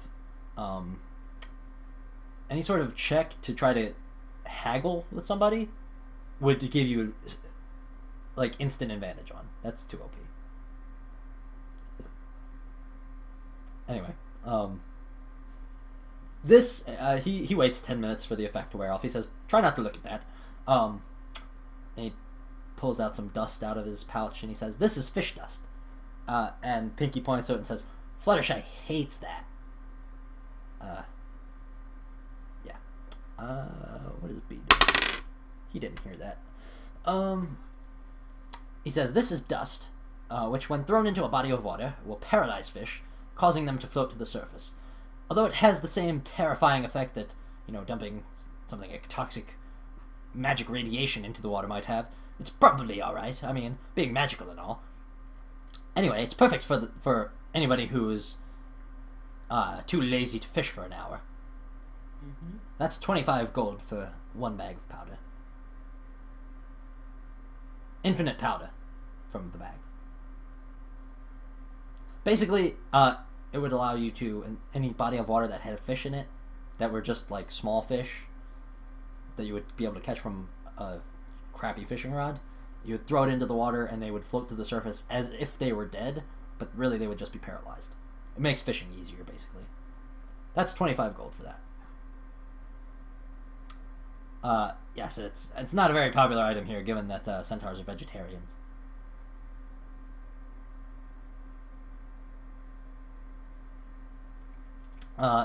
Now, you see Pinky is blowing into a horn, like a what's it called? Like a horn you would use to like alert somebody of an invasion. But out of it, instead of noise, is coming bubbles. And she's like, this is one of my favorite items too. It just endlessly creates bubbles when you blow into it. That's 10 gold for that. That's the Horn of Bubbles. Fair enough. Next to the Brooch of Number Numbing is a book called Gregor's Tomb of Random Facts, which he kind of gestures you over towards. Haha, this one is a favorite among all kinds of travelers who come here. This one, each page will randomly show you a random fact guaranteed to be true. Now, only one page every 10 minutes will have writing on it, and all of the others will be blank. Do you want to try to read it? What was it again? What? It's just a book of random facts. So basically, one page every 10 minutes has writing on it of a fact that is guaranteed to be true, and all the others are blank. And then after 10 minutes, it changes which page shows writing. Sure, I'll have a quick look. It says that as you look into it, words magically spring forth, kind of think like the Harry Potter movie, The Chamber of Secrets. Yeah. It says orcs have an average of 13 fingers, 5 on each hand and 3 in their bag. Cool, what a waste. It just sprouts randomly every 10 minutes a fact that is guaranteed to be true. That's 15 gold for that. Nope. Okay. That's most of the things he has. Let me see if I forgot anything. Ah, yes. One. He's got another. He pulls out another ring out of his pouch, and he says, "This is the ring of contrariness. Here, put it on." Actually, no, wait. You can't put it on. You wouldn't be attuned to it yet. He puts it on, and he goes, "Go on, say anything. Say any statement." Bananas have a high potassium. No, they don't. He screams almost involuntarily. And then he takes off the ring. He says, "This is the ring of contrariness. It forces the wearer to disagree with everything anyone says. That's 10 gold.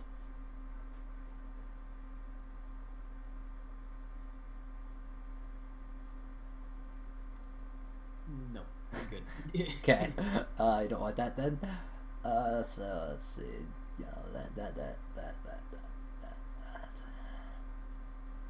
I just gotta go through and make sure you got everything.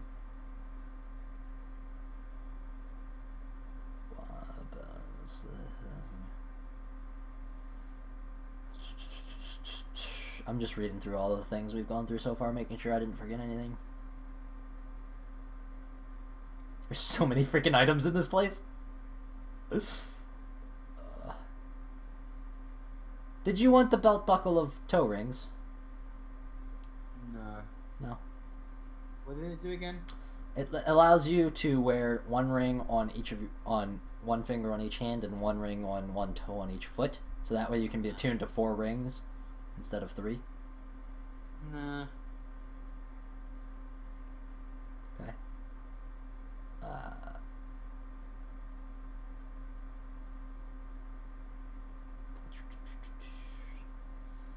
And you didn't want the gloves of inappropriate clapping, I'm guessing. Mm-hmm. I love those gloves.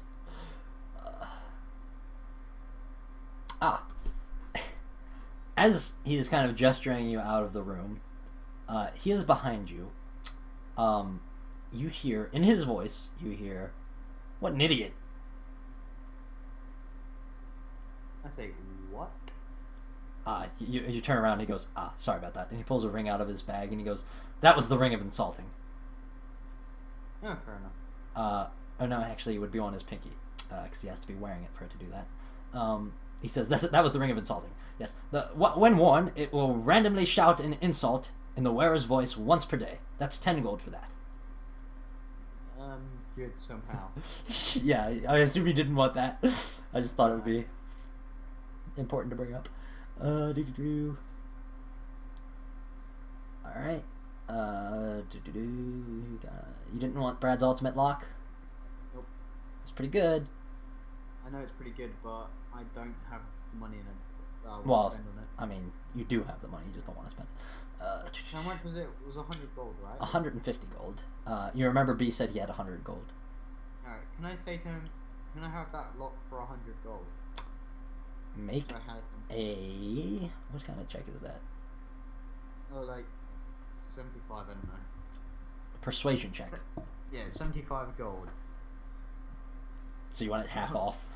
I got nearly 20. Did you for real? Yeah. He's like, he thinks about it for a second, rubs his chin and goes, well, I do suppose you're Pinkie Pie's friend, and she says that you're on an important mission to save the world and everything, so I will allow it for just this one item, but yes. Sweet. That, it was insanely lucky of you, I'll tell you that much. Yeah. What's it called again? It is called Brad's Ultimate Lock, is what it's called. And mark off 75 gold from your inventory. Can I take that from... You can if you want. Yeah, can I do that? So he will now have 25 gold. You just kind of like, he'll pay for it. Yep. Did you want the coconuts of traveling? What did they do again? They were... You ever seen Monty Python and the Quest for the Holy Grail? Yeah. You know the coconuts in the beginning of the movie that they clap together? Nope. It like makes the sound of horse galloping when you... Oh, yeah. Yeah, that's what they do. Basically, it makes your speed equal to the speed of an adult horse instead. So it would increase your movement speed by like 20 feet. How much did that cost? 100 gold. No, I don't. So basically, as long as you were clapping them together, you would have a significantly increased movement speed. No, I'm good. Alright, that's those. You didn't want the bag of deplorables, I'm guessing? Nope. You got the pet stone.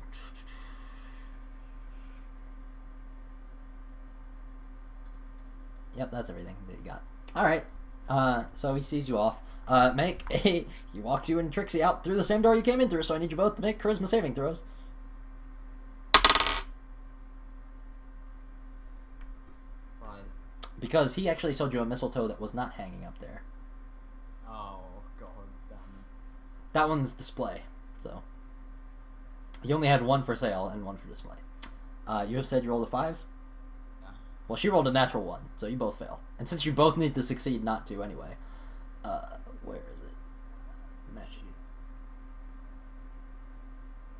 You are required to kiss. So you two kiss each other.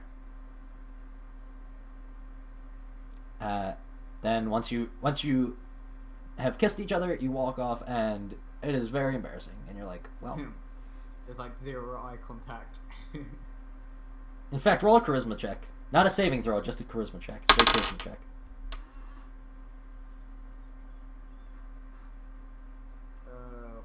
15. You actually take it in stride. You're like, oh well. I mean, we totally forgot that was there. No big deal.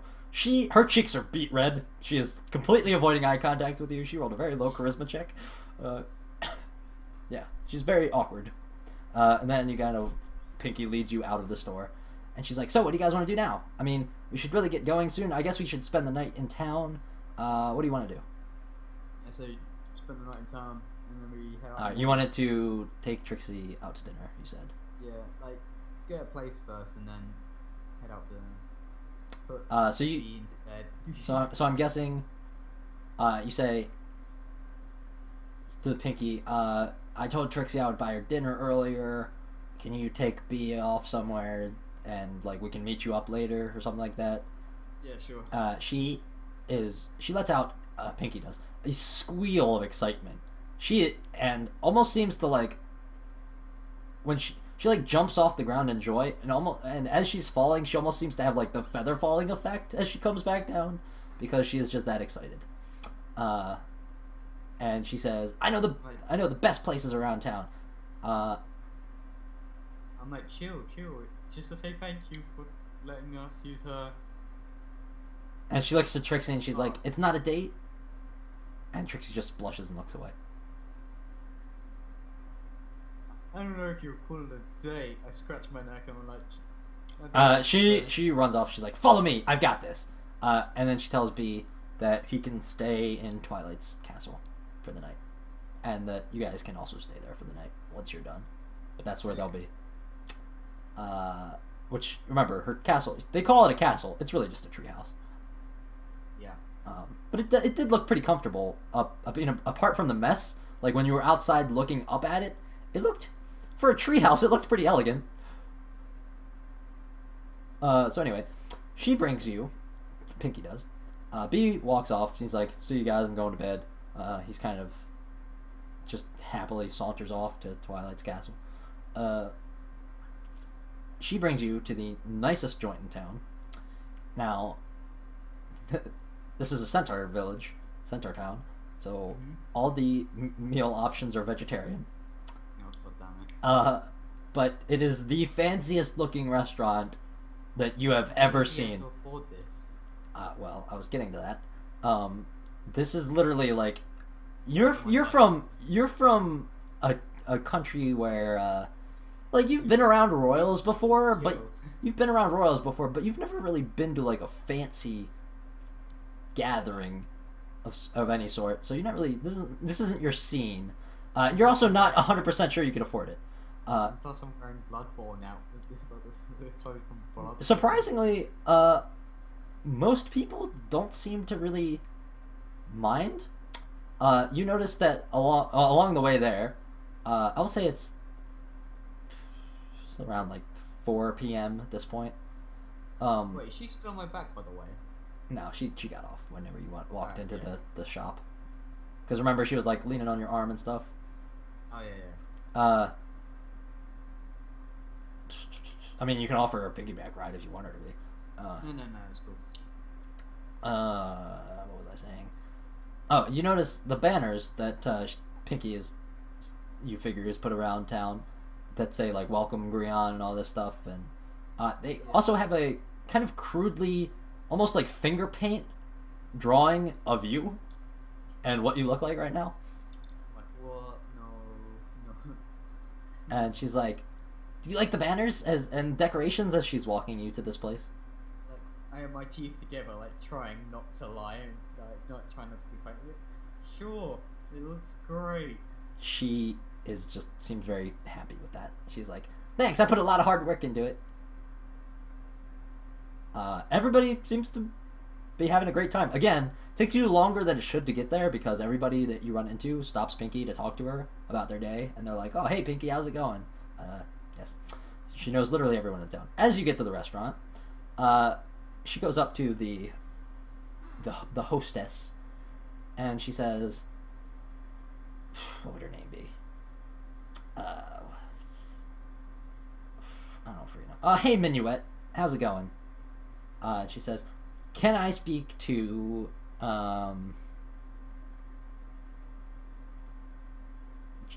Jeff, please?" And Minuet's like, "Sure, anything for you, Pinky," and she runs off to the back. Also, whenever they meet up, they do some sort of odd like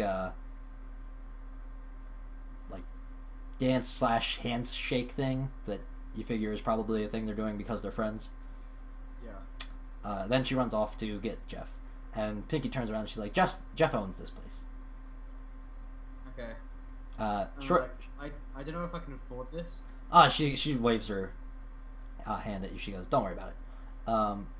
Jeff. Shortly after Jeff comes back, you're just kind of like pulling your collar, like, "I don't know if I can afford this place." Anyway, Trixie is just looking around in amazement. She's like, I've always wanted to eat here. It always looked amazing." Anyway, shortly after Jeff comes back, he says, "Oh, hey, Pinky, how's it going?" She says, "Hey, Jeff, can you do me a favor?" And she whispers something in his ear. You can make a perception check if you want to. Sure, I'll do that. Make a perception check. 19. You hear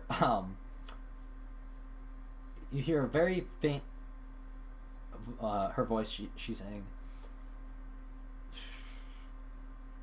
"Jeff, I'm calling in a favor you owe me. These guys, make sure that they have the best date, the most romantic date you can imagine." And he just kind of nods and leads you back, and she says, "Oh, and put it on my tab."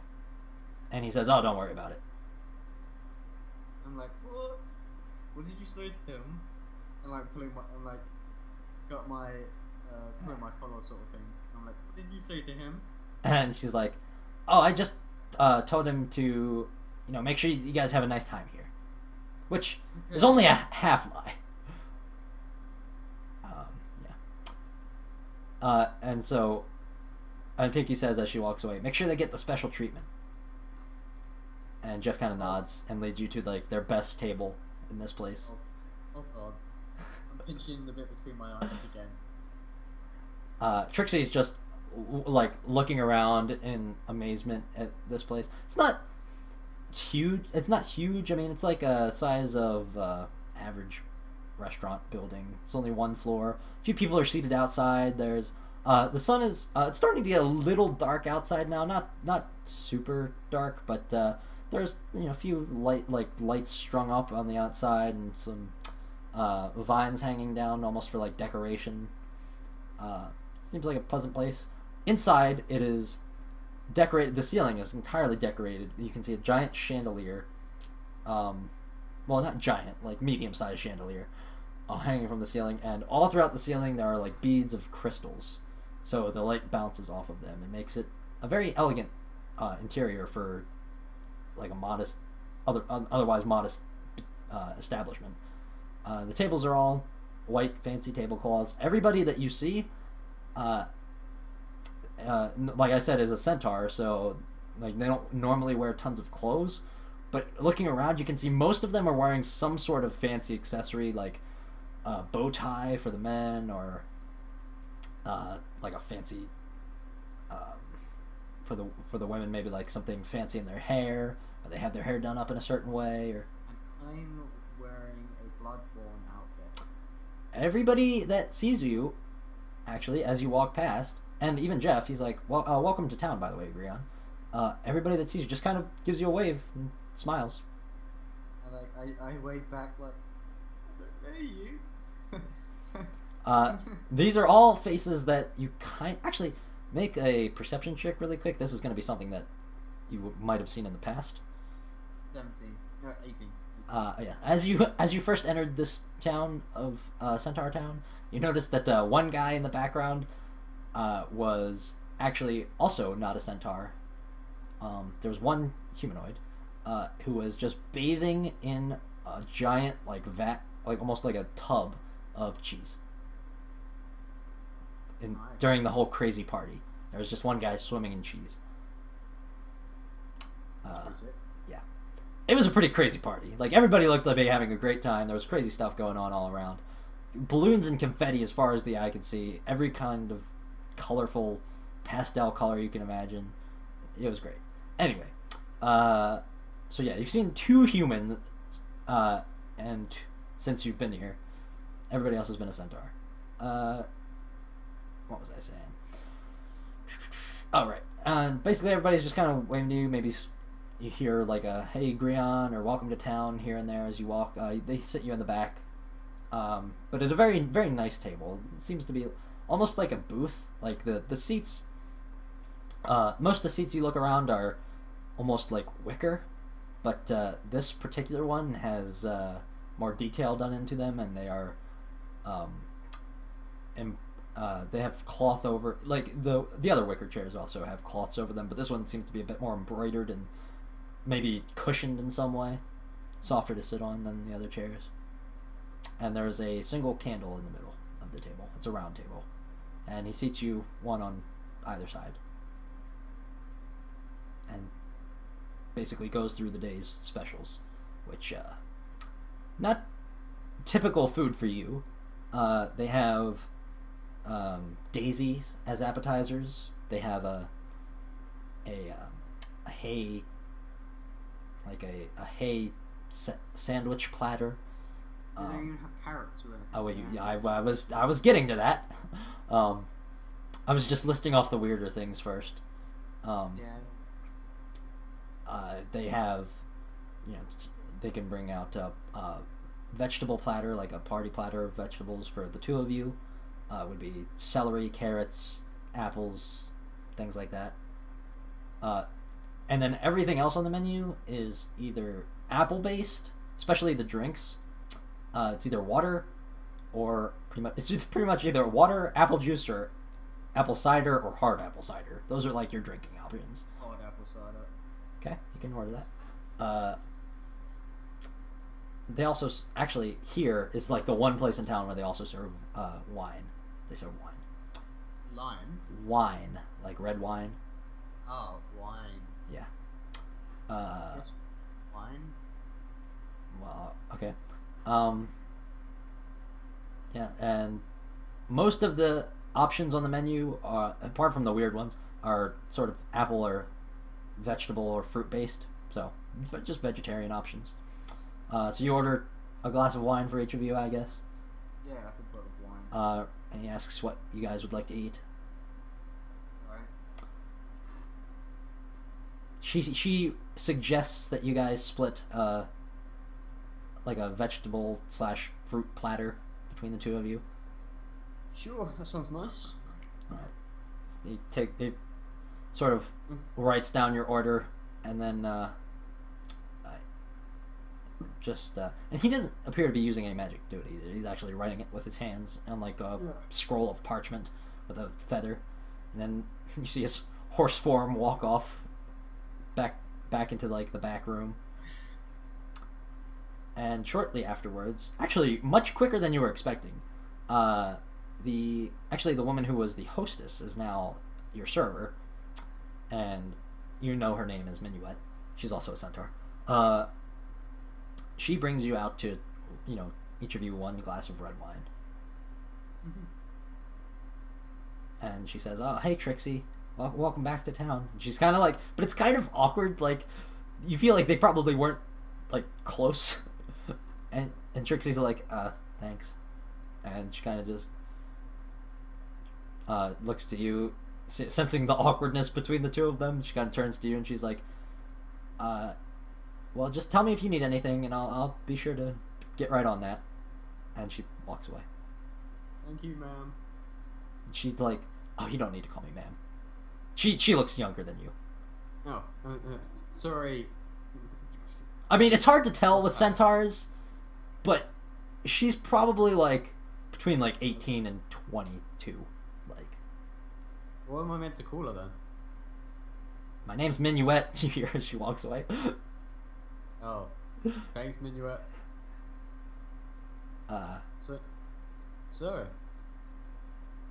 We started having a casual conversation. Okay. Alright. So, like, where do you see yourself in, 10 years? I don't know. What is this, a job interview? No. So when you're looking to become my friend, what are you expecting in the near future? You'll be. No, I'm joking. I don't actually say that. You'll be like, "So how you doing? How you doing?" Okay, it's kind of awkward being back here, but I mean, everybody's been pretty welcoming so far, so that's good. Wait, it was this town. I thought it was the other town. No, it was this town. Oh, okay, this makes much more sense now.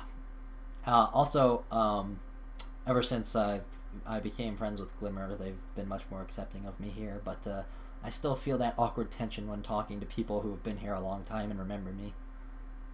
I mean, yes, it's expected. You did have an evil amulet. She kind of like shrinks in her chair a little. She's like, "Yeah, I guess." That's cool. That's the past, though. You see a couple, actually. Never mind.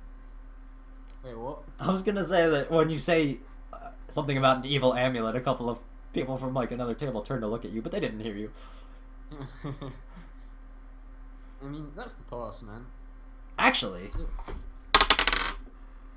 you do make a perception check.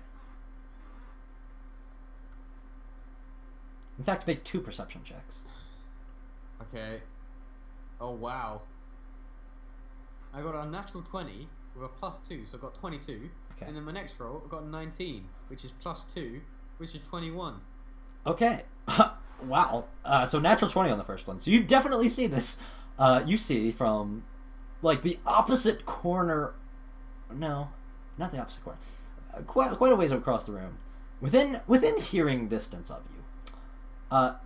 Um, he's a centaur, but he seems to be paying much closer attention to you than everybody else in the restaurant. No, I would say with a natural 20, he does not even notice that you've spotted him. Okay. He appears to be like listening in on your conversation. You figure probably had something to do with mentioning an evil amulet.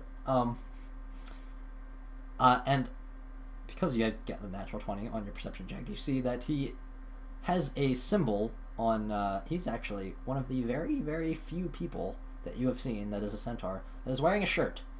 And on his shirt, you see a symbol of the profile of a dog, but made out of diamonds. Okay, so they're diamond dogs. Like from Metal Gear Solid. Or, the David Bowie album.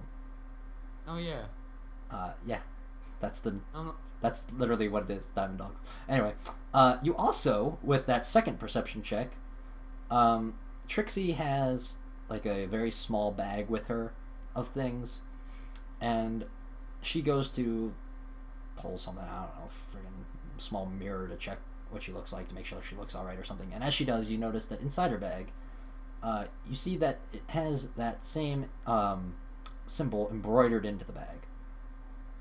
What's that symbol on your bag? She kind of like stops what she's doing. She's like, "Oh, that? Oh, well,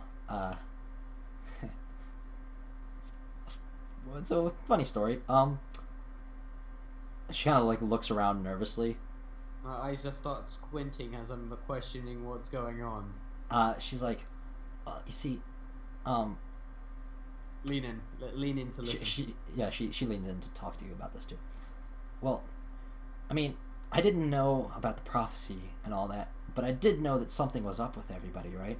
Like everywhere I went, I was traveling, and everywhere I went, people were uneasy. So I was getting kind of worried about that, and I heard about this rebel group.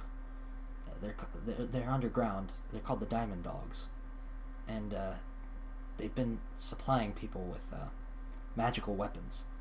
Basically, they're just trying to arm everybody in case there's a threat on the country. But you see, in this country, you probably don't know this, being from. She kind of like struggles to remember the name of your country because I don't remember. Yarnum Island. You probably don't know this, but here, it's illegal for any citizens to have weapons. You need to be trained by the military or be one of the protectors of the kingdom or princess. I mean, I have like. Well, yes, but you were called by the princess, so they made an exception for you, obviously. Ah, fair enough. And just because it's illegal, it's not a strictly enforced law. I mean, it would only really come into play if you walked past a guard or a royal or somebody uptight. And can I ask you a question? Okay. There's a bloke looking at a table from across the room and wearing the same symbol on his shirt. I'm whispering to her, by the way. She makes a 3 on her stealth check, so she goes, "Where?" I'm like, "Are you serious right now?" She kind of like. Actually, let me make a perception check for that guy to see if he knows. Yeah, he knows he's done me. She rolled a 3. He rolled a 5. So. Wow. I thought it was a 2 at first, because it was upside down, but I was about to be amazed. But anyway. Only just his then. Yeah, he's like, he starts to look away. At this point, he was staring pretty intently at you this whole time. But upon hearing that, he looks away and pretends to be like ordering off the menu. Calls a waiter over to him. And she kind of like puts a hand to her mouth and goes, "I'm so sorry about that." Okay, chill. Okay. Yeah. But anyway. Our cover. Yeah. They're like a rebel group. They work underground. They didn't. Against what? What? Against what? The prophecy. Well, no, they're just. I mean, they have good intentions. They're just trying to protect the kingdom. At least I figure. I mean, why else would they be going around giving magical weapons to everybody after, prophecy? Start an uprising, maybe. Well, I suppose. I mean, the only reason I have this bag is because I when I was interested about it, like I told you, and so, I asked around, and eventually I found a place where, they said that if I wanted in, I would have to carry around the symbol somehow to be able to show that I was part of their group, and that after doing a few tasks for them and gaining their trusts, eventually they would start supplying me with weapons and maybe some information. It's basically just, I'm just using it as a defense against in case any sort of dark magic starts popping up before the protectors get together. But I suppose they could be evil, but from my experience so far, I haven't really gotten that high up in the ranks. I just joined yesterday, before I met you. Yesterday? Yes. Like, literally, like, she was on her way back from them when you ran into her. Then why would they be listening in? It's not that he was spying on you, it's that... Because I mentioned the animal. Right. Yeah, alright. We just carry on eating. We carry on, like, Okay. chatting, socializing. The guy, do. You glance over, the guy seems to have not been paying that much attention to you since then. Although, you do notice that he does finish his food and get up and leave. But, like I said, Oh, cool. he doesn't appear to be, like, eavesdropping on you anymore. So, okay, so how'd you like your robe? Did you like it? You gave her a cloak. And she's like, Cloak. Yeah, that's what I meant. It is amazing. Thank you so much. No problem. Hopefully that helps your, like, performances and shows then. She looks 20% cooler while wearing it. Nice. You do look like 20% cooler now, by the way. I know, right? I was just checking it out in the mirror, actually. You hear kind of like, as you're talking, you have a genial, good time. Your food arrives, you guys start munching on the food, still chatting. You hear a soft, like... Is that the rock? Yeah. And she pulls it out of her bag and starts, like, scratching it. She sets it on the table, basically starts, like, scratching it as she talks to you. God, man, that rock is so weird.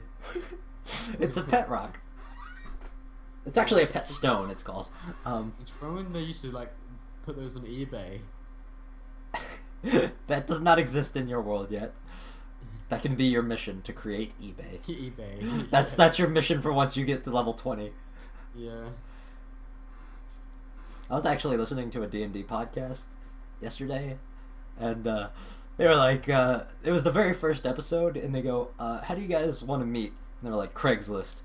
And so the DM goes, alright, so you all three of you know a guy named Craig, and weekly he posts a list on a tree to meet up with new people like a message board.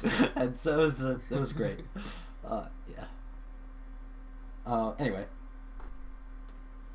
So yeah, you guys, nice date. Do you want to order any dessert? The minuet. Do you want to order dessert? Sure. That's sure. She says. What would you like? What was that? What's on the list first? Well, Minuet comes over at this point and starts showing you guys, like, starts listing off their desserts. We don't have very many. Wait, how many wines have I had by now? 2. She has had 1. I order another. Okay, I'll say you've had. How many do you want to have had? 4. Okay. I'm on my 4. Make a I'm starting to get a bit tipsy. Make a Constitution saving throw.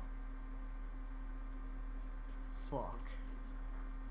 I'll say. Natural 1. Well, never mind. I was gonna say you have like a +5 or something, but it doesn't fucking matter with a natural 1. You are a lightweight. Like she is, like. At this point, you are dead on drunk. Like I'm like, hey, how you doing? Minuet. You're pretty. I want cake. Minuet's kind of like, we don't serve cake. Although I could run and get Pinky. I mean, I'm 100% sure that, and she just runs off without. No, it's cool. Bye. Trixie's kind of like a little bit embarrassed, kind of like trying to keep you in check with everybody around. How many of these have I had? She's like 4. Keep your voice down a little. We're in a restaurant. God, I don't think I've eaten all day. We literally just finished eating dinner. I mean, that was just now. I don't think I've eaten earlier for like most of the day. That is true. You did not stop to eat anything all day. That's probably why. You're okay. You're pretty. How you doing? She blushes. Man, I sip the drink again. I'm just getting. She's like, that should be your last one. Are you sure? I'm working a pretty hand on this quite well. I'm pretty sure. She starts sliding it away from you slowly. I'm pretty sure. What are you taking? What are you doing there? You old trickster.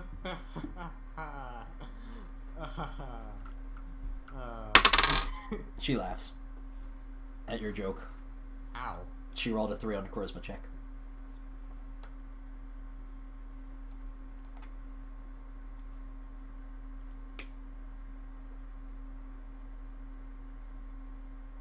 I'll probably just snuck in my room and just get shit. Yeah, I heard. Alright. So anyway, Minuet comes back about 10 minutes later with Pinky. Pinky is holding just a platter of a cake. It's like a full-on birthday-sized cake. and on, yeah, and written on the cake and frosting, you see it says, "Welcome." It doesn't look like it should fit on this cake, given the size of the cake. It's a birthday-sized cake, but it's small, like small enough that the two of you could probably eat it and be super full, but like you could probably eat it, both of you. And on the cake, written in frosting, it doesn't look like it should fit, but it does. It says, "Welcome to town, Grion. We're happy to have you here." Oh, you guys are too kind. You guys are the best. Pinky looks over to Trixie and she kind of whispers, "Is he drunk?" And she's like, she kind of like nods, like just tried to be discreet. She's like, "Yeah, I think he's a bit of a lightweight." Hey, I'm not lightweight. I just haven't eaten or drank anything for most of the day. You get your facts straight, young lady.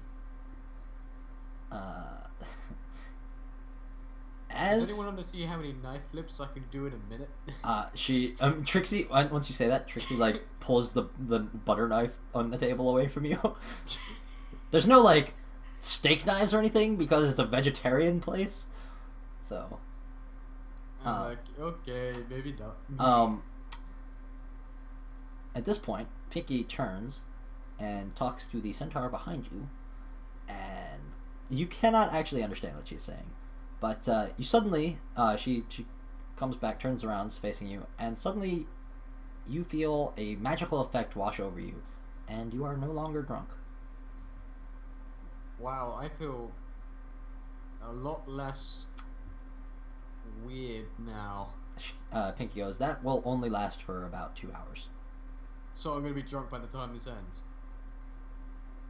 Well, if you're asleep when the effect wears off, it won't matter.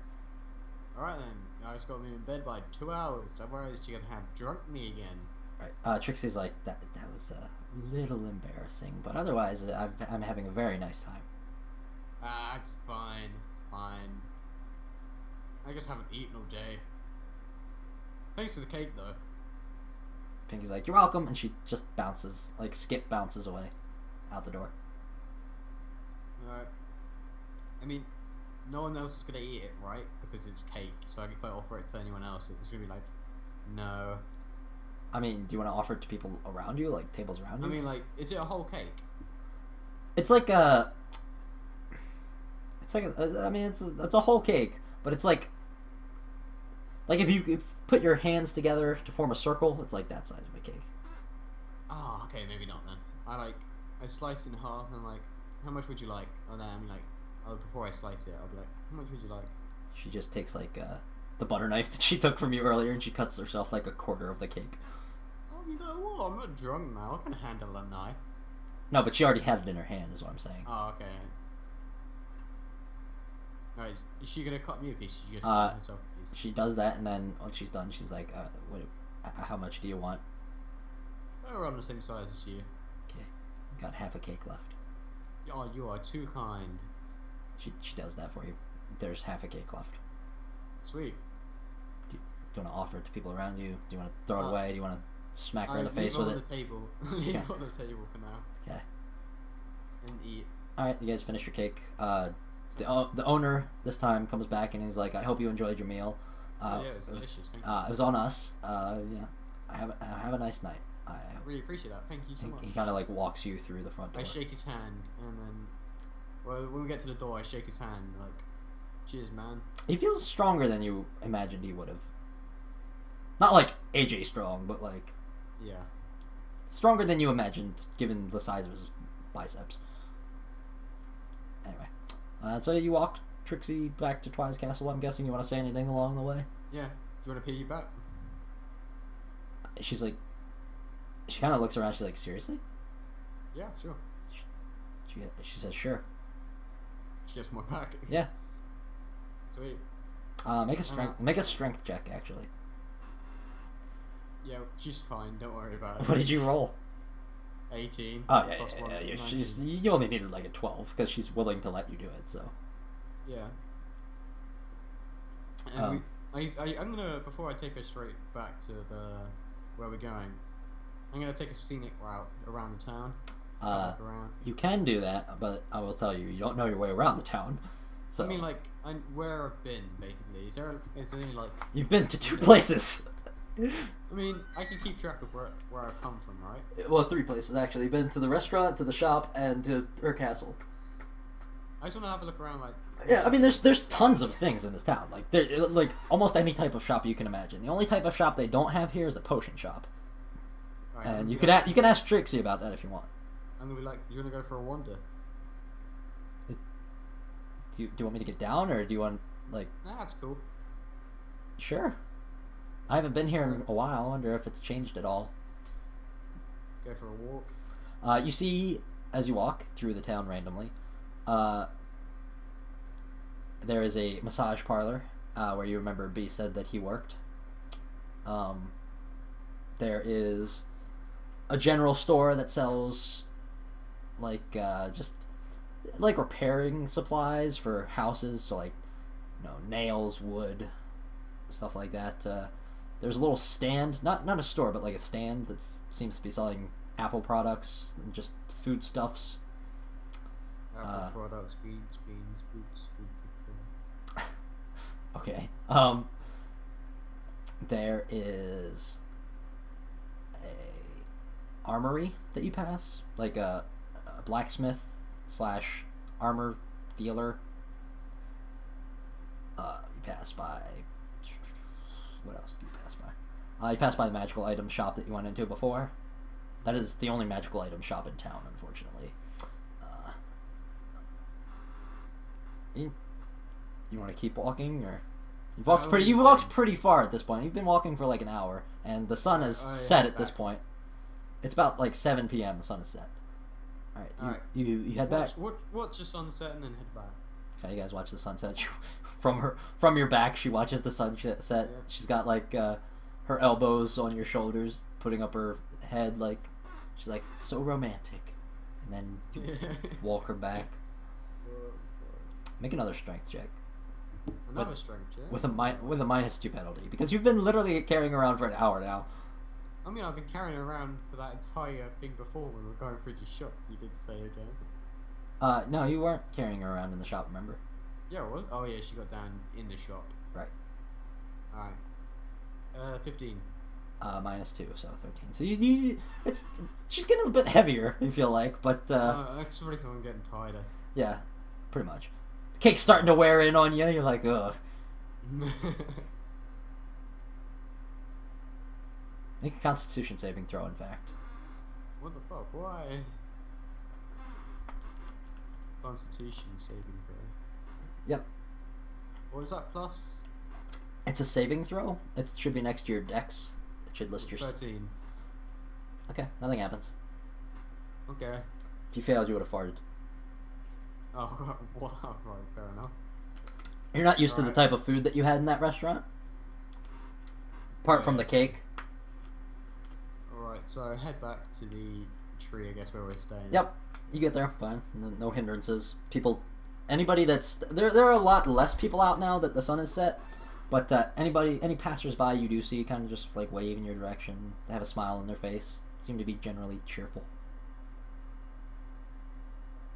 But you make it back with no hindrances, and you take a long rest, and that is where we are going to end it for today. Wait. What? How long does it take for us to get back? Say an hour and 5 minutes. So by the time I get inside, my thing's worn off, and I'm drunk again. That is a. I will say you get as you get inside, like you literally walk into the castle, walk up to a bed, and just collapse into the bed. I'll say you just barely make it back in time for that, and Trixie seeing this just kind of like giggles to herself and then sleeps in the bed like closest to you, not in the same bed. Yeah. I want to say before we go inside, I'm like, that was a good day. She gets down from you at this point, and she's like, No, I mean like, yeah, at the door. yeah, and she's like, yeah, I had a really nice time, and she gives you a peck on the cheek before you walk into the door, and she runs ahead of you too. Okay. And then, like I said, you walk up to the nearest bed, collapse, and she sees that and Yeah. giggles, and then sleeps in the nearest bed. Sweet. And that's where we're gonna end for today. That went a lot longer than I Right. was expecting. Yeah, that was like 4 hours. I was expecting it to be 2 hours. Yeah, I'm I- tired now. I was not expecting you to encounter Trixie at all. Yeah. And then all that happened. Yep. Oh my god. So yeah, I think it was definitely better than last session at least. Yeah, we got more done. Well, that and it was. Well, not specifically more done, but it was more entertaining than last. You had an actual fucking fight this time. Yeah.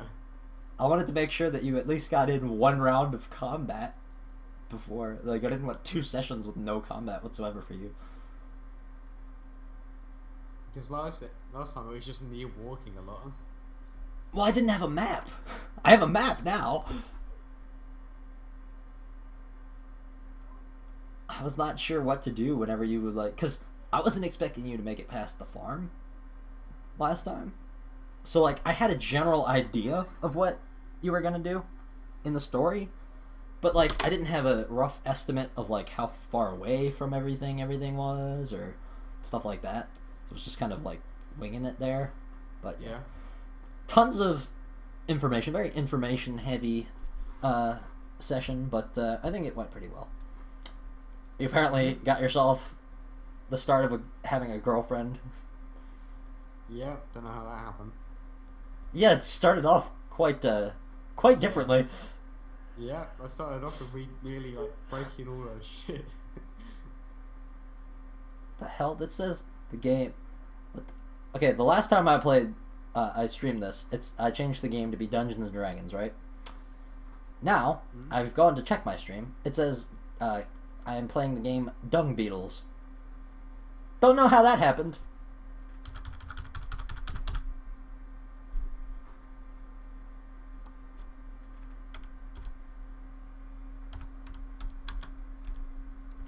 I guess I can end the stream now, huh?